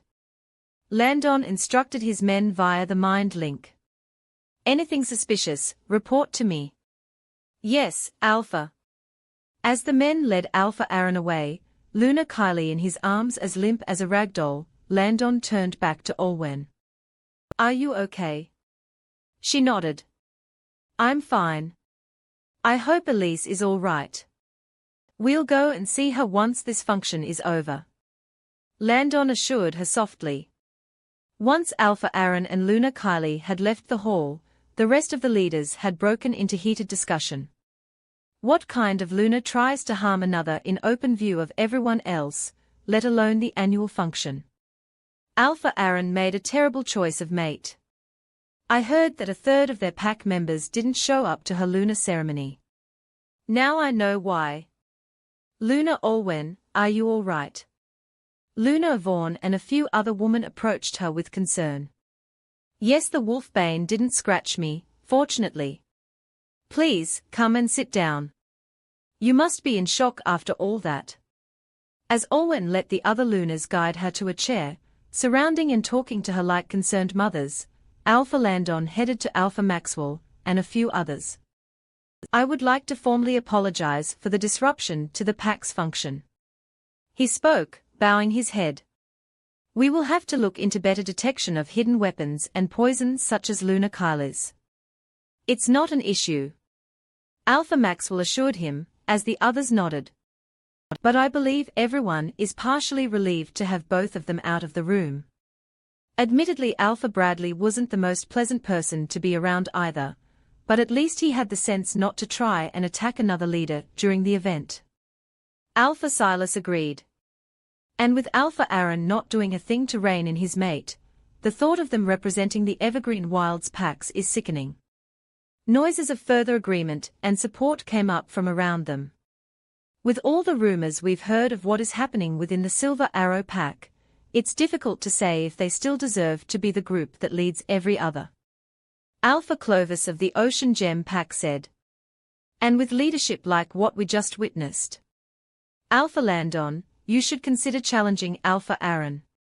Alpha Frederick spoke up, his eyes darting around to make sure that Aaron was nowhere close by to hear his suggestion. Landon raised an eyebrow, feigning surprise. Alpha Frederick, you are aware the last challenge that occurred was years ago, and that the Alpha of the Moon River Pack was killed as a result. Yes, but this challenge could be necessary to save the Evergreen Wilds packs from further doom. Alpha Maxwell suggested, his expression solemn. I've been hearing of more and more rogues being sighted around the pack borders. If another attack happens, and the Silver Arrow pack is the first to fall, who knows what that will signal to the rest of our packs. I see. Landon knew this conversation would come sooner or later, but as he glanced at Olwen, who was still talking to the Lunars, his heart softened. I shall think about it. For now, given the temperament of his Luna, and what she just tried to do to my mate, we shall leave him be. Do not breathe a word of this to him. About an hour or so later, Beta Elijah and Stella assisted in helping to guide the guests to their temporary rooms as they stayed in the Moon River Pack. After bidding good night to the attendees, Alpha Landon and Luna Olwen headed down to the Pack Clinic to visit Elise. Through the mind link, Dr. Enzo had informed them she was still unconscious, but he'd managed to remove most of the wolfsbane from her system. As such, her wolf was very weak, and she would need to be kept under observation in the clinic for a while. Olwen's heart broke as she entered the room and saw Elise lying in the bed. She had a number of tubes hooked up to her, and while the steady rising and falling of her chest indicated she was alive, her face was much paler than it had been before. Her right palm was covered in a plaster, but the darker veins that had appeared around it told Olwen that this was where Kylie's hairpin had pierced her. Elise was one of the catering staff. Alpha Landon murmured, looking upon the Omega with sympathy. She must have seen what was about to happen from the kitchens and got in the way. We can't thank you enough, Dr. Enzo. Olwen spoke as the man himself arrived through the door, checking on the monitor that Elise was hooked up to. If Elise had been left like that for any longer, she might have lost her wolf. I'm just doing my job as the pack doctor. Enzo responded, his eyes focused on the equipment. Olwen frowned slightly as she observed the doctor. He was normally calm and composed when it came to treating his patients, but today she could see the worry prevalent in his eyes and actions. Are you okay? Elise is out of the dark, right? She is. But she's just. Enzo stopped himself and shook his head, his gaze resting on the woman lying in bed with the tubes hooked into her veins. Never mind. It's hard to explain. Luna Olwen watched Enzo for a moment more before she turned to her mate. Landon, could you give me some time alone to speak with the doctor? Alpha Landon looked a little confused, but as his eyes shifted to the man fretting over his patient, he seemed to understand, and he nodded before leaving the room. Once Landon was outside, Olwen stepped a little closer to Dr. Enzo. He didn't seem to notice her at all, his lips pressed together with a conflicted expression. Elise is your mate, isn't she? Enzo stiffened, turning back to face his Luna before he sighed softly and nodded. When did you realize? Your Luna ceremony. I smelled her scent when everyone was gathered together, and when I saw her, my wolf reacted. Does Elise know? Enzo hesitated before he gazed back at the unconscious she-wolf. I think she does. She looked back at me. But then nothing. She didn't approach me, and we just went about our day like nothing had happened. But my wolf keeps wanting me to be near her. Olwen briefly remembered Elise recounting her fear that her fated would reject her because of her history. Did you know Elise before this? Enzo shrugged. Not closely. I always thought she was pretty, but I never really did anything because she seemed to have her sights set on Alpha Landon. He ran a hand through his hair. After I came back, I wasn't sure how much she'd changed. I kept hearing about how she was flirting with various pack members, but I didn't think about it further because I was preoccupied with getting used to my new role as the pack doctor. As long as she wasn't a patient who showed up at the clinic needed medical attention, I didn't need to concern myself with what she did. But now when she wakes up, maybe you two can finally talk things out. Olwen suggested softly. Maybe. Enzo stayed silent for a moment more. Does Elise not want me as a mate? I'm no alpha or beta, I can't offer her much in terms of status. Olwen quickly lightly placed a hand on Enzo's shoulder. Enzo, just give her time to get to know you. I haven't known Elise for very long, but I think she'll give you a chance as long as you do the same. She hesitated, her expression softening as she looked back at the girl in the bed before going on. I think she's doing her best to change. But the decision as to whether you want to be her mate or not is yours. I understand, Luna. I'll talk to her after she wakes up. But until then, I'll take good care of Elise. I'll leave you to it. But please do get some rest yourself, Dr. Enzo. I will. Olwen turned to leave the room, but cast one final glance at Enzo as he sat by Elise's bedside with an apprehensive and yet tender look. While the rest of the leaders were able to begin their journeys home the day after, Alpha Aaron was forced to remain behind in the Moon River Pack for a few extra days. Luna Kylie was yet to regain consciousness after her punishment, and Alpha Landon and Luna Olwen didn't wish for there to be any fault with them if she were attacked on her trip back home in her state. If anything though, the whole pack had come to know of what Aaron and Kylie had done to Olwen beforehand, and news of Kylie's attempt to sabotage the Moon River Pack's Luna had spread quickly thanks to the staff at the function, not to mention the sight of Elise, pale and gaunt, being carried to the clinic by an anxious Dr. Enzo. So rather than an honored guest, Alpha Aaron may as well have been a criminal they were sheltering. People were civil to him, but not overly friendly or kind beyond what they needed to be. Beta Caden was staying in a nearby room, but he hadn't really come out since the function. Aaron supposed seeing his daughter had made things really awkward. He checked in occasionally on his chosen mate, but with her still out cold thanks to a mistake she committed, Aaron's mind was elsewhere. Luna Kylie could remain comatose for the rest of her days and Aaron might not have cared.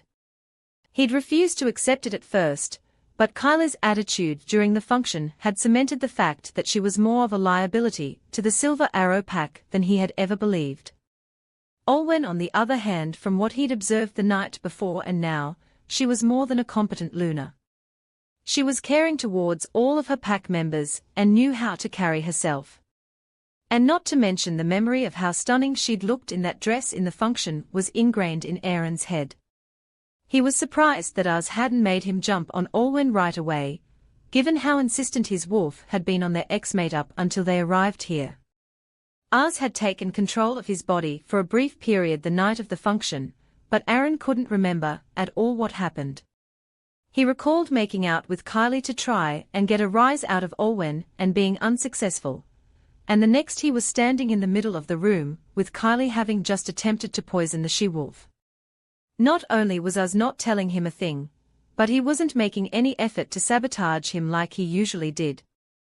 Despite having to be in proximity with Kylie as she was carried to their room, his wolf did nothing while she was perfectly prone to another strangulation attempt.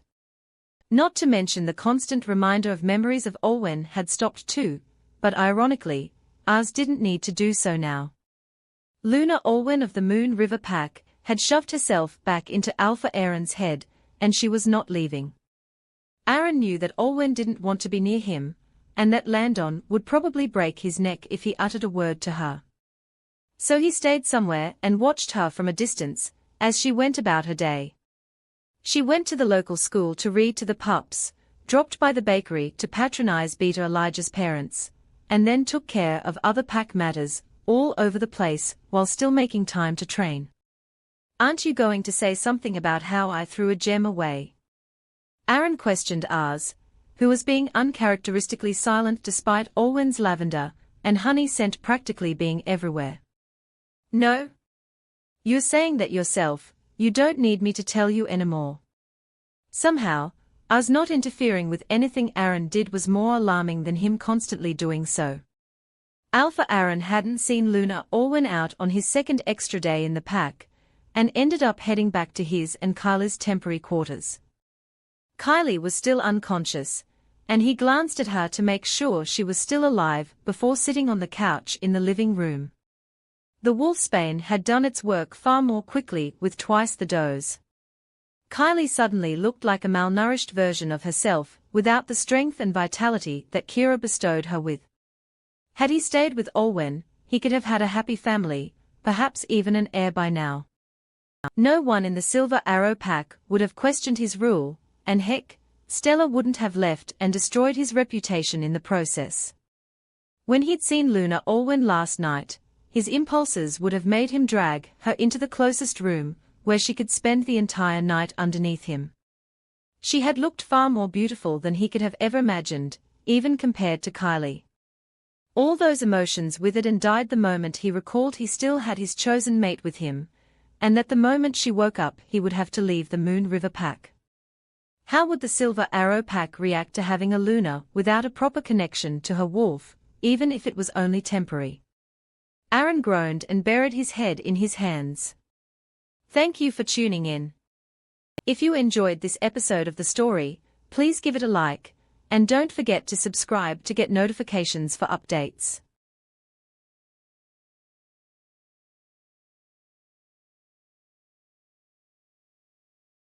I, Alpha Aaron Young, reject Kylie Paxton as my mate. I heard the words I feared the most. My former mate, Alpha Aaron, looked at me coldly and uttered the rejection. Welcome to the Alpha's Love channel. If you enjoy this story, don't forget to subscribe and give it a thumbs up. Chapter 29 Departure. It was day 3 of post-Evergreen Pack's function that Luna Olwen awoke feeling warmer than ever before. Landon had left a few hours earlier to oversee some patrols, and she had her own procedures to overlook. But as Olwen tried to move out of bed, the heat became even more unbearable, and she found herself having to calm down by inhaling what was left of her mate's scent in his pillows. She immediately knew what it was. Landon, I'm in my heat. She mind-linked him. Less than a few seconds later, Alpha Landon's voice came through. Stay in bed, I'm on my way back. I'll tell Beta Elijah and Delta Cassidy to take over our duties for the day. Don't come out. Olwen obeyed and stayed in their shared bed, her skin prickling and the tension in her body slowly rising with each passing moment. Opal was whining inside her, impatient for the Alpha to come back and tend to their needs. She'd heard of a heat before, and the descriptions she'd heard of it did no justice. She eventually had to kick her blanket off the bed because of how unbearably hot she was becoming, resorting to pulling out a number of Landon's clothes and lying in them like a nest. She felt as though if she didn't find and bed Alpha Landon right now, she would literally die. She fortunately didn't have to wait for long before she heard the sound of the door opening and then shutting and locking outside in quick succession, before the scent of rain and forest burst through the door again. As Alpha Landon climbed onto the bed and leaned over her, however, his face looked more agitated than usual. Olwen frowned in concern. Landon, are you okay? I'm fine. He muttered, the agitation morphing into something bordering on possessiveness, as his eyes focused on hers. I just want to be with you. His lips pressed against hers and Olwen briefly forgot about that look. It was only several hours later, when they were both covered in sweat and catching their breath, that Landon, with Olwen curled up against him, spoke in a quiet voice. Are you aware that Aaron was across the road from our home? Olwen's red water ran cold as she shifted to look up at her mate in disbelief. Are you serious? Landon nodded, that grim expression returning to his face again. As I was on my way here, I saw him leaning against a lamppost. His gaze was fixed on our house. A shiver of disgust went up Olwen's spine. Did he speak to you? He tried. Landon snorted, leaning back against the headboard and crossing his arms. He wanted to ask where you were because he hadn't seen you in a while. I cut him off and told him it was none of his business. Olwen heaved a quiet sigh of relief, but the thought of her ex-mate possibly still watching her from a distance gnawed at her. Could he still be there? Landon shook his head, pulling Olwen protectively into his arms. I warned him to stay away from you, so I think he left. I've mind-linked the others just in case though. Olwen relaxed slightly at this, running a hand through her mate's blonde hair. Thank you.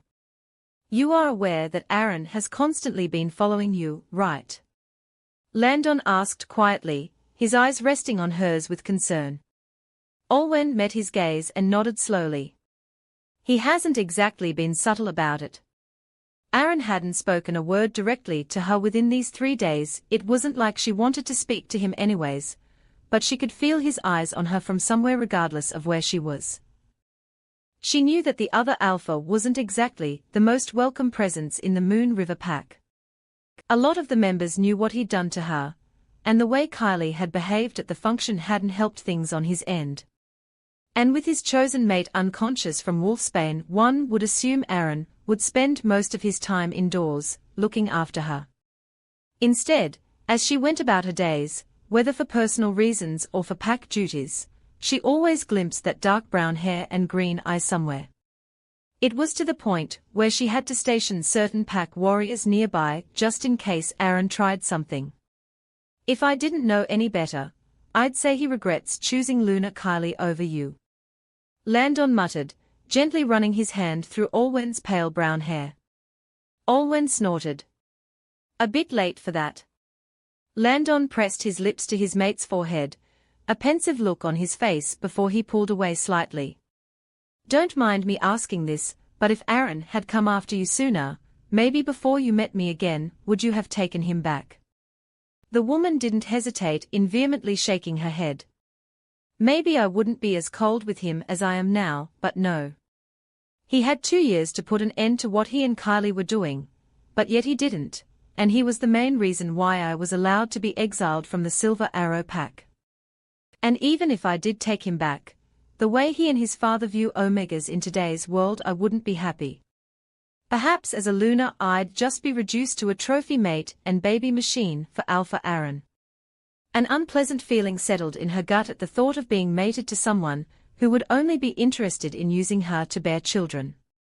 She was certain Landon wasn't like that, but as it was a well-known thing that Omegas had better childbearing chances than other wolves, she'd heard of a number of Omegas in the Silver Arrow pack who were subject to such an unfortunate fate. I know that as Alpha of the Moon River pack, having an heir must be important to you, Olwen spoke, resting a hand on Landon's chest. Whenever you want to start trying for a child, we don't have to start thinking about kids so early. The Alpha assured her, cupping her face and directing her gaze to his. Yes, I will have an heir someday, but carrying on my line is not why we'll be doing it. He kissed her nose, her cheeks, and then planted a soft one on her lips again. I will bear a child with you because I love you, Olwen. And the thought of our child having your hair, your eyes, or any other feature from you is enough to make me happy. Luna Olwen felt her heart skip a beat at Alpha Landon's words. The very image he just presented brought her warmth as well, but in her case the child didn't have to look like her. If their offspring carried Landon's dirty blonde hair or blue eyes, she would love them all the same. Well, when it's time, I look forward to it. She grinned mischievously at Landon. The Alpha chuckled and pulled her into his arms. So do I.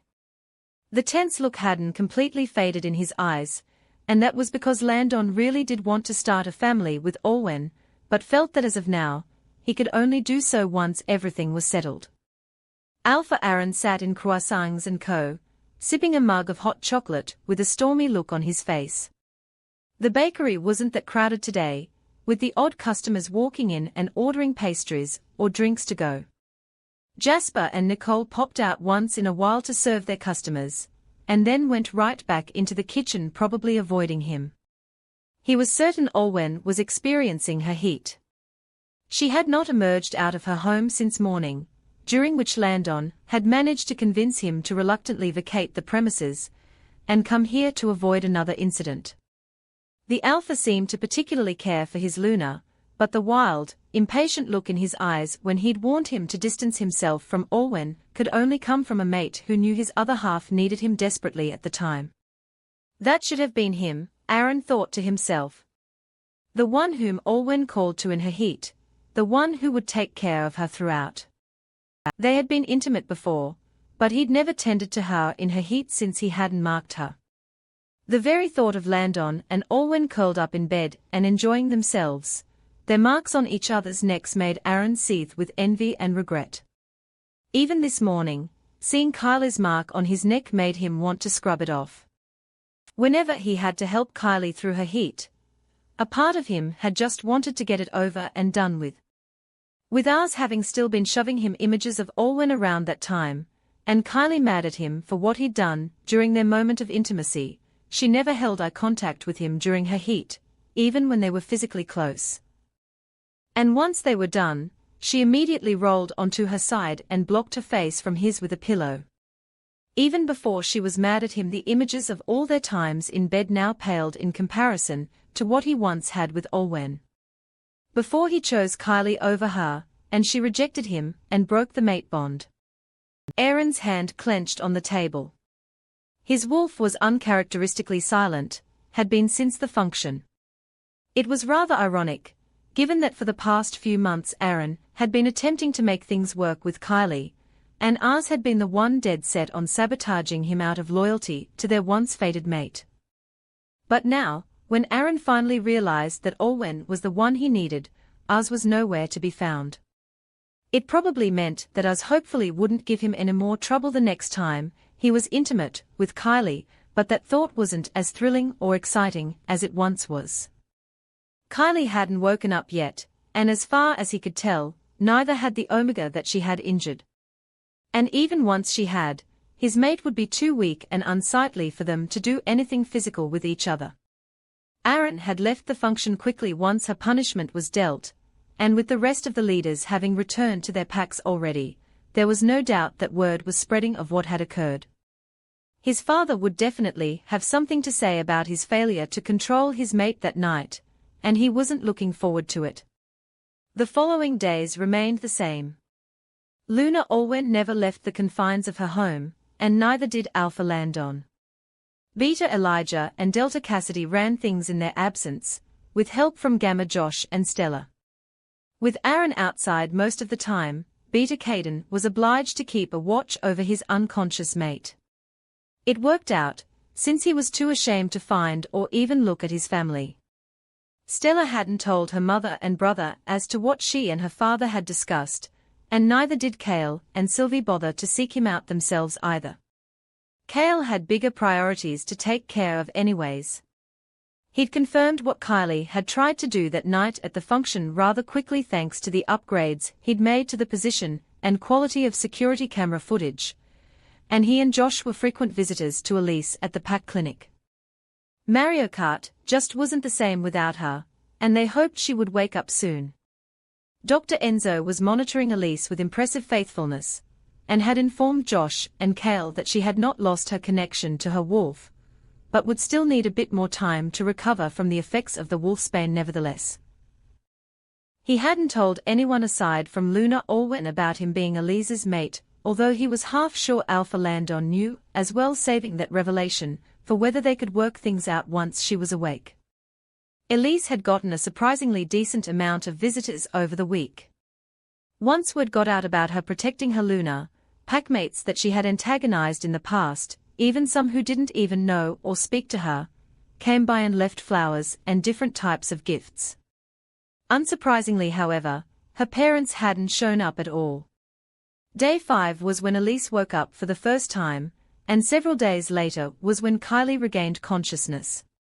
The first thing she saw when she came to was the ceiling lights, after which Beta Caden's face came into view. Alpha Aaron will be here shortly, he informed her, his voice and expression unreadable before he turned away. Kylie winced as she sat up in bed, her memory foggy. She felt weaker than she recalled, and when Kira didn't speak to her like she normally did, she slowly began to recall what had occurred. The wolfsbane injection she had been given had really severed her connection with her wolf, leaving her as vulnerable as a human for the time being. Tears welled up in Kyla's eyes, but she quickly dried them as she heard the sound of footsteps entering the room. Aaron stopped at the door. "You're awake," he said simply. Kylie quickly realized she couldn't smell Aaron's driftwood scent like she usually could. She didn't know until now how much she would miss it. "Aaron," she pleaded, reaching out towards him. A flicker of disgust passed through the man's eyes before he turned away. "Get dressed and pack up. We are heading back to the Silver Arrow Pack now that you're awake." She blinked. What? You heard me. We are heading back home," he said, turning and walking off to his own room. With what strength she had left without her wolf, Kylie called after him. "Aren't you going to help me pack? You put yourself in this state, so no." Aaron responded flatly, slamming the door shut behind him and making her flinch. After a few more minutes, Kylie climbed out of bed, her legs shaking as she made her way to the mirror. Upon catching sight of herself, she grimaced. She looked thinner and frailer than she recalled, and her complexion lacked the healthy flush it needed. She would regain her color on her own after a few days, but as long as her wolf didn't return, her physique wouldn't return to its former state. Kylie surveyed the room, identifying the array of things she'd taken out when they'd first arrived here and swallowing, before begrudgingly packing everything back into her suitcase on her own. This included a multitude of clothes since she hadn't decided on what to wear before getting there, all her makeup and shoes. This should have been nothing, but given her weakened state compared to her normal self, it just made her head feel heavier. After some time, she finally zipped up her luggage and dragged it outside to where Alpha Aaron and Beta Caden were awaiting. "Let's go, the helicopter landed 10 minutes ago." Aaron spoke sharply, not casting her a second glance and tugging his own suitcase behind him as he strode in front. Kylie tried to follow him, albeit lugging her own things. The walk to the car just outside their accommodation was practically a miniature walk of shame.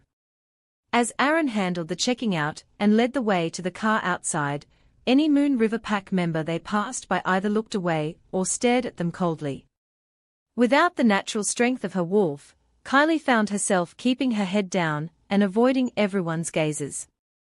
The only reason why no whisper was uttered in their presence was perhaps thanks to Aaron, whose expression at that moment could kill anyone with a single glance. Alpha Landon and Luna Alwyn waited near their arranged car. The woman wasn't in the dazzling dress she'd graced the function in, but with her wolf intact, she still looked like an angel compared to the state Kylie was in. "Alpha Aaron, Luna Kylie." Alpha Landon spoke, shaking the former's hand. "Have a safe journey back to the Silver Arrow Pack." His expression was solemn and unmoving, and all Aaron could do was nod and dip his head. "Thank you for your hospitality. Again, I apologize on the behalf of what Kylie did." Not Luna Kylie or his mate, just Kylie. And the fact that Aaron's eyes were clearly flickering over to Alwyn as he spoke stung Kylie even more. "I would like to apologize as well." Kylie got out, knowing that if she allowed Alpha Aaron to do so on her behalf, it would just make her look even worse. "To both Luna Alwyn and you." Luna Alwyn didn't respond aloud, and only watched as Aaron, Kylie and Caden got into the car, and it made its way out of the Moon River Pack. As soon as the car had left pack borders, she turned to Alpha Landon. "You're sure?" He nodded. "Yes, after what happened at the function, I've come to a decision. We can't put this off any longer." Alwyn smiled at him, but she had a tense look in her eyes knowing what this could mean. Landon gave her the best confident grin he had in return and kissed her on the forehead. "Go? I believe the children are waiting for a story from you." As Alwyn headed away, Alpha Landon headed back into his office and started up his laptop. Finding the draft of an email he had created earlier that week, but had held off on sending until now, he first listed all the other alphas in the Evergreen Wilds save for Aaron. To all, enclosed in this email is the document to be forwarded to Alpha Aaron. If there are no further questions or concerns, and my challenge to the Alpha of the Silver Arrow Pack is recognized as legitimate, please sign it ASAP. Thank you. Regards, Alpha Landon Cartwright of the Moon River Pack Chapter 30 Exodus. As the Alpha and now temporarily humanesque Luna returned to the Silver Arrow Pack with their beta in tow, the first thing that was noticeable was that barely anyone was out there to welcome them back aside from Delta Jace and Gamma Edric. Your father is waiting for you in your office. Delta Jace spoke to Alpha Aaron, not even looking at Luna Kylie as he talked. Of course. Aaron pulled Kylie past the two men and headed to the Alpha's office. He briefly mind-linked Beta Caden to bring the luggages to his and Kylie's home. As they walked deeper into Silver Arrow Pack, the second thing noticeable was that the amount of people outside hadn't really changed much. In comparison to a usual day, the place may as well have become a ghost town. Figuring it was probably out of spite, after hearing of Luna Kylie's attempt to hurting Luna Allwen at the function, Aaron sighed to himself and headed on towards the office building, where he was more than prepared to receive a tongue lashing from his father. He and Kylie entered his office to see his father staring out the glass, his back to them. Aaron dipped his head, his eyes shooting to the floor. Dad. Bradley said nothing, letting the silence reign within the room for about a good 5 minutes before he spoke a simple sentence. Almost half of the Silver Arrow Pack have gone.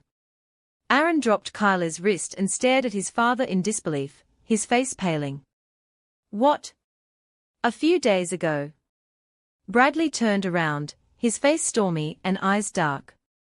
They all packed and left in the middle of the night, no warning and nothing left behind. Aaron's mind blanked out in panic as the words sank in. Why? How? On hindsight, those were not good questions to start with, and Bradley slammed his fist on the table, startling both his son and Luna Kylie. Simple. Everyone heard about that pathetic stunt that he glared at Kylie, who shrunk back in terror without Kira's strength to back her up.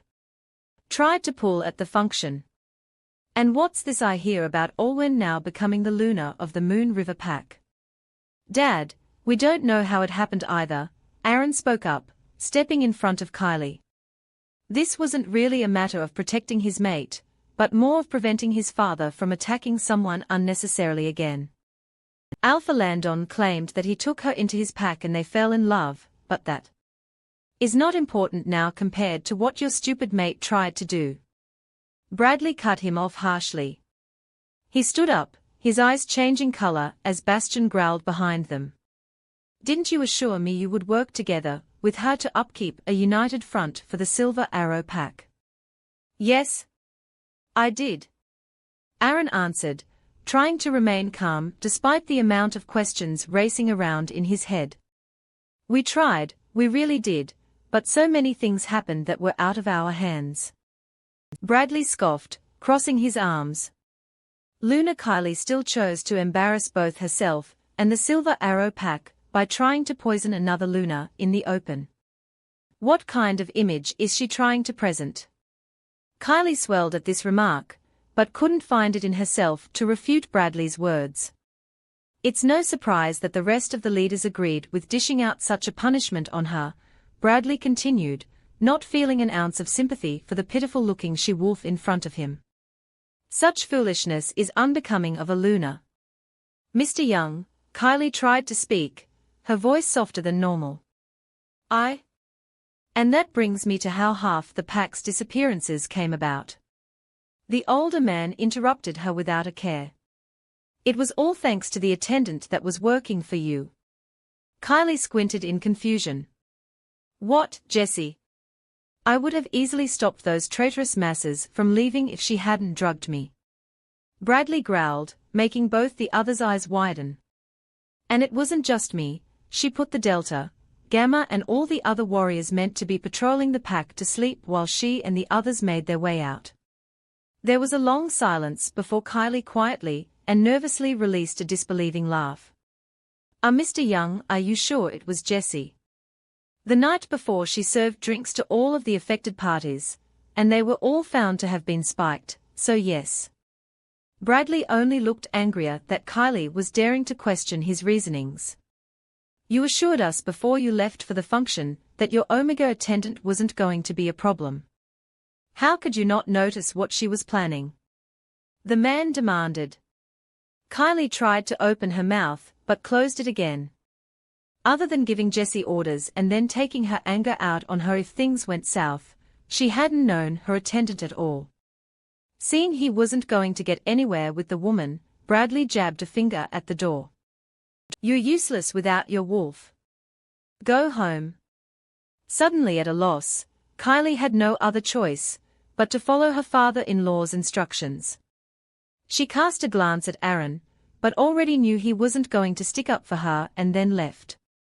The reputation of the Silver Arrow Pack is in tatters thanks to your mate. Bradley spat at his son once the Luna had left. She's not even capable of being a proper leader now thanks to her own actions. How exactly do you plan to recover from this?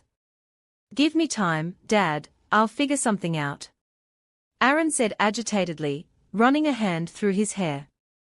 This literally all happened in the span of a few days, and I'm only hearing about the pack members leaving now.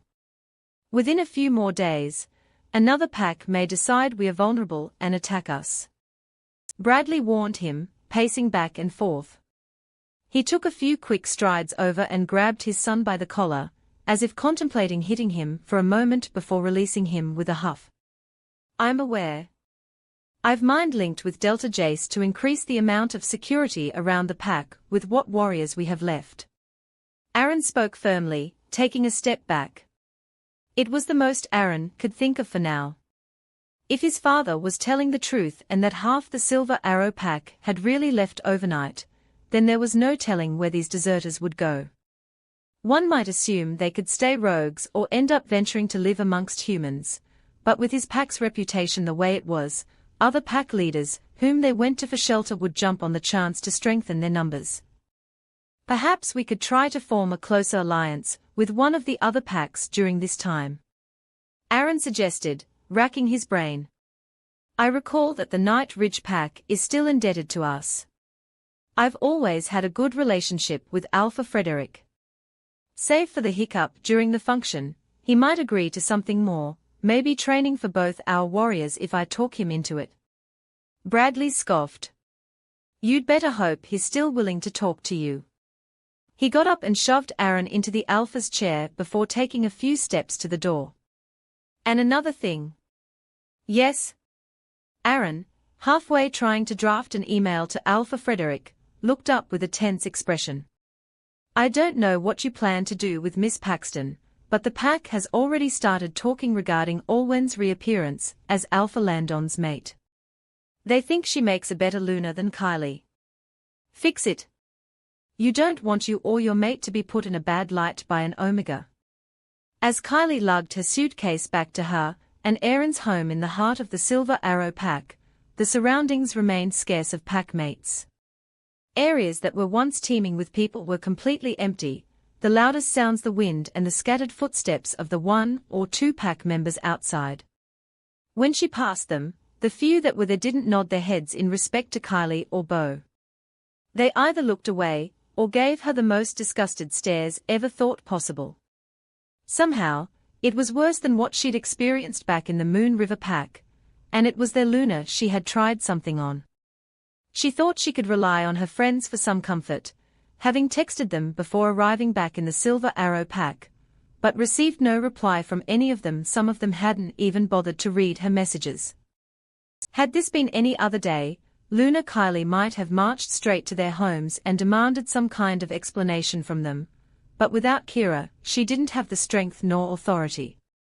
When the front door of her home came into view, she stopped in front of it, staring numbly at the words sprayed onto the wood in red. Home of the false Luna. Chewing her bottom lip, Luna Kylie raised a shaky hand to the doorknob and let herself into the house. She felt no comfort nor relief being at home after the function, knowing the moment she stepped back out there it was back to being public enemy number 1. Heck, Aaron hadn't even bothered to look at her that much since she had woken up, and the few times he did look her way his green eyes were filled with nothing but frost. As Kylie dragged the luggage to their room to unpack, she suddenly was hit with the memory of丨Under during the function. She stood high above everyone, giving her first official speech to the leaders, as the Luna of the Moon River Pack and Alpha Landon's mate. With the light reflecting off the gems on her dress, the image Allwyn gave off clashed greatly with the shattered, weak Omega. Kylie remembered the day she rejected Aaron. This wasn't a scorned ex-mate, this was a proper Luna, a leader, and that embittered Kylie to no end. That was the position she had imagined herself in as the Luna of the most powerful pack in the Evergreen Wilds, and somehow Allwyn had taken her spotlight. It made things worse that after seeing Allwyn reappear so abruptly, Alpha Aaron had practically spent the rest of the event either treating her as invisible, or to her humiliation, using her as a tool to try and make his former mate jealous. He had stared and pined after the other Luna, seemingly enraptured by her, and when Luna Allwyn had suggested Kylie's punishment for the attempt to cut off her connection to her wolf, Aaron didn't choose to stand up for her. And now, given that Kylie couldn't sense Kira, and was reduced to the same status as a human woman, would he replace her? Or worse, would he beg for Allwyn to take him back? He wouldn't. She'd been able to seduce him in the first place, because he hadn't been satisfied with Allwyn. She was his chosen mate, his beautiful and strong Luna. But she was no longer beautiful nor strong, as long as she didn't have her wolf. And Luna Allwyn may now have been mated to Alpha Landon, but she and Aaron were fated mates to begin with. Kylie had blamed the moon goddess for not bonding her to Aaron, but instead some random warrior in a weaker pack. Could this be karma? As Kylie went in to shower, she was suddenly accosted by a series of horrifying images. Her coming back home to Alpha Aaron and Luna Allwyn pressed all up against each other in the sheets, their scents flooding the room. Aaron bluntly rejecting her and slamming the door in her face, not even bothering to see her out of the house. The glimpse of Allwyn's sneering face as they shut her out. Kylie had been secretly relieved when Aaron and Allwyn's mate bond was broken. She had been asking him how long he was going to wait since they had been nearing the lunar ceremony. But come to think of it, it wasn't even Aaron who had carried out the rejection first, it was Allwyn. There was the slim possibility that had Allwyn not found out about Aaron and her, he might have still allowed her to become his Luna and leave Kylie as his mistress. Kylie's eyes snapped open in disbelief, and she had to stare at the bathroom tiles in front of her for a moment to calm down and prevent herself from throwing up. Out of desperation, she took back every single insult she had thrown at the moon goddess in her life and prayed. Her wolf had to come back before it was too late. After hours of drafting that simple email to Alpha Frederick of the Night Ridge Pack, and listening to his father's scoldings and lectures about what had happened, Alpha Aaron headed back to his home at 11 in the evening. By the time he was back, Kylie had packed all of their things back into their respective places, and was fast asleep in their bed. After he had showered and changed, Aaron paused in the doorway before deciding to head off to sleep on the couch rather than with his mate. As he lay there with a blanket over his body, all he could think about was Allwyn. He wanted to inhale her sweet lavender and honey scent, he wanted to run his hands through her soft brown hair, he wanted to kiss her. He would have given anything to have been able to pin her to the wall rather than Kylie that night at the function, show everyone that she was his. But she wasn't anymore. Aaron sighed and turned over in his spot. He knew if he wanted to he could relent, and head back into the bedroom, and embrace Kylie to sleep. Ours was perfectly docile for now, and with her wolf temporarily maimed, Kylie's green apple scent wasn't as strong. But as of now, her scent offered no comfort to him. "You heard Allwyn." Ours spoke, startling Aaron. He'd been silent since the function. "She wished you happiness with Luna Kylie, didn't she?" "She did, but I'm not happy." Aaron responded to his wolf, albeit a bit more defensively than he'd intended. "I'm not happy with Kylie and how she tainted the image of our pack. Kylie is our mate, so we have to deal with it. Ours rumbled. Aaron frowned, turning to the other side. Our mate. When since were you siding with Kylie? I'm not. The wolf replied calmly, sounding resigned and somewhat irritated. You chose her and marked her, so she's your mate, and unfortunately that makes her and her wolf mine as well. Aaron snorted, curling the blanket around himself. Last I checked you were still in love with Olwen and Opal. You wronged her. Ours huffed simply, and for a moment Aaron felt the pang of bitterness. You made her reject us and did nothing when she was exiled from the Silver Arrow Pack. Perhaps I hoped that you would come to your senses and beg for her forgiveness, but you didn't. And now she is someone else's mate. I will not stand in the way of her happiness. Aaron couldn't help the indignance surging up inside him. When he'd chosen and marked Kylie, Ours had resisted him all the way, resulting in him using those drugs more than he'd liked, and suddenly now when Aaron had changed his mind Ours had given up. What if I said that I wanted Olwen back, and that Kylie doesn't please me anymore? You've ruined her life enough. His wolf snorted. I won't help you. Ours fell silent once more, and Aaron lay on his back and glared at the ceiling above. He didn't care what his father said about Olwen being an Omega now. It was painfully clear to him that he'd made a mistake giving her up for Kylie. Besides, it had been partially Bradley's doing that Aaron had been able to hide his affair from Olwen for so long. He'd come upon that cabinet a few years after the rogue attacks, and despite the substances within being practically illegal throughout the Evergreen Wilds, his father had told him that alphas were responsible enough to know what to use them for. Aaron's curiosity had led him to look up what each substance did, and one of them was the drug he'd ended up taking each time he was with Kylie. Along with the fact that she was one of the Silver Arrow Pack's best warriors, it was why Bradley had willingly agreed to have Olwen kicked out of the pack and Kylie instated as Luna instead. Aaron had looked up to his father all his life, but if he was to cement his authority as the alpha of the pack, he needed to hold views of his own. If Jesse really had spiked all those members of the pack to engineer the departure of so many others, then Omegas were not as weak or spineless as he claimed. Before his thoughts could go further, he was suddenly reminded once again that his chosen mate was fast asleep in their bedroom. He knew from her expression the moment she awoke earlier that day that she wanted comfort after losing Kira, but by now her antics at the function had changed his dissatisfaction to something bordering on frustration and dislike. Perhaps he'd wait until after she recovered her wolf, but one thing for sure, Kylie Paxton could not be the Luna of the Silver Arrow Pack moving forward. Chapter 31 Union. Alpha Landon kept an eye on the responses slowly coming in from the other leaders. So far all of them were in favor of the challenge, emailing back the contract he had sent out with their signatures. In the meantime, he and Luna Olwen agreed to travel back to the human town to attend an official wedding for Beta Elijah and Stella.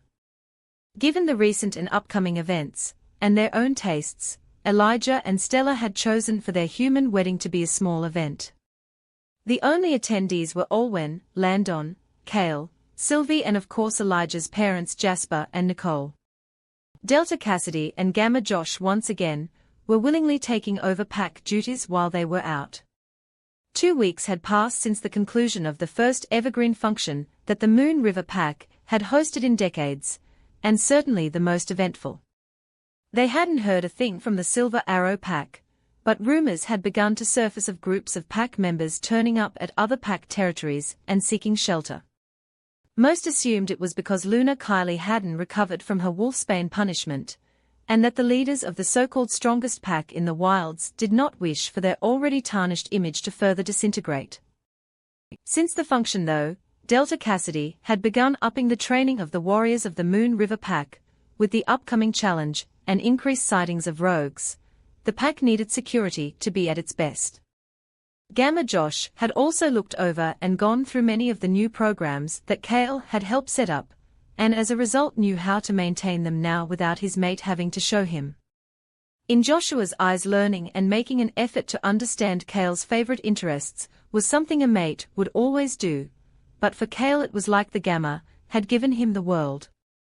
Also on the subject of mates, Elise was awake now, had been shortly before Aaron and Kylie had left, but had not yet been discharged from the hospital. Fortunately, it was not because of her health. Her condition was stable, and her connection to her wolf Ember was still weak but there. After she'd awoken, Elise finally had a proper conversation with her fated mate. While she wasn't exactly 100% lovey-dovey with Dr. Enzo yet, the two were trying their best to make things work between them. Luna Olwen had heard a few days ago that having caught wind of the fact that their daughter was mated to the lower, but still decently reputable pack doctor, Mr. and Mrs. Ainsworth had finally made an effort to go see Elise. However, they were in the clinic for about only 5 minutes before Dr. Enzo was seen having them escorted from the premises with a solemn look on his face. Their mate bond had a ways to grow and develop, but it was a good start. But back to the wedding. It was meant to be a quiet affair, so they had rented out a restaurant, Elijah's suit and Stella's gown slightly more casual than a grandiose wedding, but suited to them both. The thing on their bodies that had taken the most money was the pair of rings, both with dark blue gemstones. Landon drove them all to the human town in the early hours of the morning, checking everyone into the motel before they commenced the procession. Though the only other people present were a minister and a photographer, the wide smiles on Elijah and Stella's faces told anyone that this was what they preferred. They didn't need many people witnessing their union, just those they cared about the most.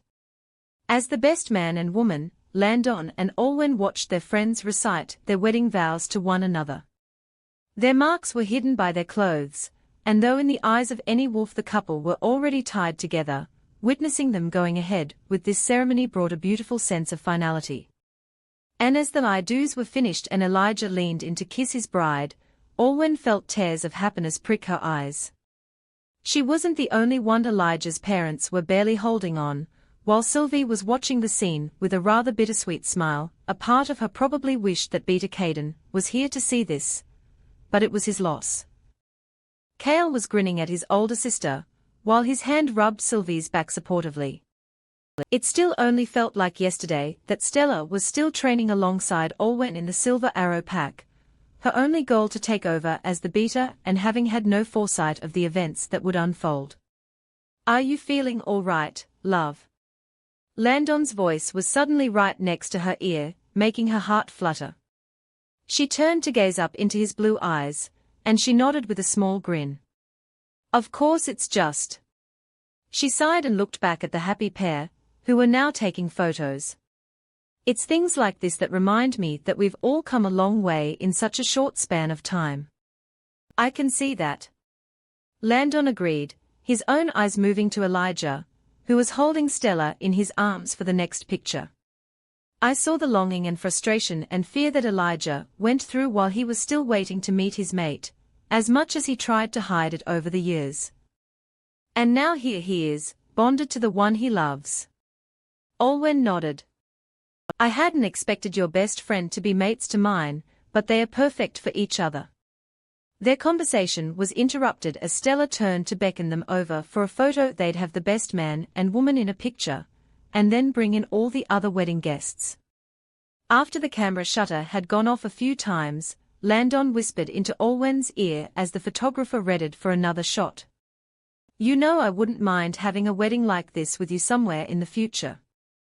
He drew back and smiled for the next photo before Olwen could say anything else, and she turned back to the camera lens with a good visible blush accompanying her own grin. The next few hours flew by quickly. They danced and sang to music in the motel's karaoke bar, with Stella launching into a surprisingly decent rendition of Walking on Sunshine, as Elijah pulled Sylvie into a mother-son-in-law dance. Cale shrugged and decided to invite Nicole to a dance as well, with Jasper jokingly trying to get in between the two of them. Knowing they wouldn't find a reprieve like this for a while, Olwen and Landon joined in. By the time late night fell, everyone was exhausted but happy. Elijah, who had been shooting Stella looks for the latter half of the evening, finally scooped his mate up in his arms and whisked the both of them away to their room. Leaving the couple to a prosperous wedding night, the others stayed to clean up the area before they would turn in themselves. After bidding goodnight to Cale and Elijah's parents, Olwen headed out of the motel for a final stroll. The night was cool, and the wind blew through her soft brown hair. She sighed, inhaling the night air for a moment before exhaling. The final signature had been procured just a few minutes ago, and Landon was in the motel lobby finalizing all the details before he would officially send the requesting of the Alpha Challenge to the Silver Arrow Pack. Olwen dreaded to know the response that would come from that, but knew that in the direction Alpha Aaron and his father had already gone, that it was necessary. Her mind continued to drift as she walked along the streets. There were still people out this late, but not much. A street busker was quietly packing up his guitar for the day, as a few younger teenagers chatted and laughed, heading home after a day out. Olwen almost missed it as something small bumped into her. "Oh, sorry, Miss Pretty Lady." The Luna looked down, before recognition hit her. It was the same young girl that she and Landon had encountered in the diner in this town all those weeks ago. Olwen smiled warmly and gently knelt down to be at the girl's eye level. "It's just okay, just be careful next time." "What are you doing out here though?" "It's late." The girl gazed at Olwen with wide innocent eyes, but even now the brown hair and green irises still looked too similar to Aaron's. She sounded sheepish. "I was playing hide and seek with some friends. I guess we played too long, so I was running home so my mommy and daddy wouldn't be too worried about me." Pushing aside the uncanny resemblance for a moment, Olwen patted the girl's head and stood up. "Well, remember not to be out too long next time. I understand that playing with your friends is fun, but it's not the safest for you to be out so late at this hour. And you don't want your parents to worry too much about you, right?" The girl nodded enthusiastically. "Yes, I remember. Thank you, Miss Pretty Lady." Olwen was about to offer to walk the girl home herself when a relieved voice came from a distance away. "Tonya, there you are." A woman not that much older than her, with pale blonde hair and grey eyes, rushed over and pulled the child into a tight embrace. "Where have you been?" She lightly grasped the girl's shoulders with an anxious look. "I'm sorry, Mummy, I was playing hide and seek with my friends and got carried away." Tonya responded, just relieved to see her mother. "I was on the way home when I bumped into this nice lady. She reminded me I shouldn't be out here so late." It was then that Tonya's mother looked up to see Olwen standing there watching the exchange, her eyes widening before she pulled her daughter behind her warily. "Wait, are you?" Olwen opened her mouth to speak before she realized what the woman was referring to. The very muted scent of peaches and cherries reached her. It hadn't been very obvious, but judging from a bracelet that the woman wore around her wrist, she was using a suppression charm. "You're a rogue," Olwen said, once she'd finally found her voice. "And you're the new Luna of the Moon River Pack." The woman responded. Tonya looked between her mother and Olwen, confused about what was happening. "You know who I am. We may no longer all live in the forest, but we have our own means of keeping ourselves in the know." The last time Olwen had encountered a rogue was when they'd fought over a piece of prey as wolves, reminding her that she had been just like this woman for 3 months. She immediately lowered her hands, not wanting to look threatening. "I'm not here to cause any harm to anyone." Olwen spoke, keeping her voice soft and gentle. "I was having a final evening walk before I go back to the motel, and I accidentally ran into your daughter." The woman tilted her head apprehensively before her posture relaxed slightly, but she kept Tonya behind her. "I see. Well, thank you." Tonya has always been rather adventurous compared to her brother, so it's good you reminded her not to stay out too late," she said. Try as she might, Olwen couldn't stop looking at the young girl. There was some resemblance to her mother, in terms of face shape and the beauty mark on her cheek, but she was still bursting with questions. The woman gave her an unreadable expression before she sighed. "Would you like to come over to my home for a short while?" I promise you will return to your motel safely.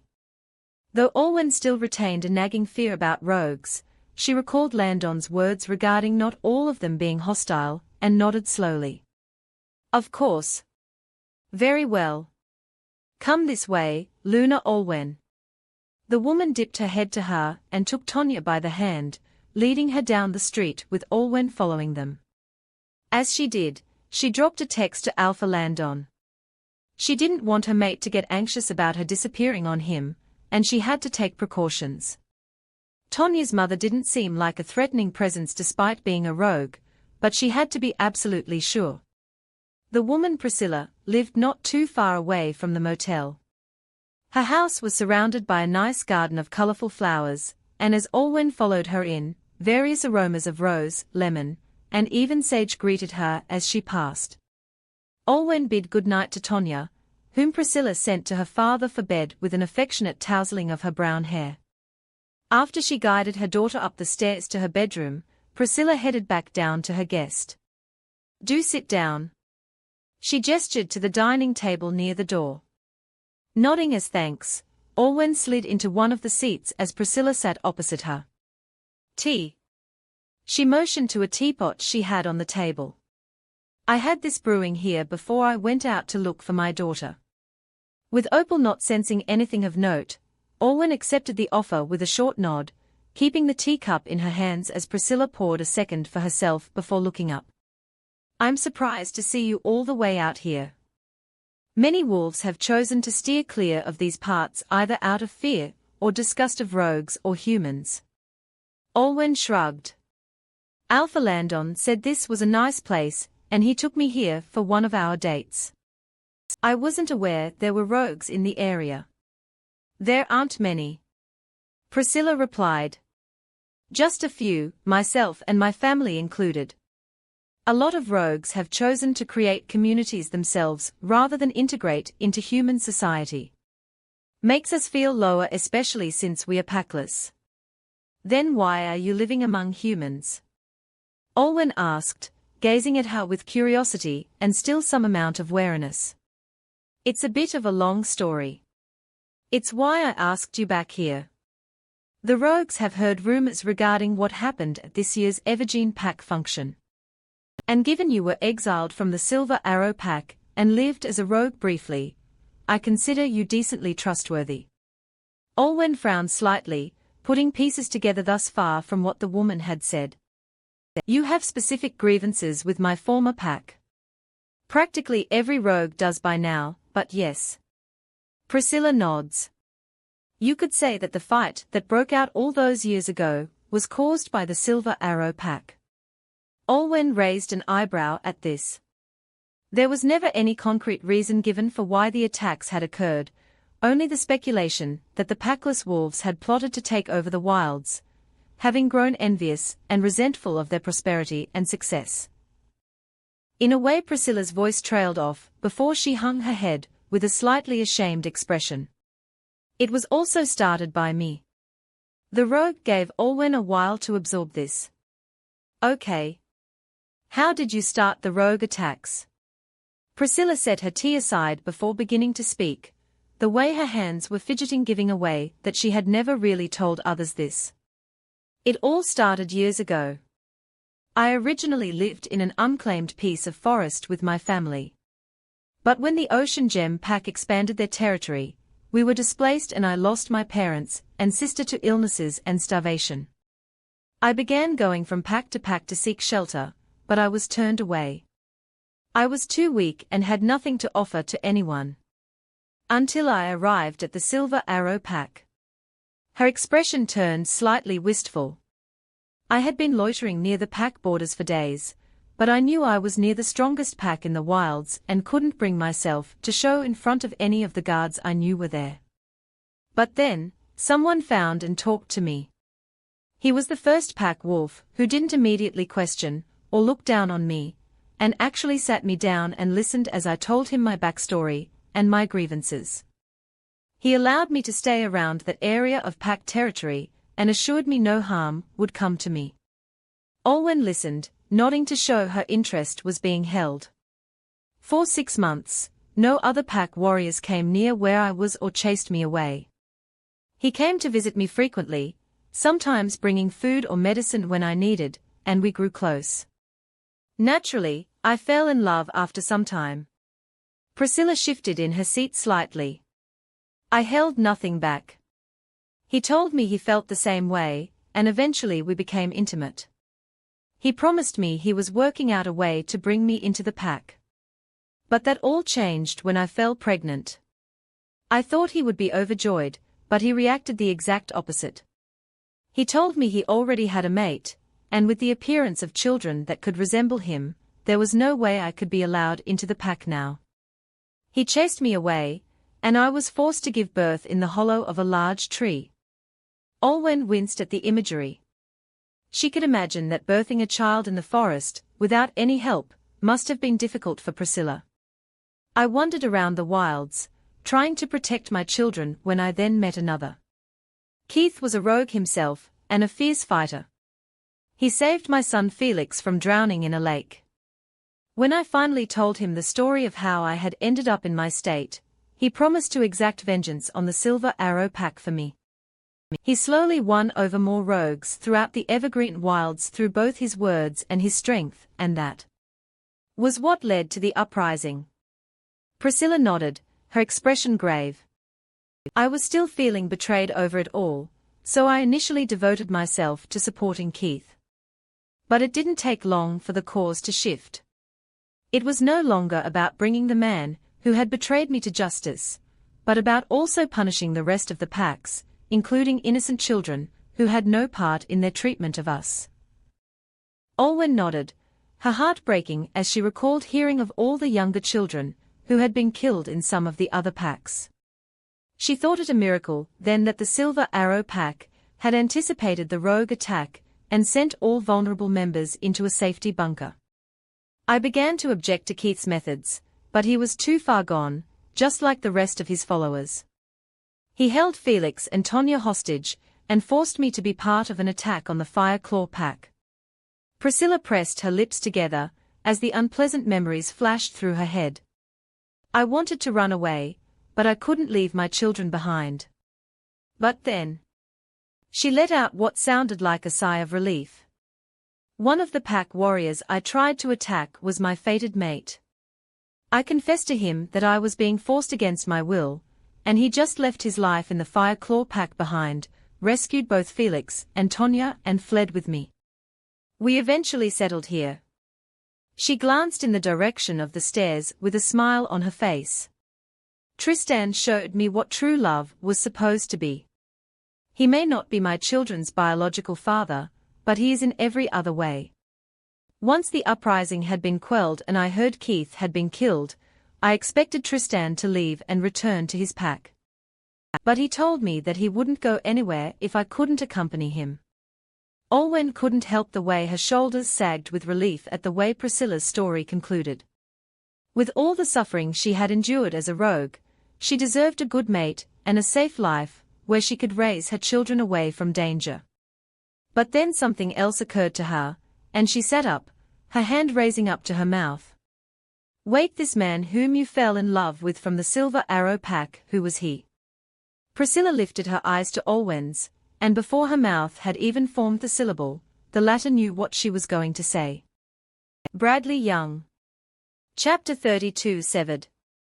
It was much to Luna Kylie's overwhelming relief and joy that she woke up one morning and was able to once again smell the scent of driftwood on the sheets, and see the color that had returned to her form. Kira, who had been comatose for weeks after the wolfsbane punishment, briefly admonished her human for trying to attack Olwen at the function with an heirloom that had been created solely for self-defense, shortly before Kylie suppressed her again with a scoff. She didn't need to be reminded of that now. With her strength back, she could return to her duties as Luna of the Silver Arrow Pack, at least what was left of it. She'd wallowed in shame, having felt nothing but numb the past month, wolfless and weak. The pack members that were left hadn't hesitated to openly show that they neither respected nor liked her. She'd learnt from her mistakes.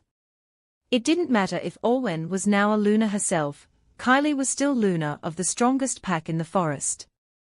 She'd heard that Alpha Aaron was in the process of negotiating a deal with Alpha Frederick that would surely bring up their numbers, so they were bound to bounce back after the massive setback they'd endured. And as for how both father and son were holding her responsible for making a fool out of the Silver Arrow pack at the function, she knew she would have to hold her tongue next time. Her fellow leaders didn't need to know their flaws by having them being addressed out loud. She'd strode down to try and find Alpha Aaron and inform him of the good news, secretly pleased that some of the pack members she passed by either nervously avoided her gaze or shrunk back upon realizing her wolf had been restored. Much to her chagrin, however, she was stopped at the office building entrance by Gamma Edric, who informed her that Alpha Aaron, his father and Beta Caden, were in a deep discussion about something and that they did not wish to be disturbed. Luna Kylie was very tempted to knock the Gamma unconscious and go to demand an audience with her mate, but held back after recalling that it would not make things look any better for her in Aaron's eyes. Forced to head back home, she decided on the next best thing she would surprise her husband. He hadn't mentioned Olwen at all since they'd come back, and hopefully she could remind him exactly why he'd chosen her to be his mate in the first place. After dinner, Kylie spent the next few hours giving herself a relaxing bubble bath, before finding a translucent nightgown that she had last used the night after her and Aaron's marking ceremony. Wearing the comfortable fabric, which purposely hid next to nothing beneath, she combed her auburn hair and went to light some candles up to their shared bedroom. She slid into bed after covering the sheets with rose petals, relaxing on her back and busying herself with the latest updates on the online bulletin before she heard the front door open sometime later. Her amber eyes lighting up, Kylie sat up and arranged herself into a more seductive pose, making sure to show off her curves more, as she heard Aaron's steps slowly ascend the stairs. His driftwood scent came toward her long before the door opened, and she could finally raise her head and look her mate in the eyes with a confident expression. "Alpha Aaron, you're back. I was worried you'd forgotten about me." Aaron's expression, as he looked at her, was currently unreadable, as he stayed put by the door. Figuring he could use some coaxing, Kylie swung her legs up and off the bed, getting up and sauntering towards him with her swaying hips.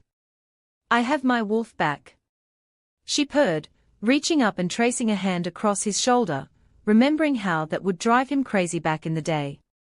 "I've missed your scent and I know you've missed mine."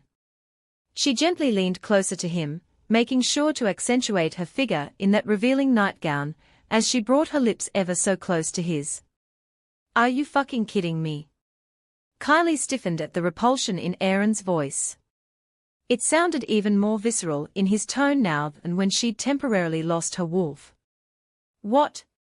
She was further caught off guard as Aaron pushed her away with surprising force, causing her to stumble back on the bed and scattering the rose petals all over the floor. Kylie had known Alpha Aaron was strong, but he'd never used force on her in this way. "Alpha dash." Kylie gasped, stunned by how easily her mate had just turned her down. "I was just. Did you seriously think that if you seduced me that I would magically forget about all the trouble you caused me and the Silver Arrow pack?" Aaron snapped, glaring at her.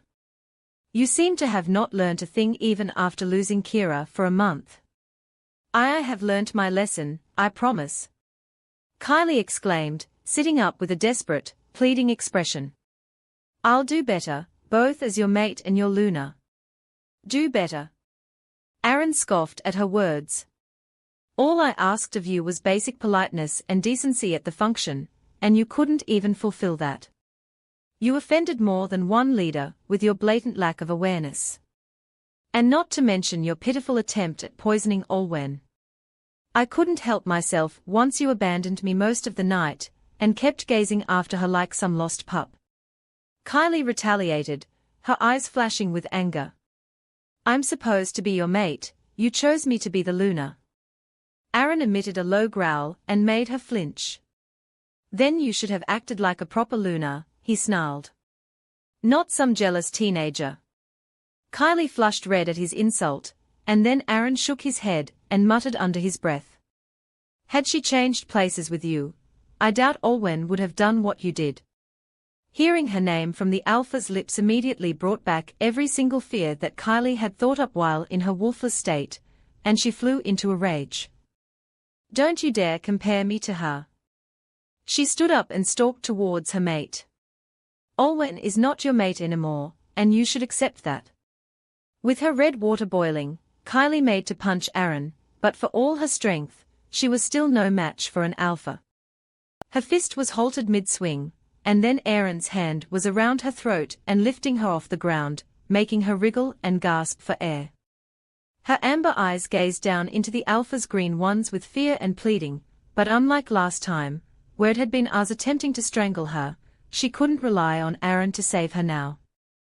The look on the man's face as he held her above the floor, her feet dangling, was nothing short of venomous. It was a far cry from the excitement and desire his gaze once held for her. And then he spoke the words that she feared receiving the most. I was wrong to choose you over Olwen. Alpha Aaron spat, staring coldly at her. Perhaps I only loved you physically back then, but now, even looking at you makes me sick. Ever since you were given the post of Luna, you've become even more arrogant, violent, and impulsive. The more I think about it, the more I'm starting to believe that you were always like this, but didn't show it until you had the power to. Kylie kicked her legs to no avail, still choking as her eyes flashed rapidly between hers and Kira's. Alpha. I'm sorry. Aaron's expression did not waver, the hatred within only intensifying. You are the most pathetic and disgusting she-wolf I have ever known. He released her like that, and Kylie immediately crumbled to the bedroom floor, taking in deep gasps of oxygen. Her hair was now a mess, and her heart was thudding madly at the thought that her chosen mate might have killed her. She barely had more time to recover and get back on her feet when Aaron's voice cut through the air again. I, Alpha Aaron Young, reject Kylie Paxton as my mate. Kylie let out a shocked cry and collapsed back onto the floor, holding her chest as the sting of the rejection seared through it. Though not as intense as the rejection between two fated mates, it was no less painful. As much as the woman tried to brace against the pain and hold on, when she finally managed to stare at Alpha Aaron, his face was once again devoid of sympathy despite the similar sensations he was experiencing. It was as if even if the rejection killed them both, he wouldn't care. Kylie Paxton. Kylie gritted out, tears streaming down her cheeks from the effort. Accept your rejection, Alpha Aaron. At last, the pain stopped and Kylie caught her breath before gazing back up with forlorn betrayal written all over her face. She didn't take long to see that her mark on Aaron's neck had faded to leave a thin scar, and without looking into a mirror she knew the same had happened to her. With the reality of it all slowly dawning, Kylie sunk to her knees in a terrified panic and bowed in front of her now former mate, reaching for his feet. No, Alpha Aaron, please, I'm sorry for everything I did. Please give me another chance. I'll try my best to be a good mate. I'll try to be like Olwen if I have to. But that's just it, isn't it? Aaron looked down at her and scared with annoyance. You're not Olwen. Kylie began to actually cry and blubber, holding onto Aaron's leg. How could she show her face to the rest of the pack now? Alpha Aaron, I beg of you. Please, don't do this to me. I'm not done. Aaron snapped, pulling back his leg. I was in discussion with my father, and not only are you unfit to be Luna, but you are also unfit to be a member of this pack. Kylie's tear-filled eyes widened.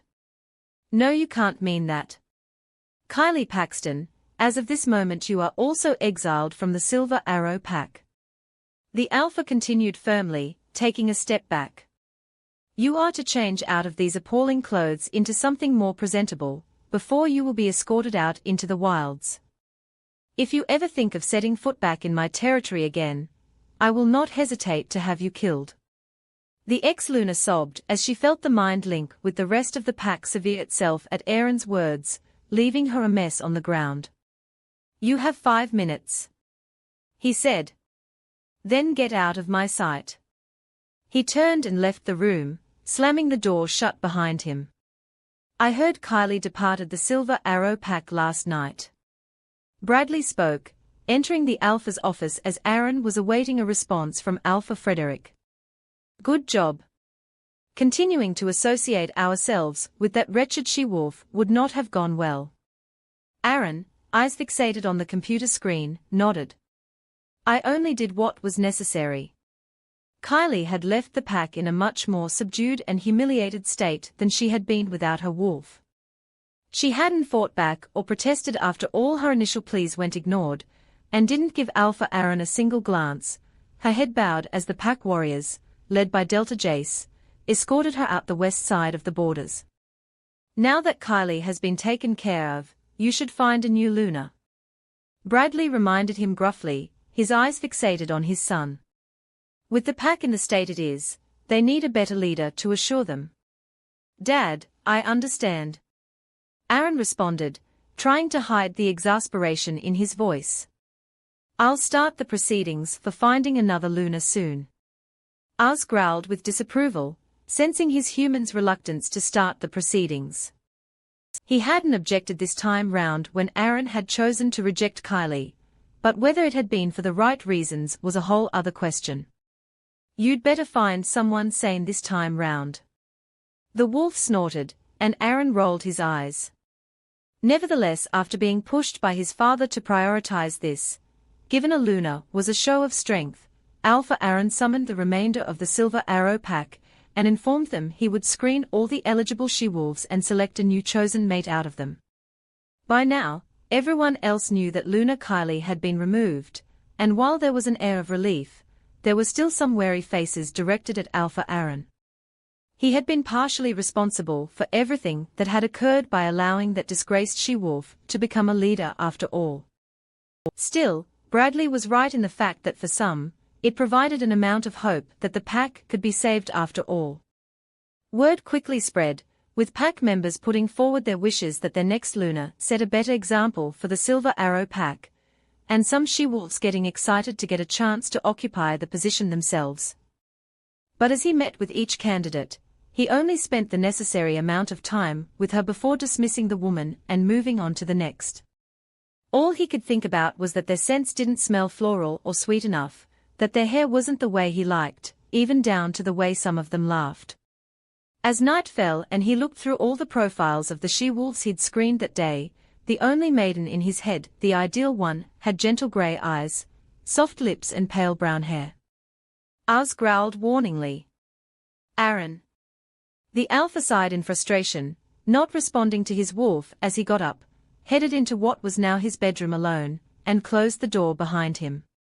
As he approached the bed he frowned, still sensing Kylie's green apple scent wafting off it.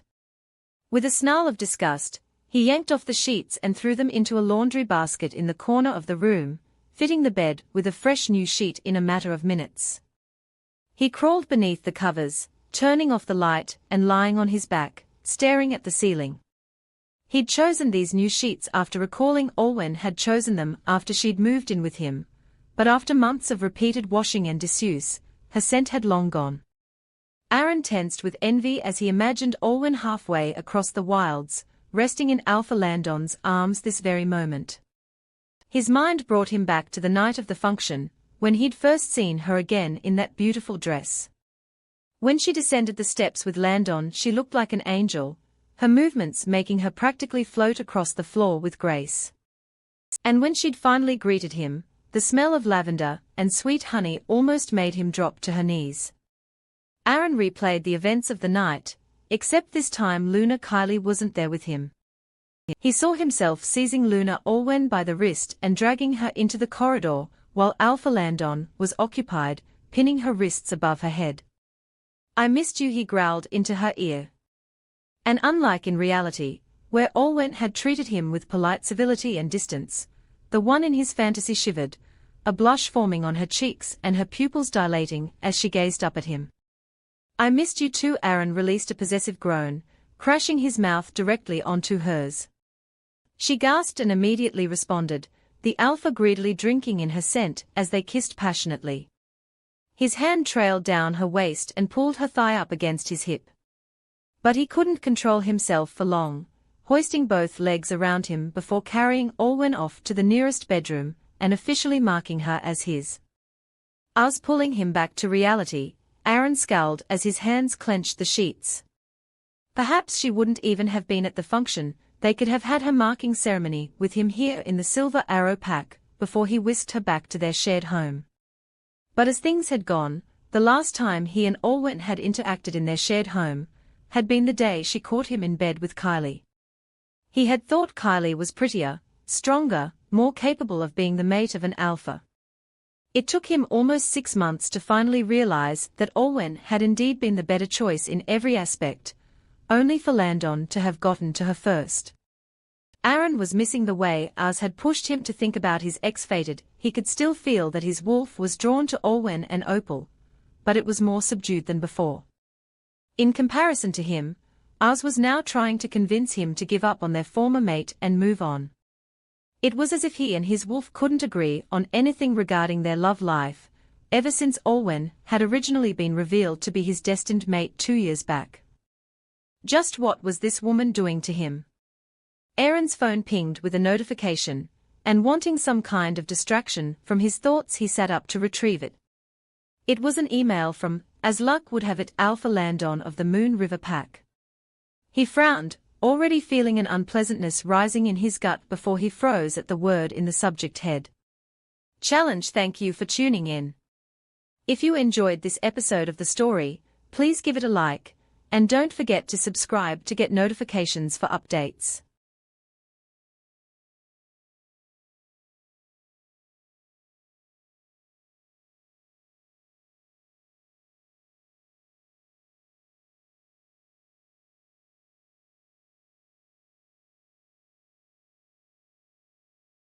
As Alpha Landon is away for the challenge, the Moon River Pack is under attack by an army of rogues.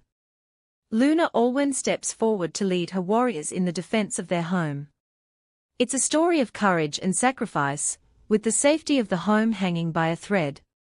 Welcome to the Alpha's Love channel. If you enjoy this story, don't forget to subscribe and give it a thumbs up. Chapter 33 Preparation. The afternoon after they returned back from the human town, the response from Alpha Aaron arrived. To Alpha Landon, I accept your challenge.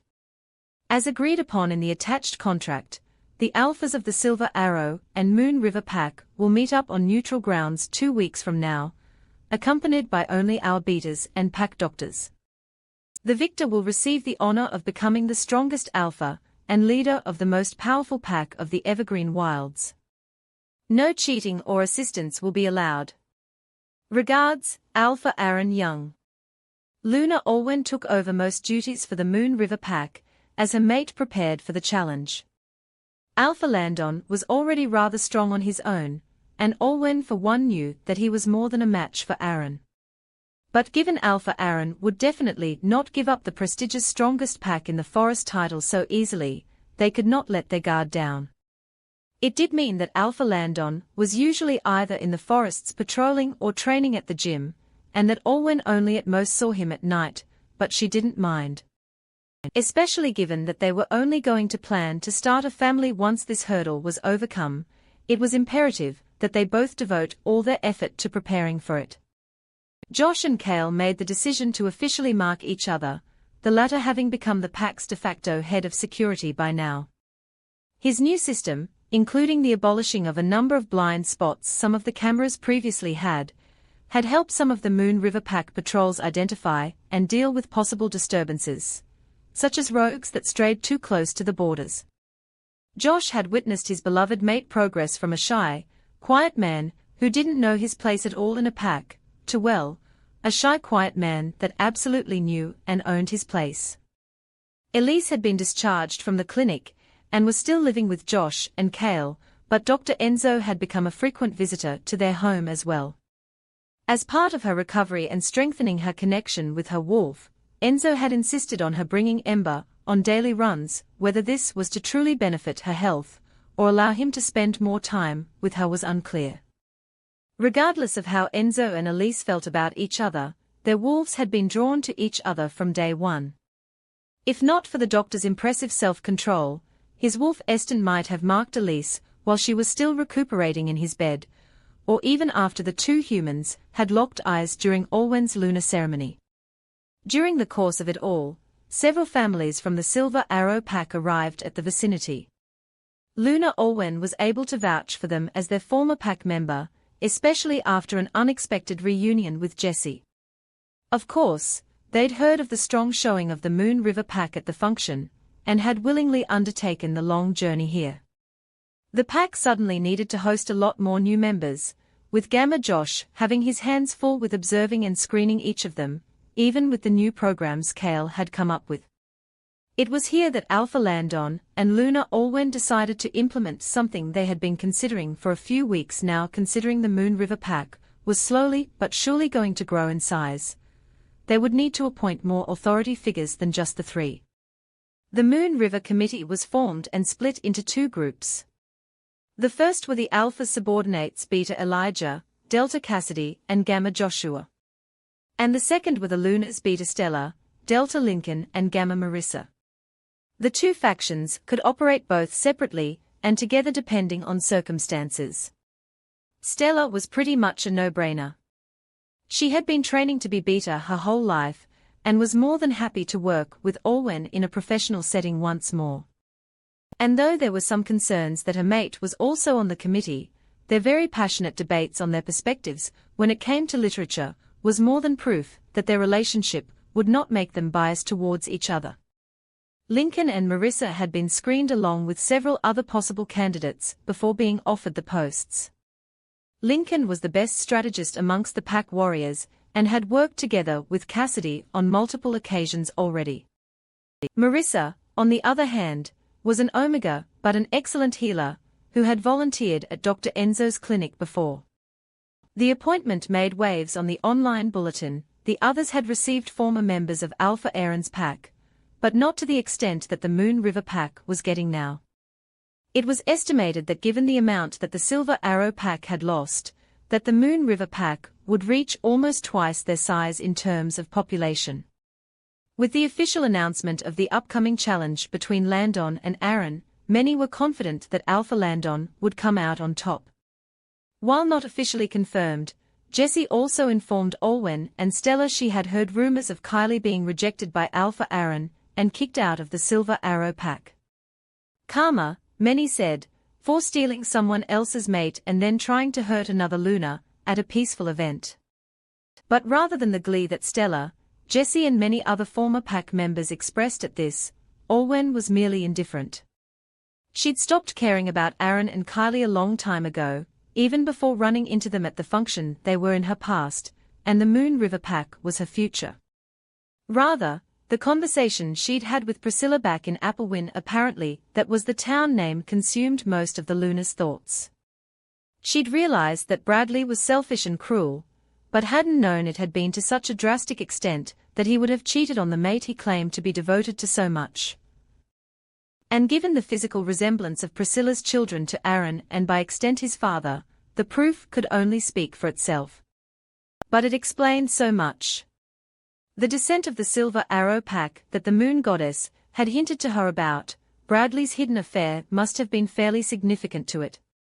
And the drugs that Oz revealed Aaron had used to numb his wolf whenever he slept with Kylie. It made sense to suggest that Bradley had done the same whenever he went to see Priscilla. That shed a whole new perspective on the supposed grief the then Alpha had gone through after the rogue attacks resulted in the death of Lunar Tess. He'd had a toast in her name at the function that year, and even dedicated a whole wing of the library to her. Perhaps it was his guilt that he had indirectly caused his wife's death. No matter, this all meant that Felix and Tonya were Bradley's children and Aaron's younger half-siblings. To some extent they had claims to leadership as children of an Alpha, and Lunar Olwen had offered to support the pair in any way she could regardless. To her surprise, however, while Priscilla appreciated the kindness, she politely turned her down. "We have everything we need," she assured her. "After we fled to Applewin, we found a way to settle down and blend in with humans. Tristan found a steady job, and we've managed to both provide for our kids and tell them their true heritage." She sighed and shook her head sadly. "I don't wish for my children to suffer the way my family and I did.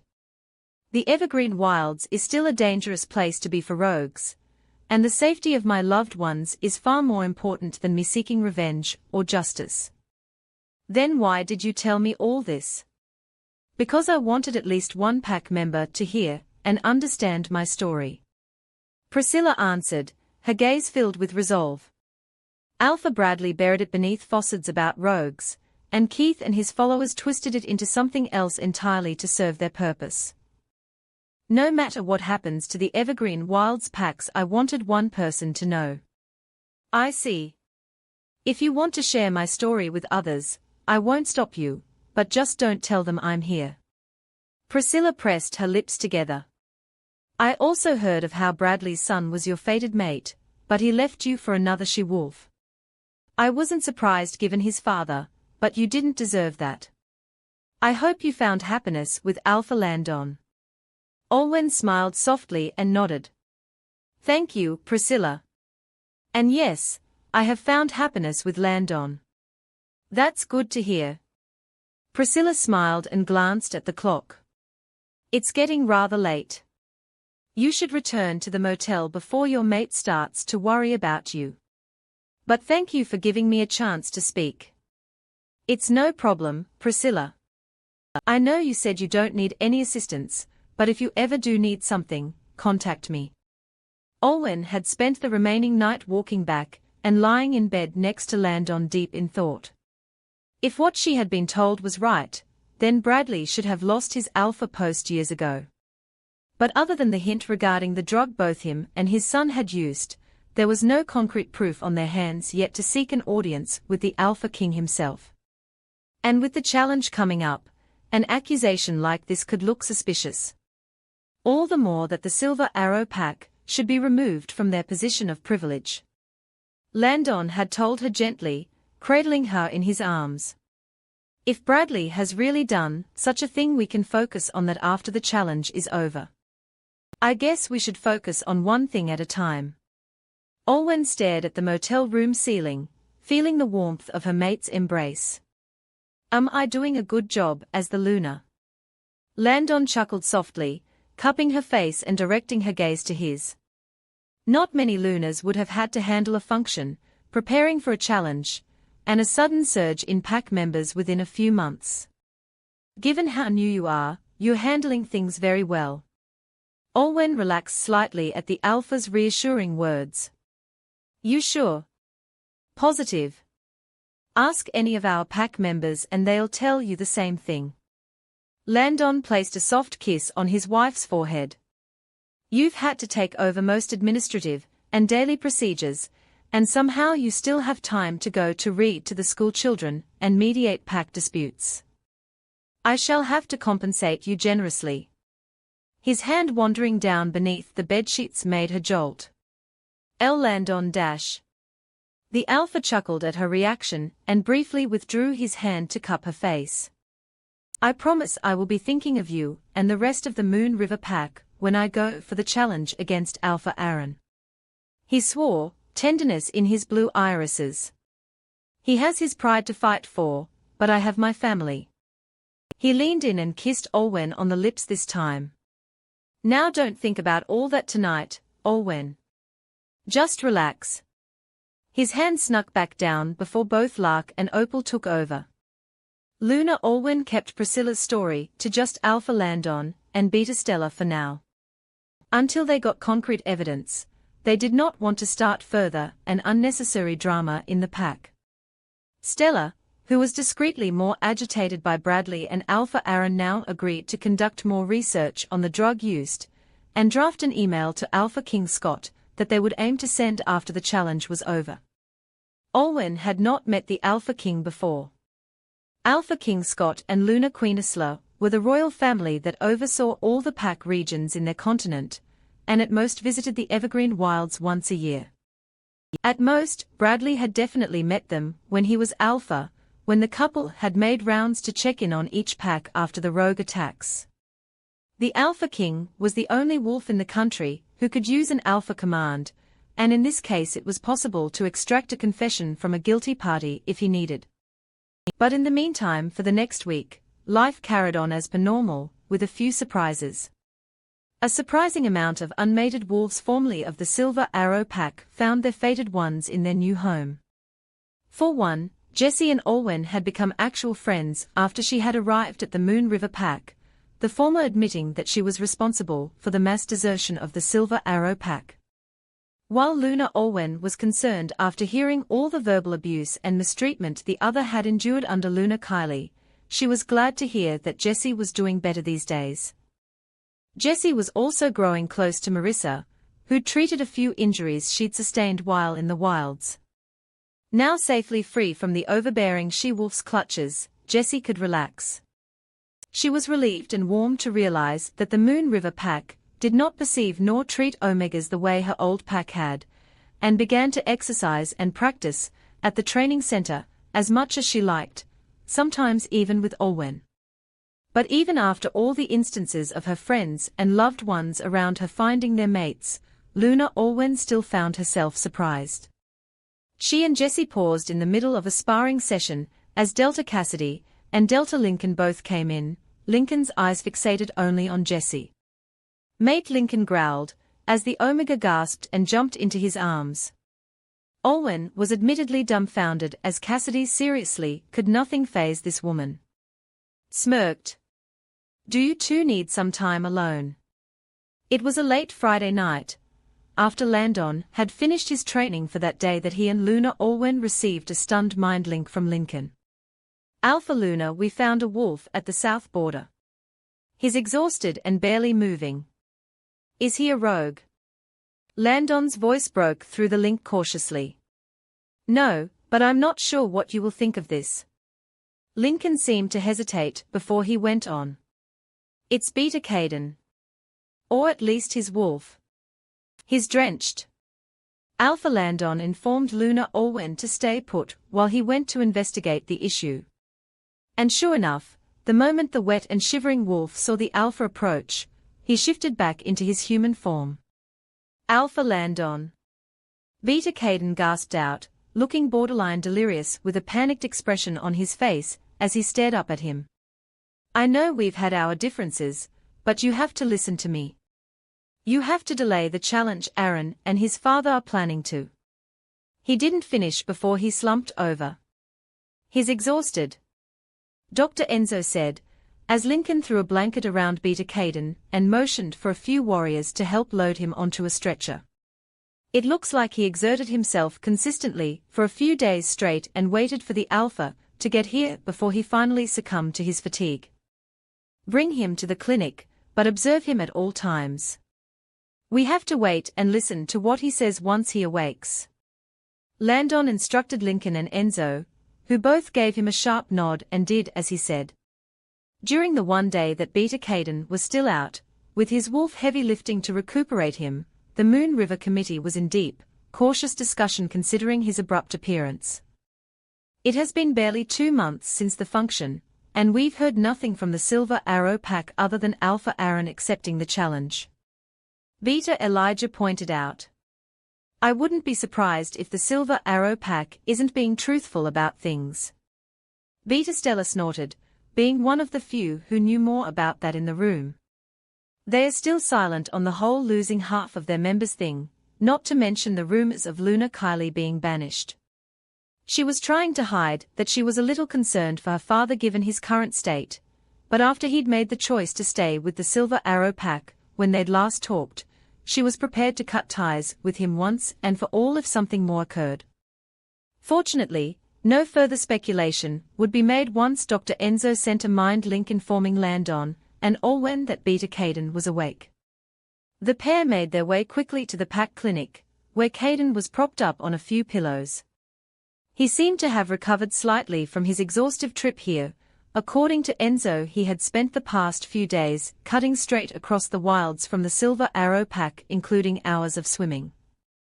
He bowed his head slightly as Landon and Olwen approached. Alpha.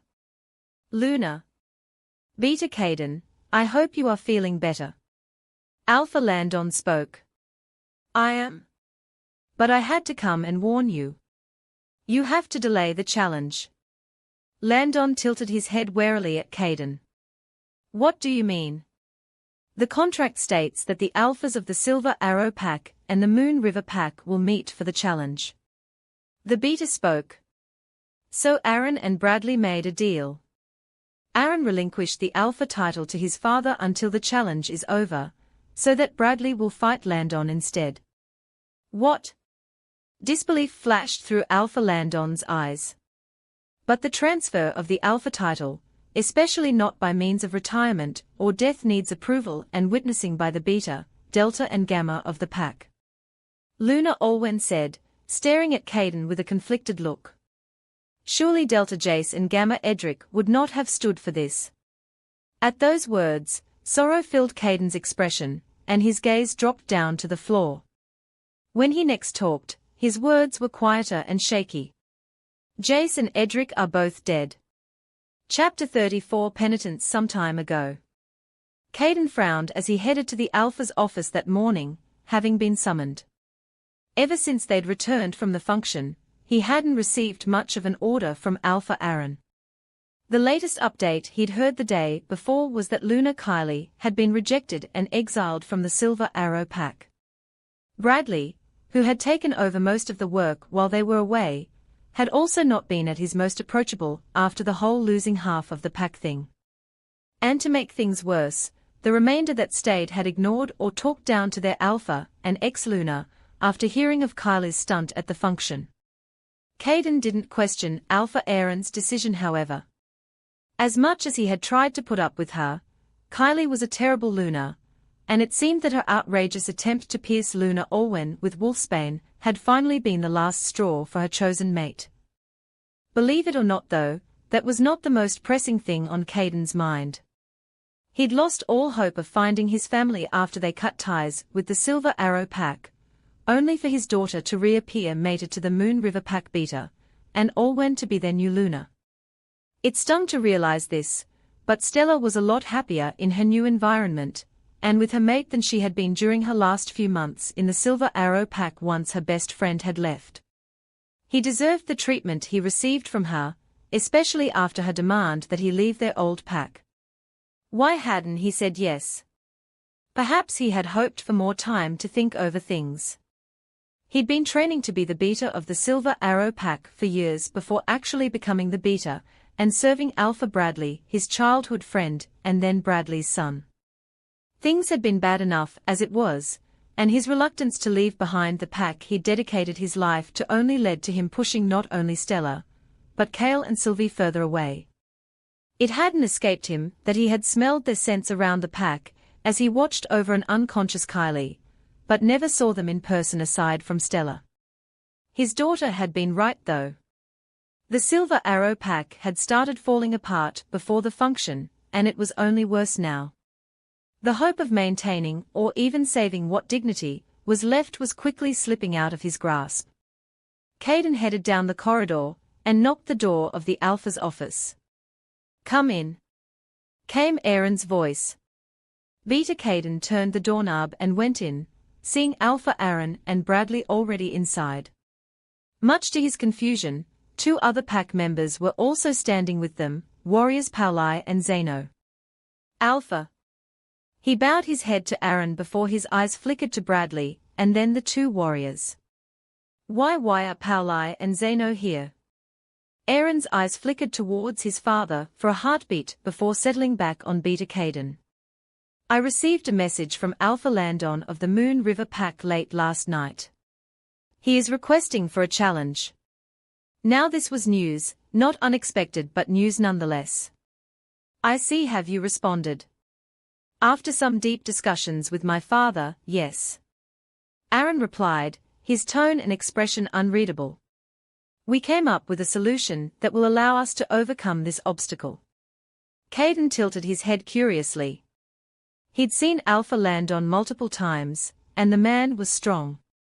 Yes, Aaron was too, but he imagined they were pretty closely matched. What made Aaron confident he would defeat the other Alpha? The question was most likely already written on Caden's face, as Aaron motioned to his father, who cleared his throat. "As capable as my son is, he is still having issues with his wolf." Bradley spoke, casting Aaron a sideways glare. So for the duration of the challenge, Aaron has agreed to briefly relinquish the Alpha title to me.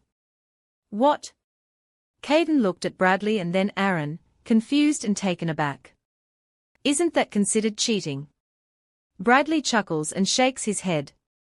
The contract states that the challenge is between the Alpha of the Silver Arrow Pack and the Alpha of the Moon River Pack. They don't state names, and thus while he could sign the contract as Alpha Aaron, the arrangement will still be considered valid, as he was Alpha at the time it was signed, even if he is not the Alpha at the time of the challenge. Caden wanted to protest some more, but the expression on Bradley's face made him decide to address something else. That doesn't exactly answer my question though, Alpha Aaron. Caden knew the transfer of the Alpha title, aside from by death or retirement, could only be carried out with the presence and consent of the Beta, Delta and Gamma. Something flashed in Aaron's eyes. Pauli and Zeno are the new Delta and Gamma of the Silver Arrow Pack. Caden's eyes widened in surprise, and he briefly glanced at the two men. He knew of their strength and power in combat, but right now they just stared at the carpeted floor and seemed to be trying to make themselves as invisible as possible. What happened to Delta Jace and Gamma Edric? Jace and Edric were found dead in the forest, towards the north entrance last night. Bradley cut in before Aaron could reply. The man's face looked solemn, but devoid of genuine sadness or grief. It seems that some rogues attempted to invade the Silver Arrow Pack while everyone was asleep. Jace and Edric fought bravely, but they could have been taken by surprise. When Aaron found them, both their necks had been snapped. Beta Caden had his heart in his throat as he heard Bradley speak. That didn't sound like Delta Jace and Gamma Edric at all. They were rather capable fighters, he'd seen them train himself. He couldn't envision them being killed by rogues unless they were exceptionally strong or of large numbers. Their families have been quietly notified, and their bodies have been given a personal burial. Aaron went on. I thought it best not to announce it formally given the current state of the pack. But as tragic as the loss of Jace and Edric are, Aaron continued. With the challenge quickly approaching, the transfer of the Alpha title must happen now. Caden hesitated. I understand the urgency, but wouldn't it have been better to inform me of this earlier, or discuss it with me even? We didn't think there was a need. Objectively speaking, transferring the title is the best option we have now. Bradley said, watching Caden with an intent look. And given you've served me and now Alpha Aaron, I didn't think you would object, isn't that correct? The last part of that question seemed to echo through the office, making the new Delta and Gamma shrink in on themselves even more. No major objections, Bradley and Alpha Aaron. Caden spoke slowly, addressing them with a measured expression. But could you at least give me a few hours to absorb all of this information? It's a lot to take in at once. Aaron and Bradley exchanged a look before Aaron answered. Very well. We expect to see you back in this office at 6 in the evening. And Aaron, while I head out of the Silver Arrow Pack, use the precious time to appoint a more capable Luna. Bradley said sternly. Time is of the essence. Yes, Dad. Something flickered through Aaron's green eyes, but disappeared just as quickly. This pack will have a better Luna by the time you return. Yes, Alpha. Caden bowed and turned and left the room. He made it back through the hallway and into the lift, and as soon as the elevator doors closed, he felt his knees buckle slightly and had to prop himself up by the wall. Nevertheless, he knew where he had to look. Gamma Edric hadn't found his mate yet at the time of his death, and the rest of his family had already departed for another pack with the others while the Alpha, Luna and Beta were away. That left Delta Jace's family, and after taking a brief detour to buy a small bouquet of condolences flowers, Beta Caden headed for the home. Jace's mate Maya opened the door with puffy eyes and a weak smile, cradling their son Eddie in her arms. Beta Caden's heart broke at the sight. Maya. May I come in? Maya hesitated briefly, her eyes flickering behind and around the Beta before she nodded warily. She quietly stepped aside and closed the door, as Caden walked into the dining room and sat down. Alpha Aaron told me what happened. I'm so sorry for your loss. Jace was a good man, and a strong member of our pack. Maya's eyes didn't meet his as she stared at the table in front of them. Thank you. Alpha Aaron informed me to keep things quiet for now. She said nothing more, but produced a folded piece of paper and pushed it across the table to the Beta. Beta Caden grasped the paper and unfolded it, immediately recognizing Delta Jace's handwriting. My dear Maya, I have been summoned out to the north entrance of Pack territory by Alpha Aaron. Whatever happens to me, just take care of our son. As much as I fear what could occur to him if he left this pack, at such a vulnerable stage of his life, staying could be worse. I trust your judgment, Maya. Whatever you choose to do, remember to keep our son safe. I love you both. Jace? Caden swallowed thickly upon seeing the letter before pushing it gently back to Maya. I understand. Please have a good evening. He stood up, bowing to Maya and her infant son one final time before leaving. He wasn't surprised that Jace and Edric had been summoned to the north entrance rather than having gone there of their own accord, but he had to be sure. He recalled that the entrance had a camera hidden at the gate, so surely there must have been some footage of whatever happened, right? Caden quietly made his way through the edge of pack territory, with his wolf Corson, using his dark grey pelt to camouflage himself under the shade of the trees. Once the north entrance came in sight, he shifted back and bundled the cloak around before approaching. He knew where the camera was, and if he could speak to or distract the guard on duty somehow, he could see if the camera footage had been tampered with or removed. As he approached the area though, he frowned when he realized that there was no one stationed there. Just moments before a familiar scent came to his nose and the older man stepped out from behind a tree, having cloaked his scent. Don't worry, I sent the guard away 5 minutes ago. Bradley spoke far too casually, approaching his friend. Feeling Corson emit a warning growl within him, Caden tensed. Of course they'd known he was having second thoughts the moment he suggested giving him some time to think. It was you, wasn't it? He asked, feeling a torrent of emotions warring at each other. He didn't even need to clarify before Bradley nonchalantly nodded, pushing himself off the tree trunk. I knew Delta Jace and Gamma Edric would be more hesitant in agreeing to our methods in winning the challenge against the Alpha of the Moon River Pack, he said, taking a few steps towards Caden. So with my son's permission I took some precautions. Caden couldn't control the rage and grief that was bubbling up beneath the surface. You trained both Jace and Edric yourself. We practically watched them grow before they were appointed Delta and Gamma. Perhaps. Bradley's face remained impassive. But the Silver Arrow Pack has fallen on desperate times, and the pack does not need individuals who don't understand the importance of survival. Corson growled even more loudly at Bradley's lack of guilt over what he had done. Bradley Caden couldn't believe it had taken him so long to finally say this, but he absolutely had to now. Haven't you ever thought that sometimes it's better to admit defeat? Excuse me. Bradley's eyes flashed as he began to slowly stalk towards him. Caden recognized that expression and movement, but never had it been directed at him. But he knew he couldn't stop now and had to let it all out. All this happened because of you and Aaron.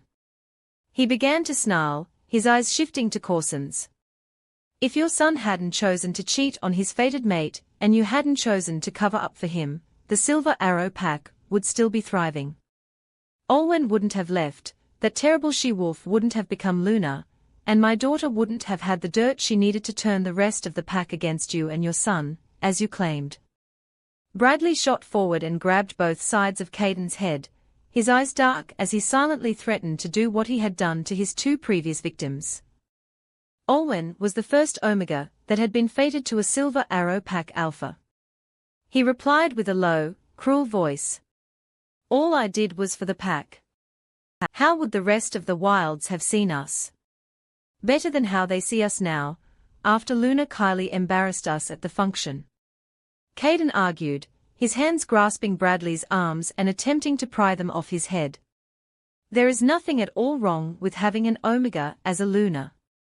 Omegas are weak, you sentimental fool. The alpha boomed, and before Caden could realize what was happening, his arms were pushed back and Bradley's fist connected with his jaw. The beta stumbled back, wincing but forcing the pain down. What a disappointment, Caden.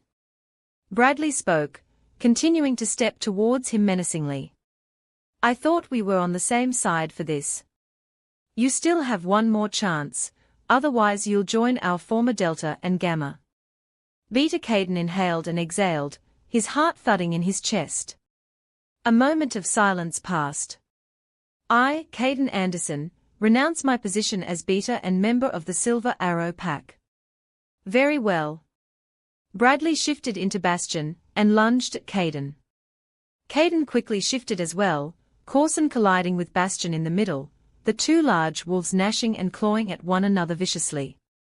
While Caden's training and power, as a Beta gave him an advantage compared to Jace and Edric against his former Alpha, Bradley was still ruthless and strong. Every attack that Coulson fought to block and retaliate with his own, the more Coulson attempted to land a bite or a scratch on the other's flank, the fiercer Bastion became. The dark-furred wolf bit back a howl of pain as a clump of fur was torn from his shoulder, Bastion's teeth sinking into his flesh and drawing red water. Despite both Caden and his wolf fighting bravely, Coulson eventually lay red-wateried and exhausted. He hadn't had to fight like this in years, but they could not die here. The image of Sylvie and Soren flashed through their mind, as well as Stella and Kale. They had so much left to live for. Nevertheless, the wolf was losing red water fast, the red liquid staining his fur and the grass around him. Bastion circled Coulson, snarling and closing in for the kill. I will give you all the strength I have left, Caden told his wolf as Coulson's flank rose and fell shallowly. We don't have to win against Bradley and Bastion, we just have to stay alive. For the sake of our mate and our family. I failed them many times, but that ends now. Heal, stay awake, whatever you need to do, we have to warn the Moon River Pack. Coulson quietly emitted a snort, already channeling some of that strength to heal their wounds more quickly. Took you long enough. Using both his humans and his own energy, Caden's wolf also suppressed the excruciating pain he was in and shot to his paws, tearing away and out of the borders of the Silver Arrow Pack. Bradley shifted back into his regular form, seeing the trail of red water his now former friend had left behind in his wake. He snorted and shook his head. It was a shame that he had to do such a thing to the man whom he had been friends with growing up, and who had been his loyal Beta for years. But it had to be this way, or the Silver Arrow Pack would be well and truly done for. He knew where he had injured Caden. If the man and his wolf didn't bleed to death, they would most likely collapse of exhaustion, or get finished off by some rogues. With that, Bradley turned to find the nearest water source, where he could wash off the red water staining his hands. Alpha Aaron, send someone to clean up the red water near the north entrance. He mind-linked his son. And arrange for the appointment of a new Beta. Chapter 35 Penance. Before the challenge was administered, you mentioned Alpha Aaron had reached out to Alpha Frederick for a possible cooperation. Did anything become of that? No. They corresponded for a while, but once the challenge was made public, Alpha Frederick retracted any possibility of the Night Ridge Pack assisting the Silver Arrow Pack. When Caden had finished relating his story to Alpha Landon and Luna Olwen, a period of silence passed on through the hospital room, save for the quiet beeping of the ex-Beta's heart monitor. I'm inclined to believe you. Alpha Landon spoke first, enunciating himself slowly as his brain processed the information. But I'm sure you know that as the former Beta of the Silver Arrow Pack, we don't know how trustworthy you are. Caden bowed his head, shame filling his face. I understand. Things happened so quickly, and I failed to take action earlier when everything was already going wrong. But I now know that however Aaron and Bradley will go about this, they will do whatever they can to gain an advantage or sway the challenge in their favor. Are you prepared to face whichever alpha will meet you in the fight? Landon turned and exchanged a look with Olwen, who was gazing back at him with concern in her eyes. The alpha's heart softened towards his mate. She'd had to go through so much, and she'd only been the Luna for a few months, all because of her former mate and his father. If Caden was telling the truth and Bradley really had killed both Delta Jace and Gamma Edric, then Landon could expect the man to be out for Redwater if he were to come up against him in the challenge. Coupled with the possibility that he'd had an affair while Luna Tess had still been alive before ejecting his mistress while she was pregnant with twins off of Pack territory, Bradley had turned to a much more darker path than Landon had ever thought. And by having given the order to his subordinates that led to their demise, it made Aaron at least an accessory, and at worst partner in crime in regards to his father. Landon couldn't help feeling somewhat disappointed in the other alpha. He would have thought Aaron would know better than this. Landon briefly weighed his options. He could delay the challenge like Caden had warned him to, but he could only hold off on it for so long, and who knew what else Aaron and Bradley would resort to. With the small numbers that their pack had dwindled to, it made sense that they would resort to more desperate methods. I think that the challenge shall go ahead, he decided aloud, causing Caden and Olwen to stare at him in disbelief. Landon, Olwen said, unable to hide the nervousness in her voice. The alpha gently took his mate's hands in his, fixating his soft gaze on hers. This may be the best option we have in dealing with what is left of the Silver Arrow pack.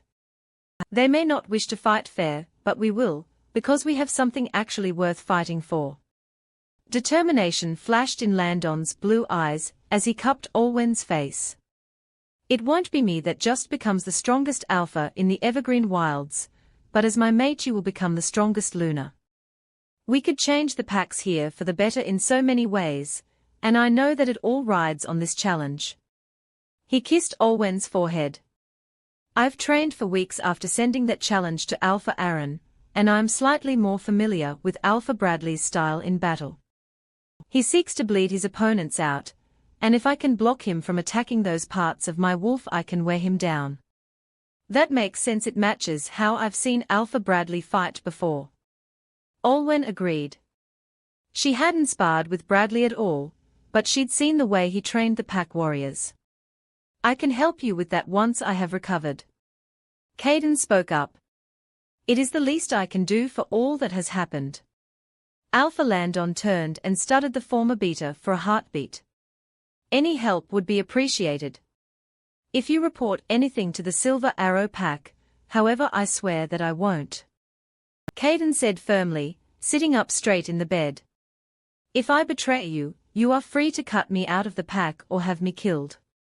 Landon raised an eyebrow at this and only gave a nod. Rest well for now. Thank you for informing us of this, Mr. Anderson. Alpha Landon and Luna Olwen stepped out of the room, with Dr. Enzo waiting for them outside. I'll observe him for a few more days. His human self has recuperated quickly, but his wolf will need some time to fully regain his strength. Thank you, Dr. Enzo. If anything happens, tell us. Luna Olwen smiled gratefully at him before they both left the clinic together. You're sure about going ahead with the challenge after what Caden told us? She asked Landon. Yes, but I just found you. Olwen whispered, her irises unable to hide the fear that finally bled onto her face. Landon's heart cracked as he felt Olwen's anxiety, like whining protectively. He knew Olwen had been trying to keep up strong appearances since they'd confirmed the challenge, but with the added worry from him facing Alpha Bradley, who had just killed two of the strongest warriors she'd known from the Silver Arrow pack, she couldn't hold in her own concerns much longer. And I'll still be here, Landon assured her, gazing deeply into her eyes. I meant what I said. I want to start a family with you one day, when this is all over. He pulled her into a tight embrace. Even though I won't be able to accompany you to the challenge grounds, I'll be there in spirit to cheer you on. Olwen whispered to him, making warmth well up within him. And I trust that while Beta, Elijah, and I are away, you'll watch over the rest of the pack. Of course. She nodded, knowing Landon was speaking to her like this in a way to assure her that he would return to her side. I'm already blessed that the moon goddess allowed you to form a new mate bond with me. The alpha murmured, his head on hers. I won't waste our second chance.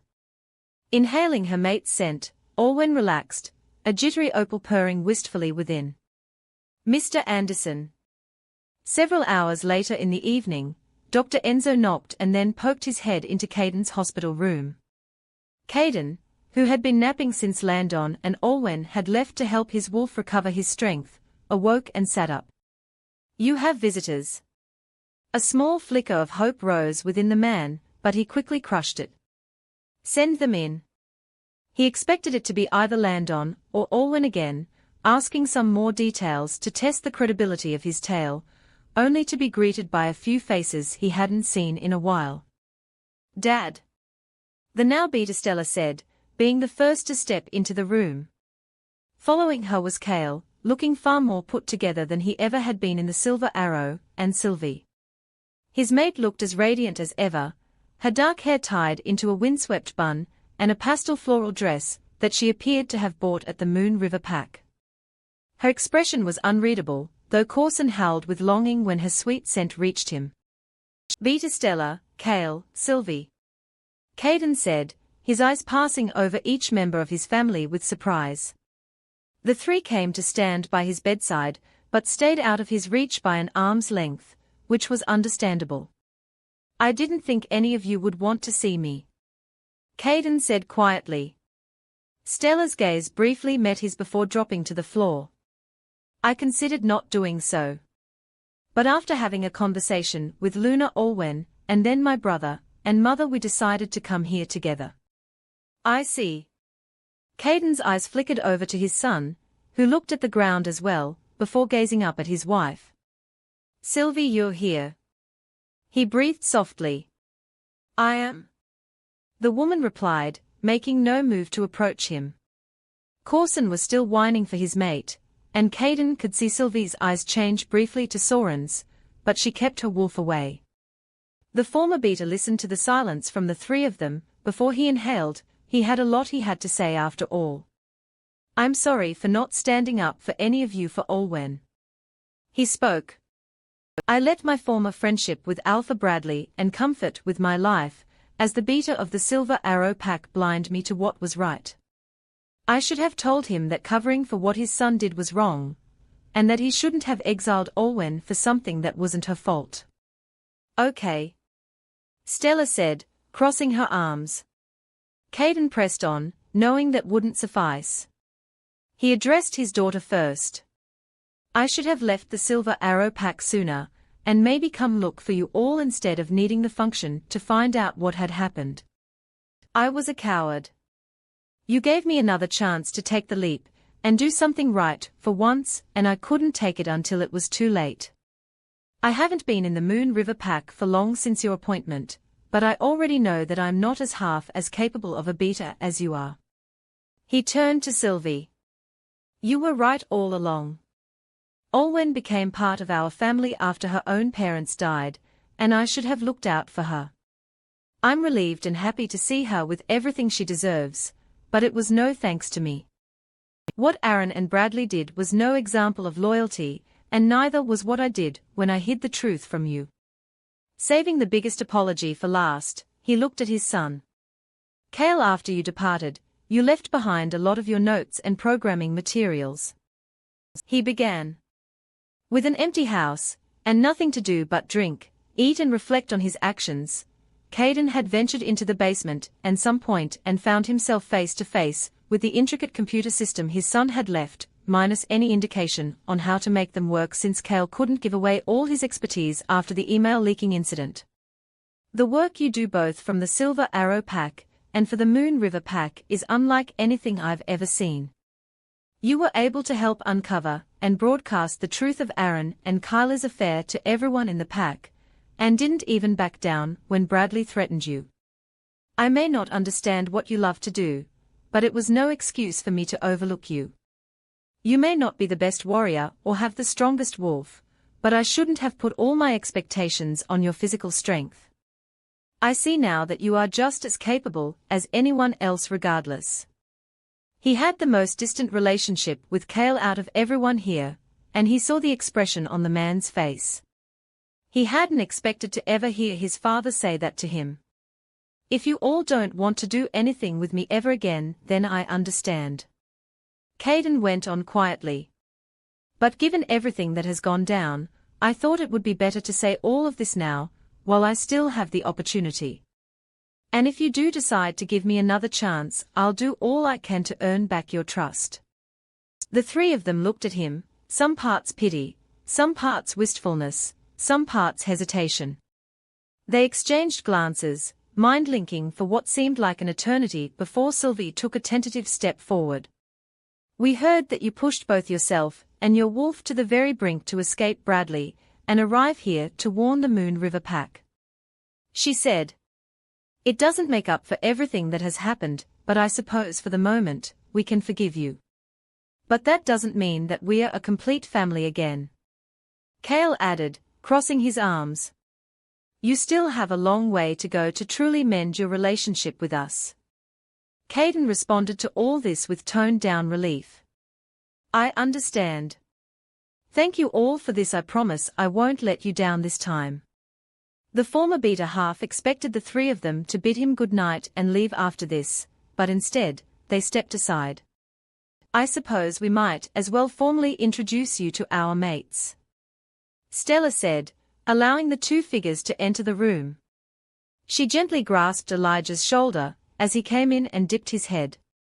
They'd seen each other during the function and had interacted as fellow beaters briefly in the year before, but this was the first time Elijah would be formally introduced to Caden as his daughter's mate. Dad, this my mate beater Elijah. Caden managed a tired smile despite his state and returned Elijah's nod. It hadn't gone past him at the function that Elijah and Stella now had marks on their necks. They matched each other perfectly, right down to the accents in their clothes. The moon goddess had blessed his daughter indeed. And Dad, this is my mate, Kale spoke, gently taking Josh's hand and guiding them both forward. Gamma Joshua. Everyone in the clinic room seemed to hold their breath, as Joshua bowed his head to a visibly surprised Caden. Mr. Anderson. Gamma Josh, you are my son's mate. Caden's expression was clearly one bursting with questions, as he looked at Kale, who pushed up his glasses and steeled his face before nodding. He is. Josh raised his head, and the couple tensed a little as the former beater studied them both. And then Caden smiled as well and bowed his head to the Gamma. Gamma Josh. It is a pleasure to officially be introduced to you. I hope you and my son are happy together.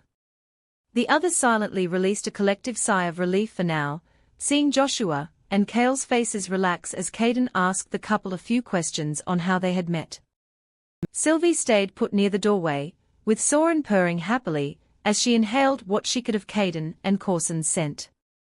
Baby steps, Sylvie reminded her wolf, gazing quietly at her husband. Despite it being late, after the revelation that Caden had brought to the pack, Olwen had headed straight to her usual area at the gym to carry out her training. She didn't necessarily need Delta Cassidy's guidance now, but as she punched and kicked the dummy in front of her, her mind was elsewhere. Before she'd talked to the moon goddess, the conversation had given her confidence that she had ended up rightfully where she was supposed to be. She had gained a new pack and a new mate, and became their Luna. But now, hearing Bradley had made use of a loophole to take his son's place in fighting Alpha Landon unnerved her despite Landon's reassurances. She recalled the moon goddess's wording. One way or another you were perhaps just always meant to be the Luna of the strongest pack in the Evergreen Wilds. She had mentioned Olwen still being the Luna, but not the pack she was in charge of. Olwen had faith in her mate, she truly did, but there was still a small, nagging part of her brain that kept reminding her of the worst-case scenario. Opal pushed the thoughts out of her head. She'd been in her honeymoon phase since Landon and Olwen had marked one another, but now she was here to snap her human back to the present. The moon goddess also said for you not to worry. Landon will come home to us. I hope so. Olwen sighed and wiped the sweat from her forehead with a towel. She was about to get up and go for another round of practice, when a soft voice greeted her from behind. Good evening, Luna Olwen. The Luna stopped and turned to see Jessie and Elise approaching her, both dressed in gym clothes. Oh, good evening, Elise, Jessie. Elise had recuperated pretty well after the wolfsbane incident, but she had never come to this level of the gym before this.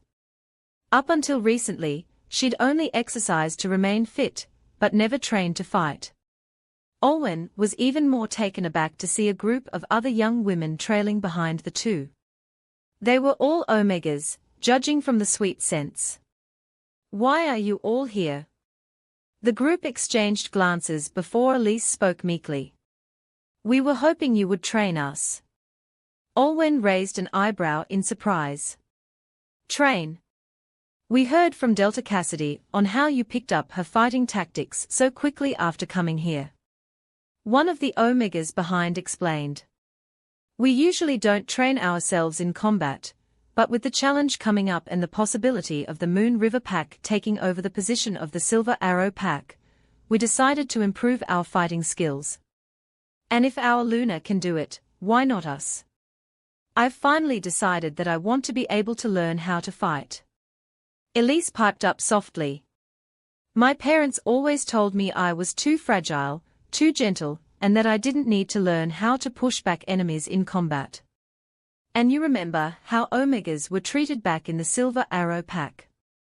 Jessie said, sharing a look with the Luna. Despite her initial surprise, Olwen stepped back from the dummy and gestured with her head to the others. I still wouldn't consider myself the most proficient fighter, but I'll try my best to teach all of you what I know. As the first of many training sessions began, the Luna wondered why a part of her was feeling rather emotional. The dingy town was on the very fringe of the evergreen wilds. It had been abandoned by its human occupants decades ago after a fire, and was now occupied by rogues. Rogues didn't take kindly to strangers trespassing on their territory, especially pack members. So when an unfamiliar woman with amber eyes entered their midst, a collective growl went through the area. Those that had been designated as guards shifted to attack her, only to be matched evenly in less than a few seconds, as she shifted too, inflicting scratches, bite marks and painful-looking wounds on some of them that caused a few to whimper and retreat. More wolves joined in the brief scuffle before a howl silenced all of them. The town's designated leader stalked towards her, holding up his hand. Everyone stand down. As the woman shifted back, he tossed a piece of sackcloth to cover herself for now. Even though he was a rogue, the aura he emanated was impressively close to that of an alpha. His eyes stared impassively at the intruder. She was admittedly beautiful, with a wonderfully refreshing green apple scent, but he had seen this face before. I recognize you. You were the Luna of the Silver Arrow Pack. He said suspiciously, as more threatening snarls arose from the onlookers. You have no business being here. I was the Luna. The woman spat, looking up and her eyes briefly flashing to her wolves as her face twisted into anger and bitterness. My mate cast me aside for another woman. The man standing over her scoffed. As if we haven't heard that before. Give me a good reason why I shouldn't have you thrown out or killed. The woman smirked at him confidently. Firstly, I was once one of the Silver Arrow Pack's strongest warriors, and could probably take on your pack and survive. More disdainful growls from the surrounding rogues, as their leader held up his hand to pause them. And secondly, I'm prepared to make a deal. The man narrowed his eyes. What deal? I'm sure rogues have their own way of following the official pack networks, and so you know that the Silver Arrow Pack is doomed to fail. The she-wolf spoke, staring up at him with a calculating smile. So I'm prepared to work together with you. Help me kill Alpha Landon and Luna Olwen, and we will take over the Moon River Pack. Chapter 36 Swarmed. The challenge was to take place in a stretch of neutral ground situated directly in the heart of the evergreen wilds.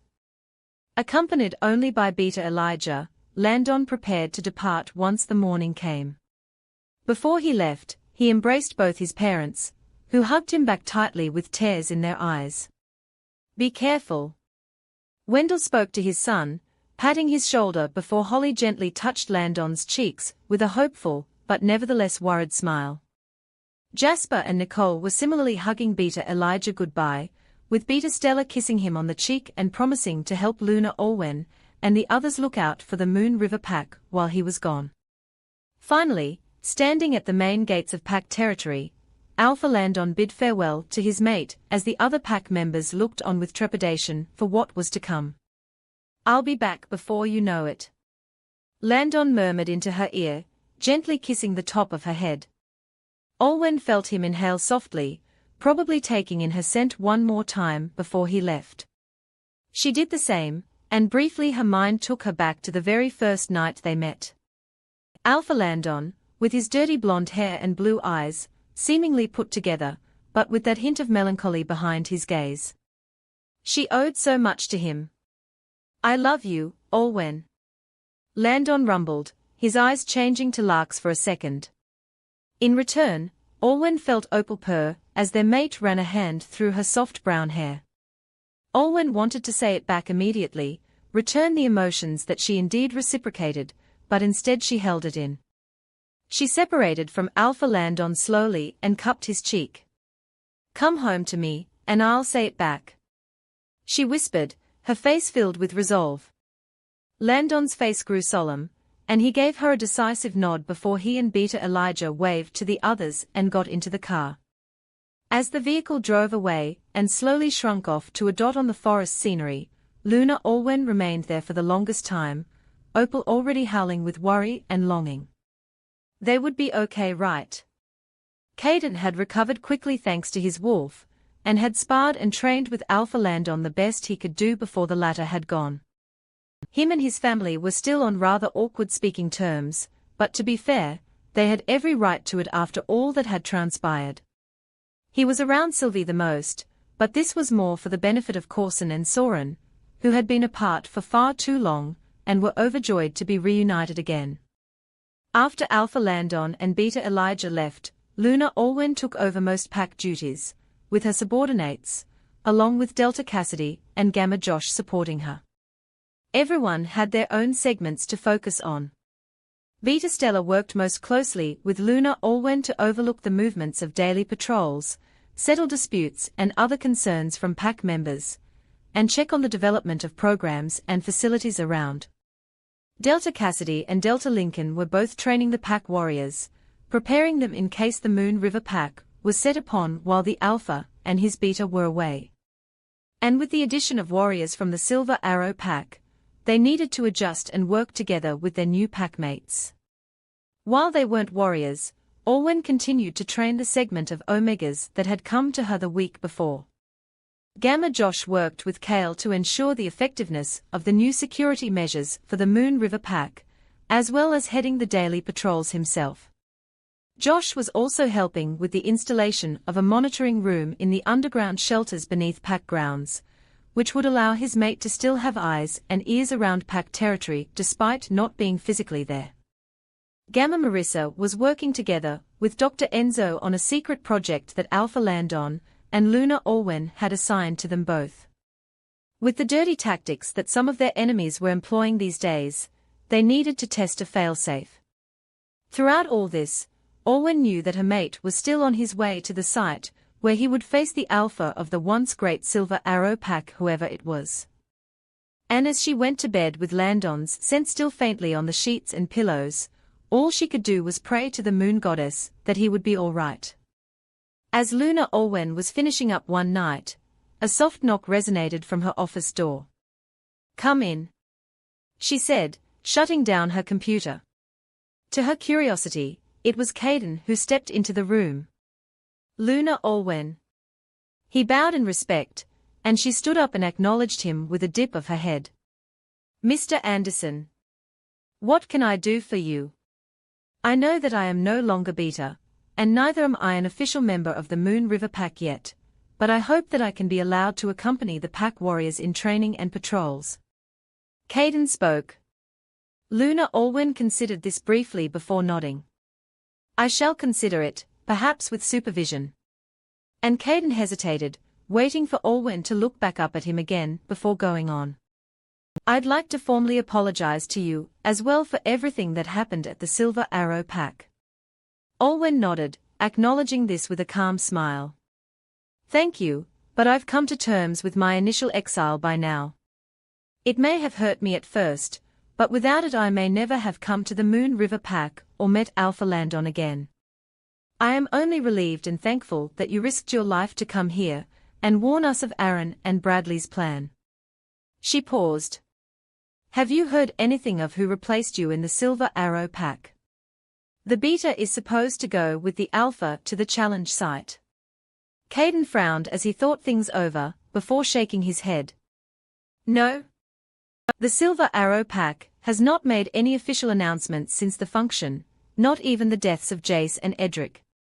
But given the transference of the Alpha title requires approval from the Beta as well, I can only guess it would be someone who would not dare to disagree with the Alpha. And what of Aaron? The last I remember is that while Bradley would go to fight Alpha Landon, that Aaron was to stay behind in the Silver Arrow Pack and select a Luna. I see. A moment of silence passed before Alwyn sighed heavily and got up. She felt almost pity for her former mate, considering the state that his pack was now in. Hopefully the next Luna is someone more restrained than Kylie. He should have learnt his lesson by now in that regard. She bid Caden good night before they both left her office. Arriving at the plains where the challenge was to take place, Alpha Landon and Beta Elijah both dismounted the car, heading towards the main site. Lark growled in Landon's mind, as they both recognized the visibly older man already waiting for them, with a shorter, fearful-looking young man that could only be his replacement for Beta Caden. A doctor, dispatched by the royal family as a neutral party to oversee the challenge, stood by. Alpha Bradley. Landon acknowledged, stopping opposite him. Alpha Landon. The lack of surprise on Landon's behalf didn't seem to faze the now reinstated leader of the Silver Arrow Pack. Despite having been retired for a few months, his physique hadn't deteriorated by much. He had brutally killed his Delta and Gamma after all. I have brought Beta Elijah as my second-in-command, and witness to this challenge. Landon spoke, as Elijah gave a swift nod behind him. And I have brought Beta Richard as my second-in-command and witness. Richard meekly nodded, a step away from practically shuddering in his boots. Landon almost felt sorry for him, given the abrupt and frankly intimidating circumstances that surrounded his appointment. After checking both of them thoroughly, it was determined that neither of them were carrying illegal items physically, or had substances in their system that would give them an advantage over the other. The doctor cleared his throat. Before we begin, I shall repeat the rules one more time as a reminder. He spoke, looking back and forth between the two alphas as they circled each other. The challenge will begin exactly when I say commence. Both alphas are required to stay within the boundaries of this area, and not use the forest or trees to their advantage. The challenge will end with either surrender or death, after which the victor will inherit the title of the strongest alpha, and receive the right for their pack to be declared the representative of the Evergreen Wilds in any official capacity henceforth. Any breaking of these rules will result in disqualification and forfeiture of the challenge. Do you both consent to these rules? I, Alpha Bradley Young of the Silver Arrow Pack, consent to these rules. Bradley spoke, his voice resonating through the clearing. I, Alpha Landon Cartwright of the Moon River Pack, consent to these rules. Landon said as well, watching the other man closely. Very well. The doctor nodded. With both beaters watching a safe distance away, he spoke again. You may both shift. Landon and Bradley headed a distance away to undress and shift into their wolves. As Lark took over his human's body, his sandy brown fur sprouting up, he caught a glimpse of Bastion. The deep grey wolf was slightly bigger than Lark with a few grey hairs here and there, but he looked no less fierce than Bradley. Lark stepped back into the clearing, both wolves stalking and circling each other, as they prepared for the doctor to give the word. Bastion bared his teeth in a threatening snarl, his deep red eyes glaring into Lark's very soul. "He's trying to intimidate us." Landon spoke to his wolf. "Don't back down." Lark returned the snarl, his yellow eyes glaring back at Bastion's. The other's gaze darkened further when it became clear that there was no backing away from this challenge now. "Commence." Immediately, Bastion made the first move and lunged for the sandy wolf. At the same time, voices flooded the Moon River Pack mind link, most prominently from Kale. "Luna Olwen, there are rogues closing in on the pack. They've appearing on every single camera stationed near each entrance." Tending to her garden outside her home, Luna Olwen felt her heart thud more quickly, as Opal already sensed the faint cloud of scents approaching. This wasn't a small band of rogues, this was an army. She'd anticipated something to occur while Alpha Landon was away, but not a rogue attack until this scale. She got up, preparing a glass of water and downing a small vial with it. "Gamma Josh, Gamma Marissa, evacuate all vulnerable individuals and children to the underground shelter. Kale, go with them and monitor activity from there. Beta Stella, come to the main entrance and bring your father with you. Delta Cassidy and Delta Lincoln, protect the north and south entrances. All pack warriors, stay at your posts and do whatever you can to prevent the rogues from infiltrating the pack." "Yes, Luna." All the voices chorused, shortly before all pack activity began to intensify like rapid-fire clockwork. Luna Olwen headed to the main entrance, where the existing warriors were already stationed. Sure enough, wolves with ragged, torn and dirt-matted fur were approaching the pack like a sea, closing in on the pack territory. "Luna Olwen, you are the most important figure here." Beta Stella glanced at her with concern. "Are you sure you shouldn't be in the shelter?" "Yes. I've trained for months, and I am more than confident that I know how to protect my pack." "Very well." Stella nodded at her. If the rogues were all in wolf form, there was no chance of reasoning or negotiating with them. Olwen guessed that they could be remnants of Keith's followers from Priscilla's story, but why they were suddenly showing themselves after so long would have to wait. Situating herself at the head of her warriors, Luna Olwen shifted first, before Stella, Caden and the rest of the warriors did as well. Opal's eyes scanned the approaching rogues, multiple sets of eyes filled with rage and red water thirst. There was no clear leader amongst them, which was strange. Perhaps the leader would not make themselves known. Olwen suggested in their mind. Given Priscilla told us Keith was killed during the last rogue attacks. Flanking her, Star and Corson both growled protectively, baring their teeth at the intruders. After a tense silence, the moment was broken as one of the rogues lunged at Opal, only to be met by a mass of black as Star tackled him to the ground. The catalyst set off the rest of the wolves, who all surged forward and collided in a mass of fur and snapping jaws. Star emitted a particularly commanding howl, impressive for a beta. "Take out any rogue who tries to get into the Moon River Pack." Rolling out of the way, as her opponent attempted to claw open her belly, Star quickly latched onto and ripped out the wolf's throat.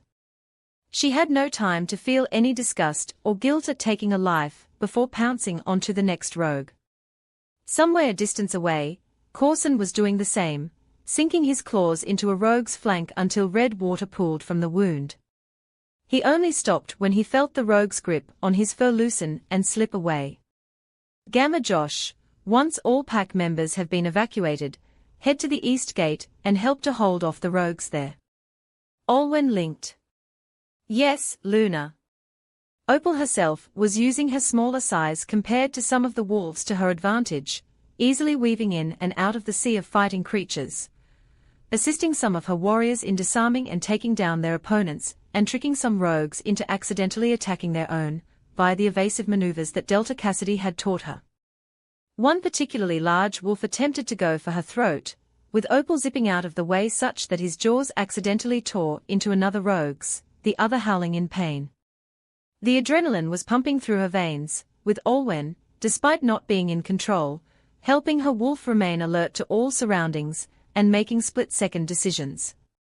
As she dug her claws into another wolf's flank, Opal howled as well, the sound carrying to the sky. We do not stop until the Moon River Pack is safe. Those in the underground shelter huddled together, some of the children crying at the cacophony of fighting echoing faintly from above.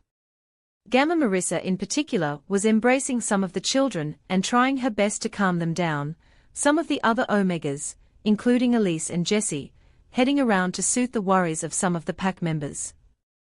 In his monitoring room, Kale's eyes flickered through the many cameras he had installed. There was fighting in so many of them, but fortunately for now, it seemed that the rogues were contained at the borders of pack territory, with no wolf having managed to infiltrate the pack itself yet. Kale's heart thumped in his chest as he recognized his friends and loved ones on the screens. Star, Opal and Corson disappeared and reappeared out of the cameras as they fought at the main entrance, with Cassidy's wolf Cerise and Lincoln's wolf Leo tussling with their own opponents, with the other pack warriors at the north and south entrances. His heart especially twinged with worry as he recognized Josh's wolf Janus pushing a rogue off himself before lunging back onto them. His jaw tightened as Janus sunk his teeth into their neck and tossed them side. Kale could not lose his mate today. Movement on one of the cameras near the main entrance caught Kale's eye. A dark shape that appeared to have arrived at a different time than the rest of the rogues was slowly stalking towards the mass fighting with gleaming eyes. Instead of attacking the nearest pack warrior, however, he seemed fixated on one particular wolf locked in a struggle with her opponent. Kale's eyes widened in recognition, and he hurriedly sent out a mind link. Luna Olwen, to your left. Above ground, Opal had just about registered Kale's warning when the rogue, who was attempting to pin her, was suddenly knocked off her. The culprit then grabbed her by the scruff of her neck and dragged the silvery grey wolf away from the fighting with shocking strength and speed. Opal howled and struggled, but any pack member who tried to come to her aid was either preoccupied or held off by other rogue wolves. A good distance away, she could see both Star and Corson trying to reach her. A particular scent she hadn't expected today flooded Opal's nose as she was dragged to the edge of the river bordering the pack, after which Opal tore free of the wolf's grasp and spun around to face him. It was ours, all right. But something was off. The larger wolf was stalking towards Opal slowly, his teeth bared. His eyes, rather than their usual orange, were Aaron's green, and as they trained on Opal the wolf looked crazed. Opal stood her ground and readied a fighting stance, but beneath all that Olwen's heart was pounding. Aaron, Opal growled, staring at her former mate in his wolf's body with horror. What have you done? Thank you for tuning in. If you enjoyed this episode of the story, please give it a like, and don't forget to subscribe to get notifications for updates.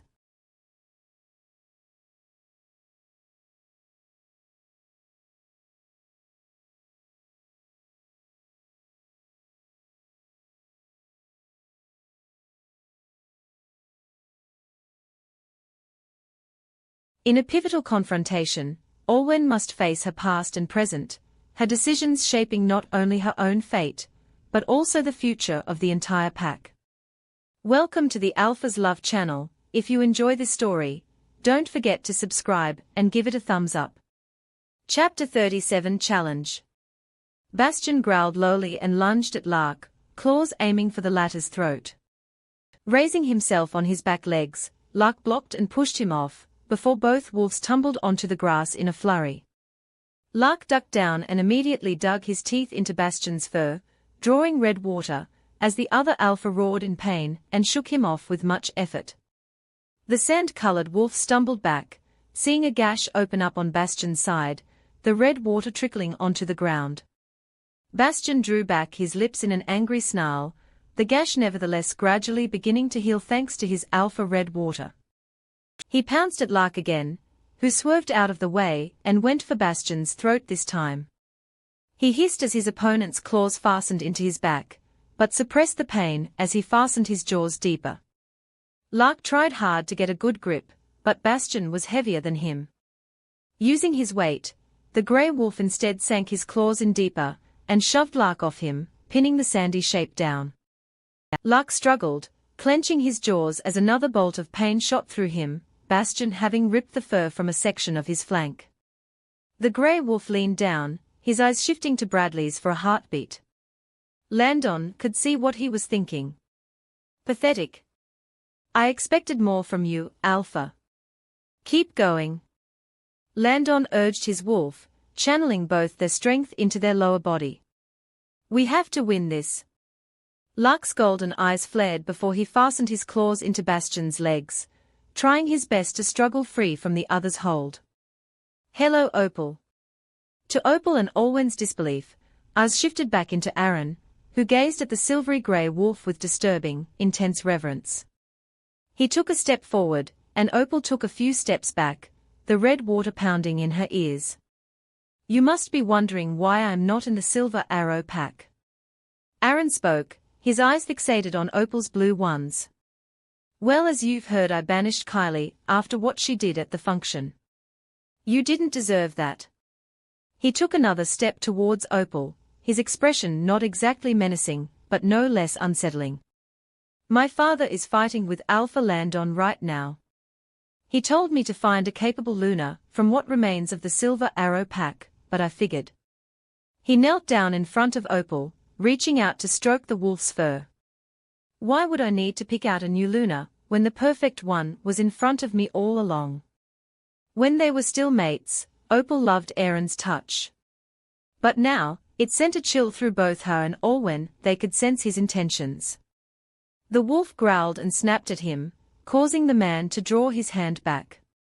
The Moon River pack seems to be experiencing some difficulties. Aaron spoke gently, nodding to the clusters of fighting wolves. You don't have to be here for them. Come back with me to the Silver Arrow pack, and take your rightful place as my Luna, Olwen. She is not doing shit with you. Stella burst out from the trees in all her fury, shifting back into Star and attacking Aaron. Though initially taken by surprise, Aaron growled and changed back into his wolf form, struggling with Star before managing to throw her aside.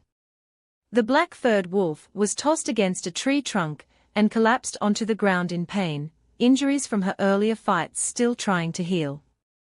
Coulson had torn across the forest floor the moment he saw Star pounce at Aaron, and now the sight of her fighting to stand up and wincing slightly made his red water boil with anger. He went straight for his former alpha, both wolves tussling into the river nearby. They thrashed around in the water, righting herself. Star tried to rush to her father's aid, but was dragged back into the main fray by another rogue. Eventually, Aaron in Arz's body managed to pin Coulson down in the water by his throat, threatening to drown the wolf. Coulson let out a few howls as he fought to keep his snout above water, Aaron snapping his jaws and holding him in place. Upon witnessing this, Opal made a mad dash for the river, using her momentum to fasten her jaws in Arz's body and pull him off his former beater. Arz pulled back with a shocked yelp, staring at Opal with a desperate expression before he shifted back into Aaron. Olwen, I know you're in there. He pleaded with her. I fucked up by cheating on you with Kylie and having you kicked out of the Silver Arrow pack.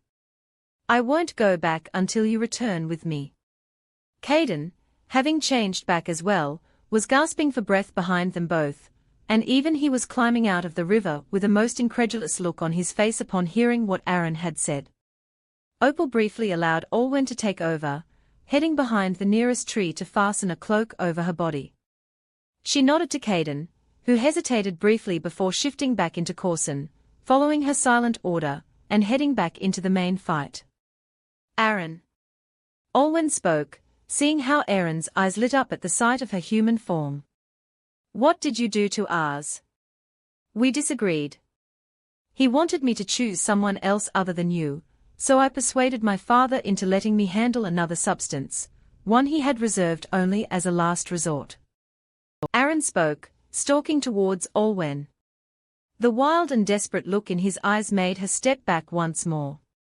It gives me complete control over Arz's body, including enhanced speed and strength. The temporary ex-alpha had the gall to chuckle, perhaps in an attempt to soothe Luna Allwen, but unsuccessfully so. My father is still convinced an Omega won't make a good Luna, but you've proven him wrong, haven't you? Aaron, do you even hear yourself? Allwen asked him in disbelief. Even putting aside the fact that you silenced your wolf to such an extent, you came all the way here to ask me to come back to you. I told you, I am the Luna of the Moon River Pack now, and Alpha Landon's mate. I no longer have a place in the Silver Arrow Pack. Aaron's green eyes flashed. Don't say that. He insisted, almost pleading. You were my fated mate before all this happened. The Silver Arrow Pack was where you grew up, and it needs you. Not me. Allwen shook her head. It needs another Luna. I don't want another Luna, I want you, Allwen. Aaron growled possessively, moving closer to her. Come home with me. He reached for her, only for Allwen to sigh as she drew back. She knew that the both of them were not evenly matched, especially with whatever it was that Aaron had consumed. But she knew to stay true to her convictions. I am home. Neither of them were heading for a surrender. Alpha Landon could not allow himself to give up this chance, no matter how much Lark's muscles screamed with exhaustion, and how much fresh wounds were opening in his wolf's fur, faster than they could close up. Alpha Bradley was still no less ruthless in his attacks, though Lark had by now inflicted his fair share of injuries on Bastion as well. Part of Bastion's left ear had been ripped off, his grey fur dark and stained with both his and Lark's red water. It had been easier for Lark to block off Bastion's fatal attacks at the beginning, but slowly but surely the sand-colored wolf was being worn down by his larger opponent. Bastion's teeth had been just about to pierce his neck when Lark managed to shove the other alpha away forcefully, not before his claws had dug into his flank and opened a large, an incredibly ugly wound in Lark's fur. Coupled with that which had already been sustained on the wolf's body, Landon felt themselves grow dizzy, as he saw their own deep red water slowly pool on the grass beneath. His vision began to blur, as Lark staggered a little before collapsing onto the ground heavily. Lark howled in agony before shifting back into Landon, the alpha gritting his teeth and trying to get up despite the pain searing through his back. Bastion approached him again, lips bared in a snarl. Breathing heavily, as he sensed Lark struggling to accelerate their healing process, Landon used his hands to steady his body. He saw the shadow opposite morph as Bastion similarly shifted back into Bradley, who sounded smug. Still believe that having that Omega as your mate makes you strong. The man taunted, driving his foot down onto Landon's head, the latter hissing as his face was nearly slammed directly into the ground if he hadn't turned his head slightly. No, Bradley leaned down slightly, sneering at the other alpha. You may be young, but you are driven by your frivolous emotions and weakness. You don't deserve to be an alpha at all. Landon panted, feeling the searing agony and despair in his body, as his heartbeat echoed loudly in his ears. Without looking up, he knew that Bradley was shifting back, preparing to end him without mercy. Alpha. Beta Elijah's voice sounded through the mind link, and Landon knew his friend was watching the action with concern and panic. His eyes threatened to sink closed, the exhaustion seeping into his skin, but then the last words he had shared with Allwen before leaving the pack echoed in his mind. I love you, Allwen. Come home to me, and I'll say it back. Suddenly Landon saw his life flash before his eyes. He saw his childhood, learning to swim in the nearby rivers and playing soccer with Elijah, happy, blissful and unaware of the responsibilities that lay ahead them both in the future. The memorial service that the Moon River Pack held for those who had passed during the rogue attacks, his father, the then Alpha Wendell walking through the burial site with a grim and guilt-ridden expression as Luna Holly sniffled on his shoulder. Beginning his training under his father as the next Alpha in line. He saw his 13th birthday, the day he was suddenly overwhelmed with voices as the mind link opened to him, sense overwhelming his nose and Lark introducing himself in his mind as his first, painful shift was completed. He saw how Lark went mad the dusk of his 18th birthday, following that sweet scent before they found Rian sitting beneath a tree, the sun setting over the Moon River pack. Landon saw how they'd marked one another beneath the stars, before the rejection pains awoke him excruciatingly several months afterwards, that final note from his former mate the only thing left of her. He saw himself spiral before being built back up with the help of his family and friends, and the night he met Olwen at the function, and then again, at the edge of Moon River pack territory. And then it began to flash forwards. Landon saw Olwen and him at an altar of a small church, affirming their vows to one another. Olwen was dressed in a stunning white dress, and Landon's breath caught in his throat as he saw the swollen belly his mate was proudly showing. He wasn't doing this, was he? It changed again to Olwen lying in one of the pack hospital beds, cradling a beautiful boy with his dirty blonde hair and her grey irises. She looked tired, but her eyes were filled with happy tears as she gazed at her son, their son. Landon felt tears sting his eyes as well, reminded more strongly as to why he needed to win this challenge. For the Moon River pack, and for Olwen, his beautiful Luna, his perfect mate. For their future together. The visions appeared to have revitalized Lark as well, and pushing back all the pain, Landon shifted back into his wolf and rammed into Bastion, knocking him to the grass instead. Holding down the other's struggling limbs and avoiding his snapping jaws, Lark bit deep into a section of Bastion's neck, not immediately fatal, but causing red water to seep onto the surrounding fur. Bastion howled and tried to throw Lark off him, but Landon channeled both their strength into keeping the larger alpha pinned and keeping their bigger wounds from bleeding out further. Lark's jaw tightened in Bastion's fur despite the metallic taste of the red staining his teeth. After what seemed like forever, Bastion slowly slumped to the ground, shifting back into a red water-eyed and bruised Alpha Bradley. Releasing his grip, Lark arose, his yellow eyes boring into Bradley's as his chest rose and fell beneath him. Despite being weakened, the older man stared up at Lark and spat out a pain-filled chuckle as he held up his hands in an almost mocking signal, as if taunting Landon to finish him off despite his surrender. "You don't have what it takes to kill me." Lark looked down at Alpha Bradley sternly before he emitted a loud howl of victory and changed back into Alpha Landon. "No, because you'd be worse off dead at least, for now." He took a step back as the doctor came forward to inspect and treat Bradley's more serious wounds, Beta Elijah cuffing the older man with silver to prevent him from healing or shifting on his own. Beta Richard followed him meekly, not daring to meet his Alpha's eyes.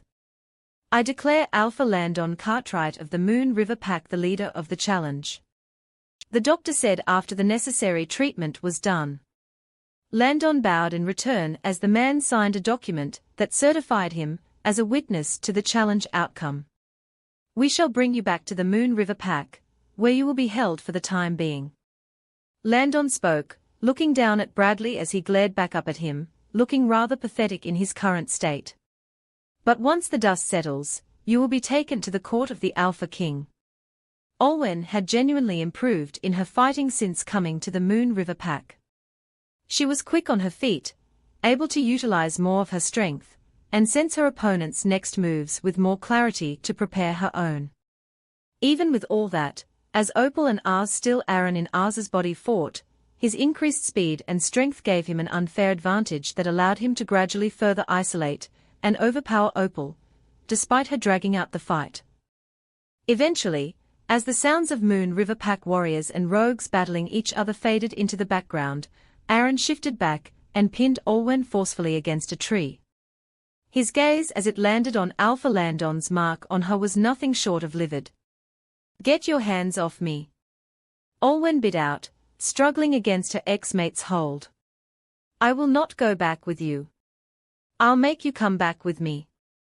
Aaron growled, and to her horror, his fangs began to protrude from his mouth.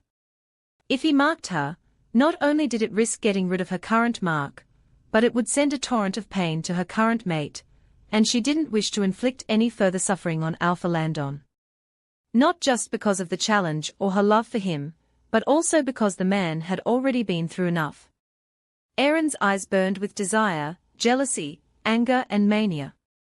"You are still my mate," he growled, leaning his jaws closer to her neck. As Olwen tried to lower her head, he yanked it back by her hair and caused her to emit an angry hiss. "I will make you my Luna." The woman felt tears sting her eyes as he got closer and closer, her throat being held firmly in place. But then Aaron's eyes abruptly flashed orange, and he was jerked back from her as if by some invisible pull. Olwen gasped, moving back as Aaron collapsed to his knees in disbelief, visibly straining as his irises began to change color, green to orange, orange to green. "Ours?" Aaron groaned, biting out a grunt of pain. His voice came out more gruff, more outraged as Oz spoke through him. "Do you really think taking that substance was enough to truly get rid of my agency as your wolf?" He snarled. "That I would let you forcibly mark our former mate. You should be happy that I'm getting our mate no." Oz roared, and Aaron's hands dug into his scalp, the claws almost coming out as the two struggled for control. Olwen moved away further, preparing to shift back into Opal and run back to help her pack mates. She could hear Kale calling out warnings and alerts to the others, rogues dropping quickly, but with many still standing. Some warriors had retreated briefly to where Dr. Enzo was to have their healing processes accelerated amid the fighting. But then a familiar blur zipped out of the sea of rogues, knocking right into the conflicted Aaron and bringing a rock down on the side of his head. The man crumpled to the floor immediately, alive but out cold. Olwen straightened up, her lips pressing together tensely as the woman stood up and smirked at her. From the bracelet she wore around her wrist to disguise her scent, it was all clear. The rogues had probably heard of the challenge once news of it spread, and the woman had no doubt caught wind of it after her exile. "Kylie," she said, watching the disgraced former Luna leave Aaron slumped against the tree and move towards her. "Luna Olwen." Kylie spat in return, making the disgust obvious in the way she spoke her title. Even now, after all that had happened, Olwen still couldn't believe this was the same woman who'd she'd comforted countless times a year ago. This was the real her. "You brought the rogues here, didn't you?" Olwen questioned, standing her ground. "What do you want?" "Aaron." Kylie snorted and rolled her eyes, not even glancing at her former chosen mate. "Him? Please. He's been pining for you endlessly, and rejected me because of it.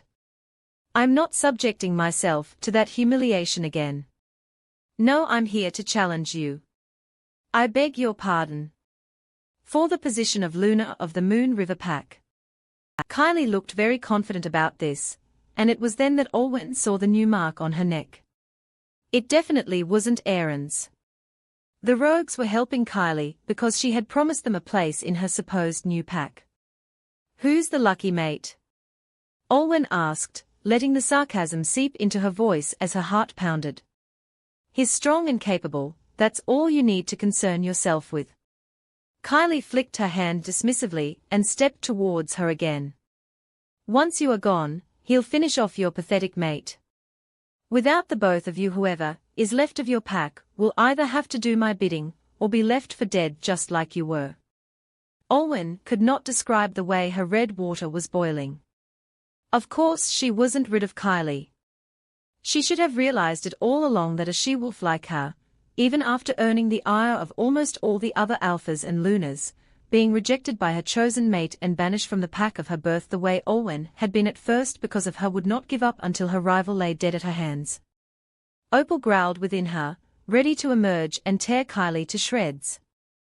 Knowing that the she-wolf was still expecting an answer, Olwen raised her head and met Kylie's gaze.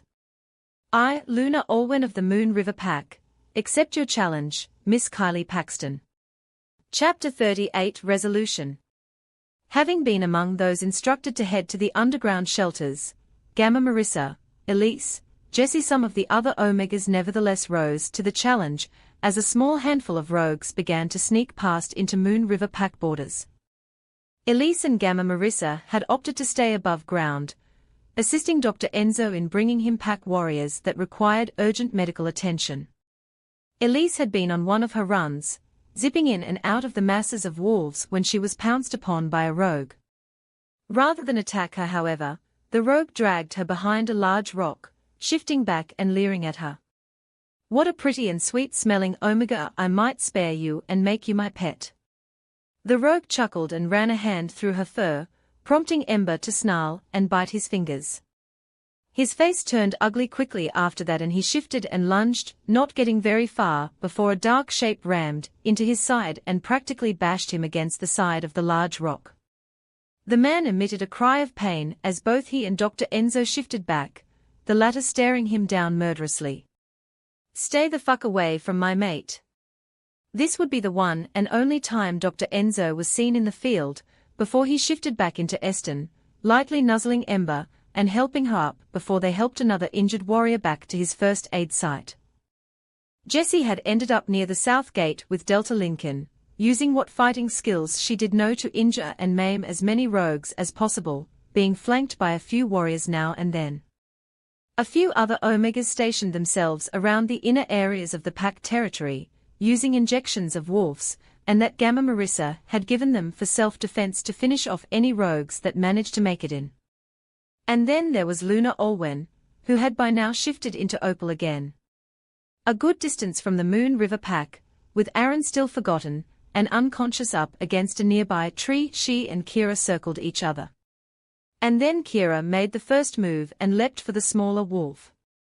With Olwen recalling the training that she had been put through by Delta Cassidy, Opal swiftly rolled aside, Kira landing on the forest floor with a hiss of irritation. Opal did not give the rust-colored wolf any time to recover before she pounced onto Kira's back, hooking her claws into the wolf's flank and sinking them in deep. Kira howled angrily, shaking from side to side in an attempt to shake Opal off her. The silvery grey wolf held on for dear life, only pushing her claws in tighter. Remembering Cassidy's advice, she attempted to get a grip on Kira's throat, managing a loose bite before the other wolf tossed her off. Kira huffed and shook out her coat, clearly channeling Kylie's frustration. She'd expected defeating Olwen to be easier than this, so the fact that Opal was still standing now was already a setback to Kylie's plan. She'd wanted to show some mercy to the Omega, but it looked as if she didn't need to. Opal righted herself quickly, going for another lunge at Kira. The rust-colored wolf met her attack, her jaws immediately heading for Opal's throat. Sensing it coming, the silvery grey she-wolf ducked her head out of the way, clamping down onto one of Kira's legs instead. Kylie had been one of the Silver Arrow Pack's most skilled warriors for a reason. She was strong and knew exactly how and where to strike. But if it were even possible, Olwen and Omega, whom hadn't really known how to fight until a few years ago, was actually matching her. She managed to either block or avoid Kira's more fatal strikes, and counter with attacks on her own. While Opal's inflicted injuries were not as severe, Kylie knew that if this kept going, that Olwen could gradually wear her down. And yet despite now attempting to focus on blocking and dodging Opal, this proved surprisingly challenging for Kira and Kylie as well. She'd witnessed how Olwen trained under Beta Caden in the Silver Arrow Pack, and the Omega had not been this fast, both in evading and attacking. Kylie found herself shockingly wide open for many of the Luna's attacks, ranging from scratches down the side of Kira's head and tufts of her rust-colored fur falling off, to deep gashes of red water that began to rapidly appear all over the wolf's body. It was safe to say that Kylie had barely, if ever, been evenly matched by another she-wolf she met in battle. There were of course a handful of exceptions, but until now she'd found the prospect of Olwen being one of them laughable. She was supposed to be delicate, frail and weak, to crumble at the slightest push. But with each wound scratched and dug into her wolf's flank, legs and neck, Kira was doing her absolute best to keep up their speed and ferocity while holding off the pain that was beginning to seep into her body. Opal had wounds as well, but was still going at her strong, making Kylie panic as she imagined the humiliation she would once again endure by losing to the Omega. Not just in front of the Moon River Pack, which included some of her former pack mates, but the rogues that she had managed to sway to her side by mating with their leader. Kylie directed Kira's attention briefly to the hollow of a nearby tree, as they wrestled with Opal, trying to get a good grip into her fur with their claws. It was time for Plan B. Determination, hatred and adrenaline raged through Opal's body, as she attacked Kira again and again, yowls and hisses of pain coming from the other she-wolf as parts of her fur was ripped off, and red water began to well up from all her scars and gashes. She was determined to put an end to the schemes of Kylie Paxton today, no matter how ruthless she had to be. Kira was doing her best to retaliate, but despite Opal's body being covered in injuries as well, the silver-grey wolf looked to be holding in her own pain impressively in comparison. It helped that the forest reminded her of Alpha Landon, with the smell of the trees still persistent with the emerging scent of red water. And then Kira shoved Opal back and rapidly changed back into Kylie, who took advantage of Opal's surprise to quickly retrieve something from behind her and jab it painfully into the wolf's neck. Kylie watched as Opal tensed up, her blue eyes wide as the severe dose of wolfsbane entered her veins. The silver-grey wolf tried to keep herself up, only for her limbs to give way quickly and cause her to drop to the floor. Howling and whining in pain, Opal began to shift back into Olwen, who curled herself into a terrified ball. Kira shifted back into Kylie, who bent down and put herself rather condescendingly at eye level with her now timid and shaking rival. You used wolfsbane.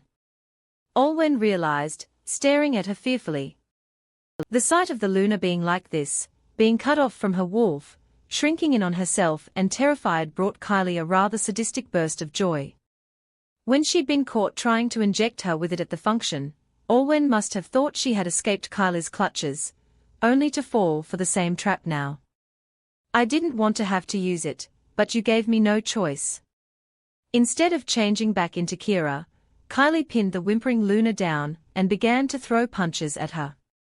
Olwen held up her hands to block them off, but her attempts were flimsy. One of Kylie's blows split open the Luna's infuriatingly soft lip, red water trickling down her chin. Kylie was angrily screaming as she rammed her fists down onto Olwen again and again. You never deserved to be Luna. You never deserved to be mated to an alpha. Those things should be mine, because I'm stronger than you. I've always been stronger than you. She could hear the distant cries of some of the wolves as they saw their precious Luna being pummeled, but no one, not even Stella or Caden, came to Olwen's rescue. Perhaps they finally recognized the truth. Luna Olwen was too pathetic to lead the Moon River pack. Kylie, please. Olwen begged, fear filling her voice as her defenses against the other's relentless assaults floundered pitifully. Have mercy on me. Mercy. Kylie threw back her head, laughed, socking Olwen in the jaw. You didn't offer me mercy when you cut off my connection with Kira.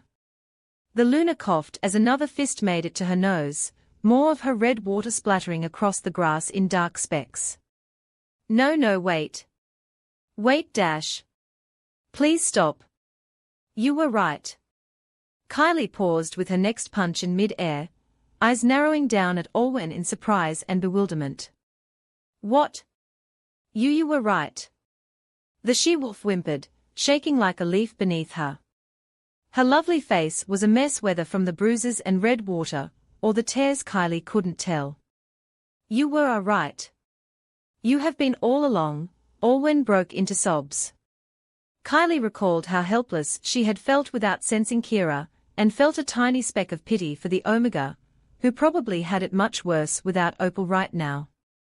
I was born an Omega for a reason, because I'm meant to be weak and no suitable match for an Alpha. The she-wolf coughed out, her eyes dull and puffy. When I found out I was fated to Aaron, I should have given him up. I was never good enough to keep him. I shouldn't have caused a scene when he chose you. Kylie raised an eyebrow. She'd imagined Olwen saying this to her countless times, especially after Aaron rejected and kicked her out of the Silver Arrow pack. So hearing Olwen actually doing this to beg and plead for her survival ignited an amount of glee. Not that it would help her. The moment Olwen was done with this, Kylie would reach into her chest and rip her heart out. I don't deserve Alpha-Landon, and I certainly don't deserve my position as Luna of the Moon River Pack. The woman continued, her voice trembling amid soft sobs, her chest rising and falling erratically. I wish I were as strong as you. Kylie, you deserve to be Luna of the Moon River Pack. I was in over my head to think that I could defeat you. Kylie sniffed, a triumphant look crossing her face. Finally you say it. One of Kylie's hands held down Olwen by the throat, the latter emitting a weak gurgling noise. But I'm afraid you're too late. Kylie sneered, leaning in and beginning to partially shift her other hand into claws. You should have come to your senses before taking everything that should have been mine. Everything happened so fast. One moment Kylie had Olwen by the throat, preparing to tear her beating heart straight from her chest, and the next Kylie was staggering back with a needle sticking out of her wrist, one that Olwen had suddenly produced hidden from her ankle. She tried to reach for Kira, but her wolf was in as much pain as she was, and before long a stab of agony shook her. Kylie stumbled to her knees, her amber eyes wide as she heard a final howl from Kira before she fell silent forever.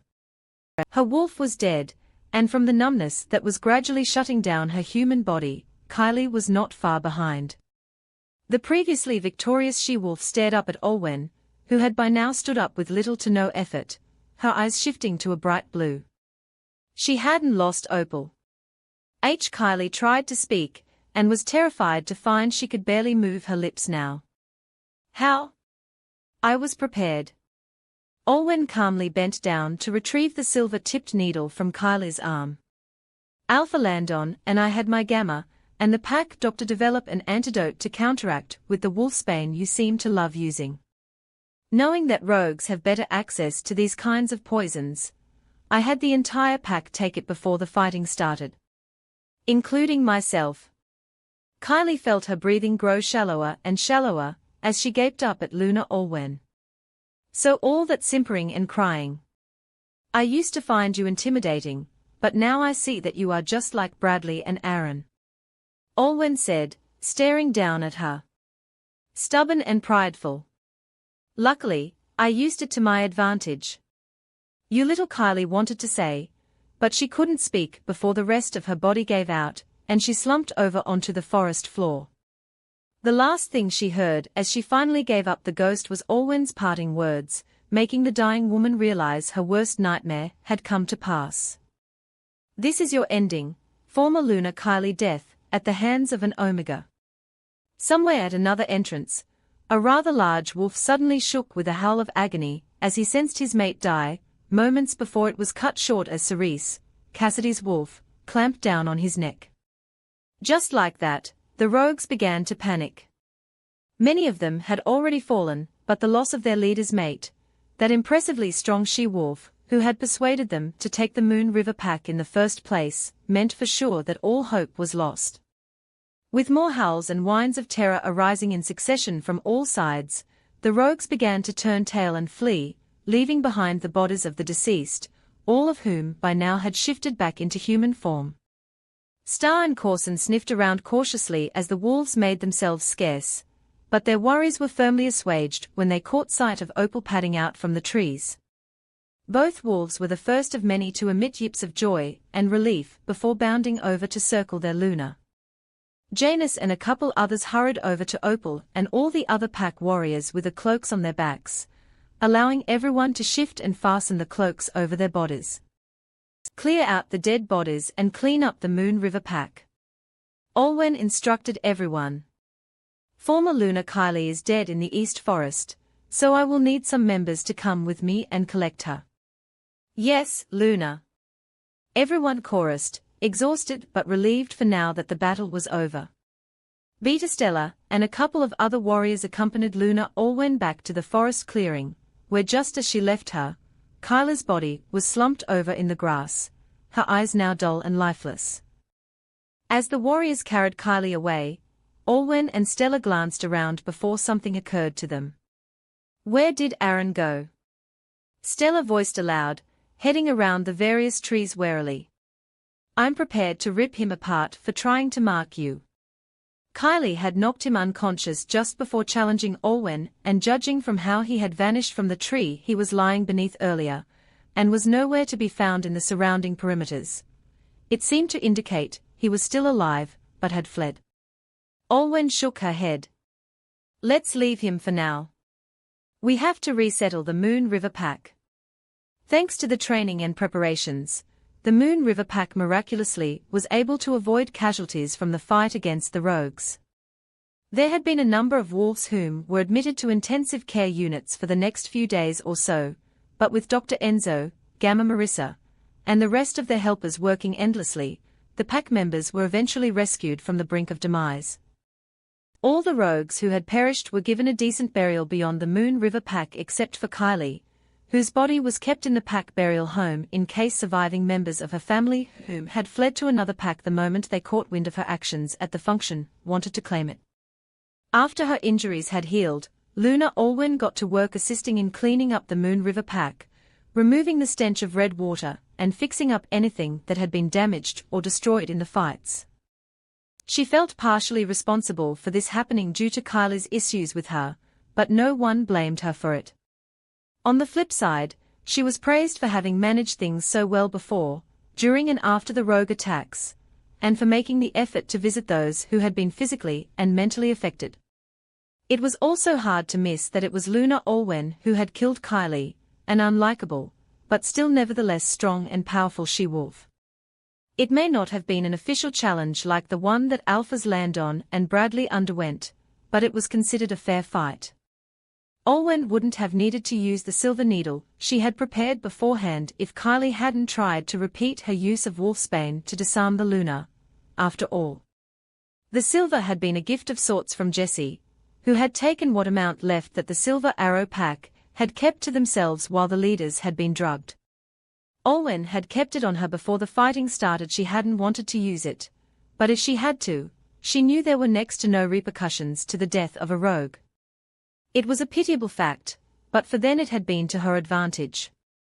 But the sense of pride and accomplishment that came with being prematurely called the world's strongest Luna was still nothing compared to what Olwen felt when she was tending to some flowers in the pack gardens and heard the distant sound of an approaching car. She didn't stop Opal, as her wolf took over her human body and carried her towards the main entrance of the Moon River Pack. Landon, whose arms and midsection were still bandaged and healing after his fateful challenge with Bradley, barely had time to inhale the fresh air when Olwen pulled him into a gentle but close embrace, tears of happiness streaming down her cheeks. The Alpha looked around his Luna, to the rest of his pack members gathering around him with joy and relief written all over their expressions, and noted how some of them had similar bandages, and even casts. He'd been informed by Olwen via MindLink about the rogue attacks, along with Aaron and Kylie's appearances, but he knew that they had much to tell each other in person regardless. But that could wait, and Landon couldn't help his own tears when Olwen whispered into his ear. I love you too, Landon. Chapter 39 Finality. Bradley Young of the Silver Arrow Pack was found guilty of multiple charges, among them the unlawful possession of illegal substances, first-degree murder of multiple pack members, and the mishandling of his authority as an alpha. Alpha King Scott's face had been solemn as the charges against the man were brought before him, and it only darkened further when Alpha Landon and Luna Olwen summoned Mrs. Priscilla Walker to the witness stand. There were murmurings of shock and recognition through the small amount of onlookers as Priscilla entered the courtroom, Felix and Tonya by her side, with Tristan behind them, and also holding them protectively. Bradley, still handcuffed with Silver, gaped at the two children, as if he were looking at phantoms. He hadn't expected his past to catch up with him, at least not within his lifetime. Anyone who looked between the two children and the older man could tell they were related. Though Priscilla hadn't seen her ex-lover in years since he chased her from the pack grounds, she was oddly calm and put together, and repeated her testimony confidently to the royal couple and the council. A prior DNA test confirmed that Felix and Tonya were Bradley's children. After hesitance from the accused side to admit the truth, it was time for the final resort. Once Alpha King Scott used his alpha command on Bradley, everything spilled out. The unreasonable exile of Olwen was only the tip of the iceberg now. Also to consider were his now confirmed use of drugs to hide his affair with Priscilla from Tess, the unlawful murders of Delta Jace and Gamma Edric, and finally the attempted murder of then Beta Caden. Not to mention the other instances, he had abused his position as Alpha and then father of the Alpha to hide the truth and get his way. In front of the court, Bradley was executed with a lethal silver injection, a very similar way as to how Kylie had died. His wolf briefly took over and let out a soft howl before his body fell limp. It was not a howl of sadness or anger, but relief and freedom. Bastion could finally return to the moon goddess and be with Tess and her wolf. Speaking of Kylie, after her living relatives failed to claim her body, she was buried with all the other rogues. Olwen was not charged for her murder. She had been an exiled rogue of the Silver Arrow Pack at the time of her death, and some of Olwen's pack members had witnessed Kylie challenge her for the position of Luna and essentially force Olwen's hand. Aaron, who had abused 2 of the illegal substances, conspired with his father multiple times, indirectly caused the death of Jace and Edric, and then attempted to force his mark on Luna Olwen, was nowhere to be found in the wilds. His scent had all but faded, leaving his trail cold, and there was a warrant out for his arrest. What remained of the once mighty Silver Arrow Pack could not survive on its own, and as such, the decision was made to make the pack a subsidiary of the Moon River Pack. This in turn led to the slow and steady construction of a bridge between the 2 packs, allowing for easier travel. Once they were of age, however, the right to lead the pack would fall to Felix and Tonya, if they decided to accept. Though reluctant, Priscilla agreed that it was better to let her children decide if they wanted to inherit the leadership of their biological father's pack eventually. The moment the trial was completed, Landon and Olwen were approached by Alpha King Scott and Luna Queenisla, whom they bowed to respectfully. "Thank you for bringing these matters to our attention, Alpha and Luna Cartwright." The king spoke in his gravelly voice. "It appears we will have to take a closer look at the movements of blacklisted substances among official pack leaders." "You're welcome, but we were just doing what was best for the Evergreen Wilds packs." Landon responded modestly. "Well, you and Luna Olwen still have the official ceremony where both of you and the Moon River Pack will be sworn in as the new representatives." Luna Queenisla said warmly. "We are looking forward to it. Congratulations on winning the challenge fairly, by the way." "Thank you." Landon bowed deeply, with Olwen curtsying as well before the couple headed away. "That went smoothly," Olwen remarked softly, as they headed out of the building and into the fall air. The trees above were reddish and orange-brown, with plenty of leaves already forming piles on the ground. The Crystal Shine Pack, practically a country of its own compared to regular packs, was the pack of the Alpha King and Luna Queen for a reason. Landon nodded. It took some convincing for Priscilla to bring her family here to testify, which is understandable since she hasn't been treated the best by pack wolves, but it was worth it. Tristan and Priscilla would bring Felix and Tonya back to Applewin once the appointment ceremony was over, and Olwen noted in her calendar to visit them once every so often. "Don't mind me asking," but her mate paused. "How do you feel regarding Bradley's execution? He was your alpha, and he was going to be your father-in-law for a few years." Olwen hesitated, trying to grasp at something before shaking her head. "Nothing, honestly. I thought he cared for me back then, but in reality he always looked down on me because of my Omega status. And after finding out he cheated on Tess and killed Jace and Edric, I just saw him as a monster." Olwen had managed to do some proper mourning for the deceased Delta and Gamma. Caden had informed Landon and her of their deaths before the challenge, but she had so many other priorities that the full gravity of their deaths didn't hit her until after Alpha Landon had returned back alive.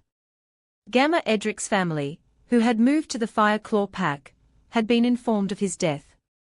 They were devastated. It was Edric who had convinced them to leave without him going along, fearing that then Alpha Aaron and Luna Kylie would go after his relatives because of it. But they were also grateful to Landon and Olwen for avenging the former Gamma, and received permission to have him buried in the Fireclaw pack. Okay, but if you ever need to talk about it, I'm here. Olwen melted as Opal purred. Landon was really quite the mate. Now let's go, we have a ceremony to prepare for. The Alpha murmured, squeezing her hip.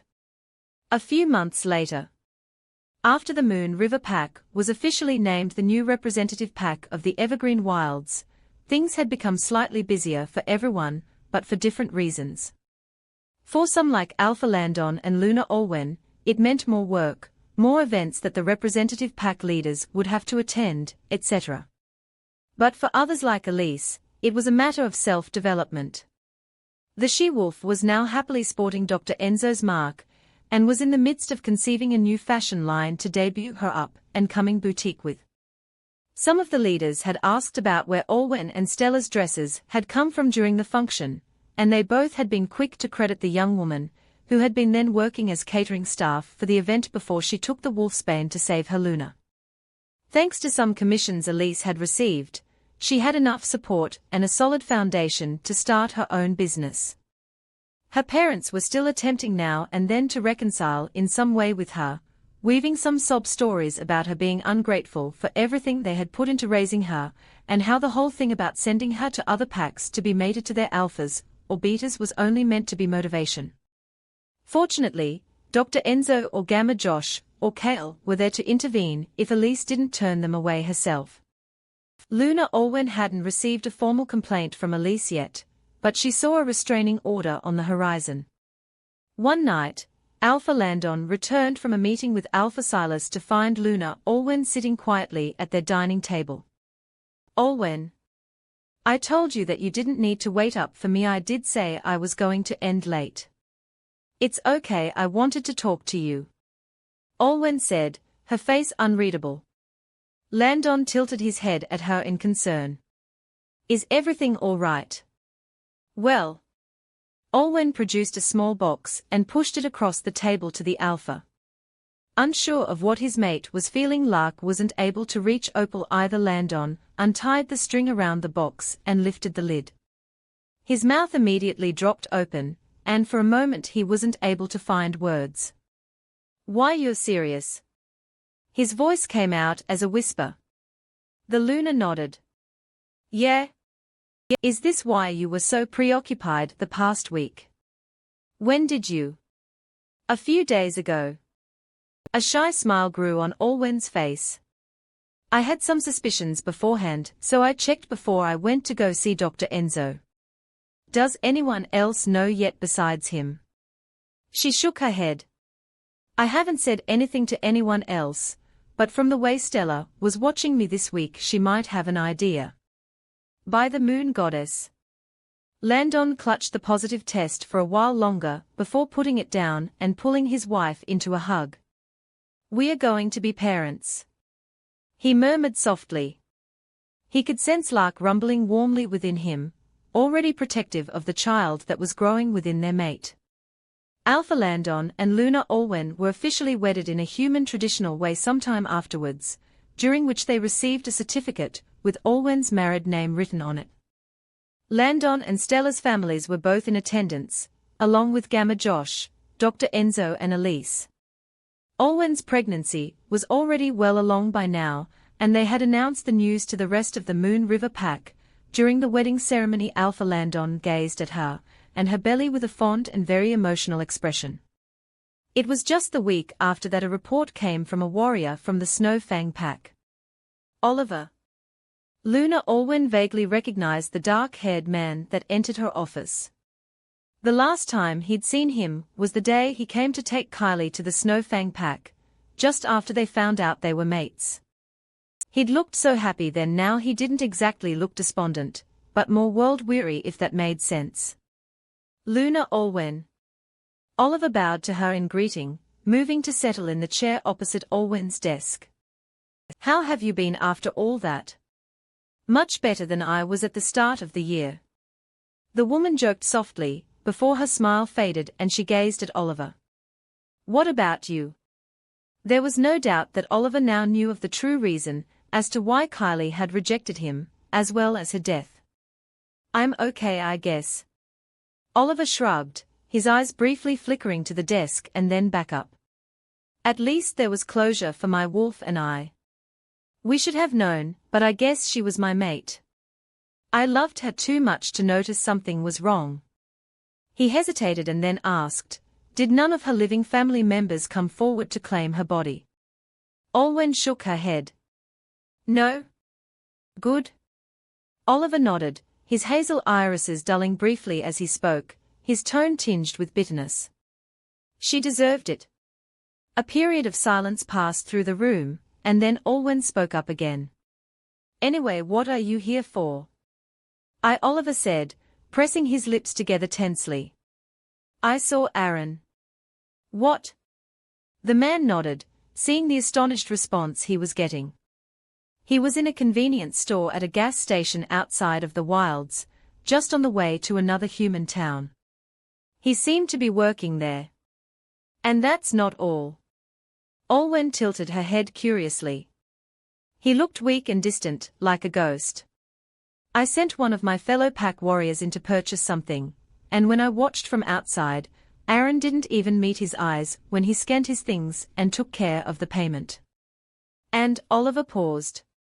"According to my friend, there was no scent coming from him." "No scent?" Olwen squinted in confusion as she thought of the possibilities. "You didn't see him wearing a bracelet, or anything to suppress it maybe?" Oliver shook his head. "No. Had he been wearing a bracelet, his scent would have been less obvious, but still detectable by the sharpest wolves. There was no scent coming from him at all." Olwen took a moment to think this over. "Where is this?" "Be careful. At the first sign of trouble, mind link me." Alpha Landon mumbled, his hand resting rather protectively on Olwen and their unborn son. "I will, thank you, Landon." A couple of their other pack warriors were stationed around the area, posing as regular passers-by as Olwen headed out of Landon's car, shutting the door before heading towards the convenience store. She wore a simple soft green button-up dress and flats, her pale brown hair in a high ponytail. A doorbell sounded as soon as she entered, and he didn't look up, his eyes staring at the floor. Raising an eyebrow, the Luna walked past all the shelves of snacks and on-the-road necessities before arriving at the cashier. "Aaron." The man's head shot up in an instant. "Olwen." He breathed, his voice thin. The Luna studied him. Aaron looked about the same as he did when she'd seen him last, but paler and more tired. He had faint circles beneath his eyes, and his face seemed more gaunt. His normally well-built physique appeared to have diminished as well. His driftwood scent was nowhere to be found. "You look as beautiful as ever," Aaron said softly, gazing at her with something akin to wonder, almost like a man looking at a mirage in the desert. And then his eyes zeroed in on her belly with an amount of anguish and envy. "Is that? I'm sure you're aware that there is a warrant out for your arrest in the wilds." Olwen cut him off, her voice quiet but stern. Aaron actually flinched at her frosty tone. "I know." He sighed, and what little light that had come back to his eyes dulled again. "Well, let's get this over with. It's not like I can fight back if you take me in." "What do you mean?" Olwen eyed him cautiously. "Ours is gone, Olwen." Aaron answered, his voice barely audible. He returned to the moon goddess. He must have known from her expression that Olwen wasn't exactly trusting of his word, and how could she be at this point? So he sighed heavily and rolled back his sleeves and his pants, showing the lack of a scent concealment bracelet like Priscilla and Kylie both had. "Wolfsbane?" "No." Seeing no one was coming into the store at the moment, Aaron inhaled softly and ran a hand through his brown hair. "It happened after I fled from the Moon River Pack and heard about the warrant for my arrest. I had a dream where a woman in white came to me and she knelt down and stretched out a hand to him. When I asked who she was and what she was doing, she didn't answer me directly. He hesitated. She said that she'd waited until after I was fully healed, but that this was my punishment unless my wolf wanted otherwise. Aaron pressed his lips together, as despondency came to his green eyes. Ours didn't even look at me. He left my side right away and went to her. And they vanished. So when I woke up, I realized I couldn't sense us anymore. He wasn't just shutting me out, or keeping silent on me like he sometimes did, he was just gone. Olwen almost felt bad for Aaron, the effects of losing his wolf already evident in his appearance. Sorry, Olwen. The man muttered, raising his head slightly. I deserved this for what I did to you. You can take me in and bring me in front of the Alpha King. I should pay for what I've done. I won't take you in. What? Aaron stared at her in surprise, along with a smidgen of hope. If you are tried for your crimes, at best you would be tortured, and at worst you would be executed with silver like your father. Olwen responded calmly. I believe that your state now is punishment enough. But if you ever set foot back in the wilds again, they'll come for you. She stepped back and turned to leave. Olwen. Aaron raised up a hand just as she was about to walk away. Yes. The man chewed his lower lip before he sighed quietly, his hand subconsciously reaching for hers. I love you.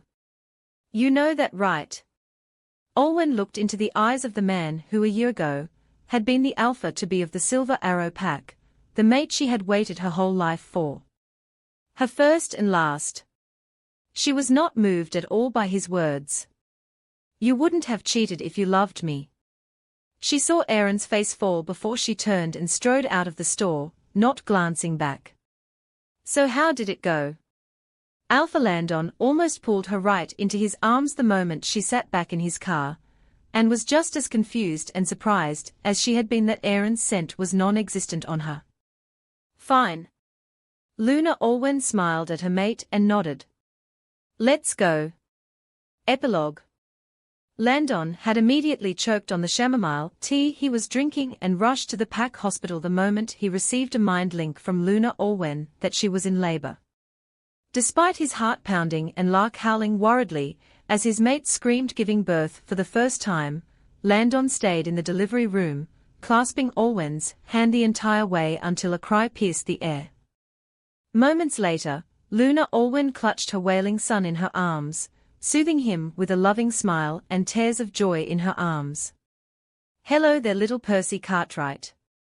She whispered softly, her and Landon having decided on a name once the gender of the baby had been identified. As the couple took turns to cradle and coo over their newborn son, their friends and family slowly came into the room once Dr. Enzo gave them the okay. He's beautiful. Stella gushed, placing a hand on Olwen's shoulder, as she gazed down at infant Percy with wonder. He has Alpha Landon's hair and your eyes. We have a grandson. Holly clasped her husband's arm, both with tearful smiles on their faces. Landon and Olwen made something lovely indeed.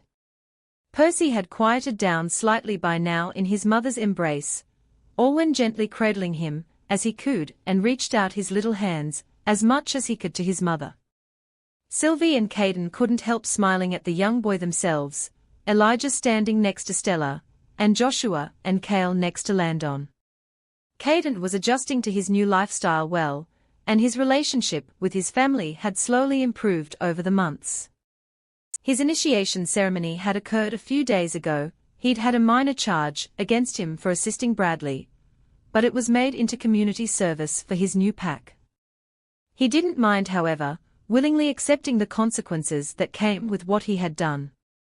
By now, Olwen's inner circle all knew of the visit that the moon goddess had paid to her in her dream. Stella had in turn revealed that Celine had come to her as well, informing her that Olwen was in the Moon River Pack, and confirming that as the true reason as to why she and her mother and brother drove halfway across the wilds to find them. Stella was surprised to learn of the moon goddess's test, but she was happy that Olwen would have been blessed by it either way. You deserve all the happiness in the world, Stella said with a warm smile, gently wrapping a hand around Olwen's shoulders in an embrace. You and Alpha Landon will change the Evergreen Wilds for the better, I know it. I wouldn't have been able to accomplish this without you. Luna Olwen replied. Stella shrugged. I was just staying by a friend, she said modestly. Landon softly inhaled Olwen's scent, a feeling of peace and happiness washing over him. Looking up at her mate as he held her, Olwen knew she felt the same way. The story of Silver Arrow Pack, from its very inception as the strongest pack in the Evergreen Wilds, to its downfall at the hands of corrupt leaders, has spread through the region. The Moon Goddess, witnessing what the Silver Arrow Pack had slowly changed into over the decades, tested Alpha Bradley and his son Aaron by fating the sun to an Omega, Olwen. An Omega that they perceived as weak and fragile, but nevertheless, had a good heart and a strong will. But the Alpha and his son both failed the test. Believing his mate was too delicate to become the Luna of the Silver Arrow Pack, Aaron willingly gave in to the wiles of another she-wolf, and Alpha Bradley protected the couple by forcing Olwen to eject herself from the pack. Blessed by the Moon Goddess, the Omega wandered the wilds alone before meeting with Alpha Landon of the Moon River Pack. Unlike Aaron, Landon accepted and was loyal to her for who she was, and he became her new fated mate. Over time, the already strong Moon River Pack flourished further with her influence, even more so after she became Luna. And the Moon Goddess didn't just bless her new mate and her new pack, they blessed those from her old pack who chose to ally with her. For one, her best friend, despite being up to become the Silver Arrow Pack's next beater, left her home behind with her mother and brother to find Olwen, and eventually found her mate in the Moon River Pack. And as for the Silver Arrow Pack, their new Luna was physically strong, but a cruel, selfish woman who threatened others with force the moment she didn't get to her way. With her leadership, what was once a great pack began to splinter, with many wolves choosing to desert the Alpha and Luna, and begin their own lives in other parts of the wilds. For the sake of themselves and the future of the Evergreen Wilds, Alpha Landon faced Bradley in a challenge and won. In the meantime, Aaron grew tired of his new mate and rejected her too, and after foolishly attempting to take over the Moon River Pack, she was slain by Luna Olwen. And after trying forcibly to win his former fated back, Aaron's wolf, already angry towards his human for giving her up in the first place, abandoned him. He now resides alone outside of the wilds, knowing that his ex-mate is now happy with a new family of her own. Let this tale remain a lesson, that loyalty to the right wolf is what truly brings strength. Thank you for tuning in. If you enjoyed this episode of the story, please give it a like, and don't forget to subscribe to get notifications for updates.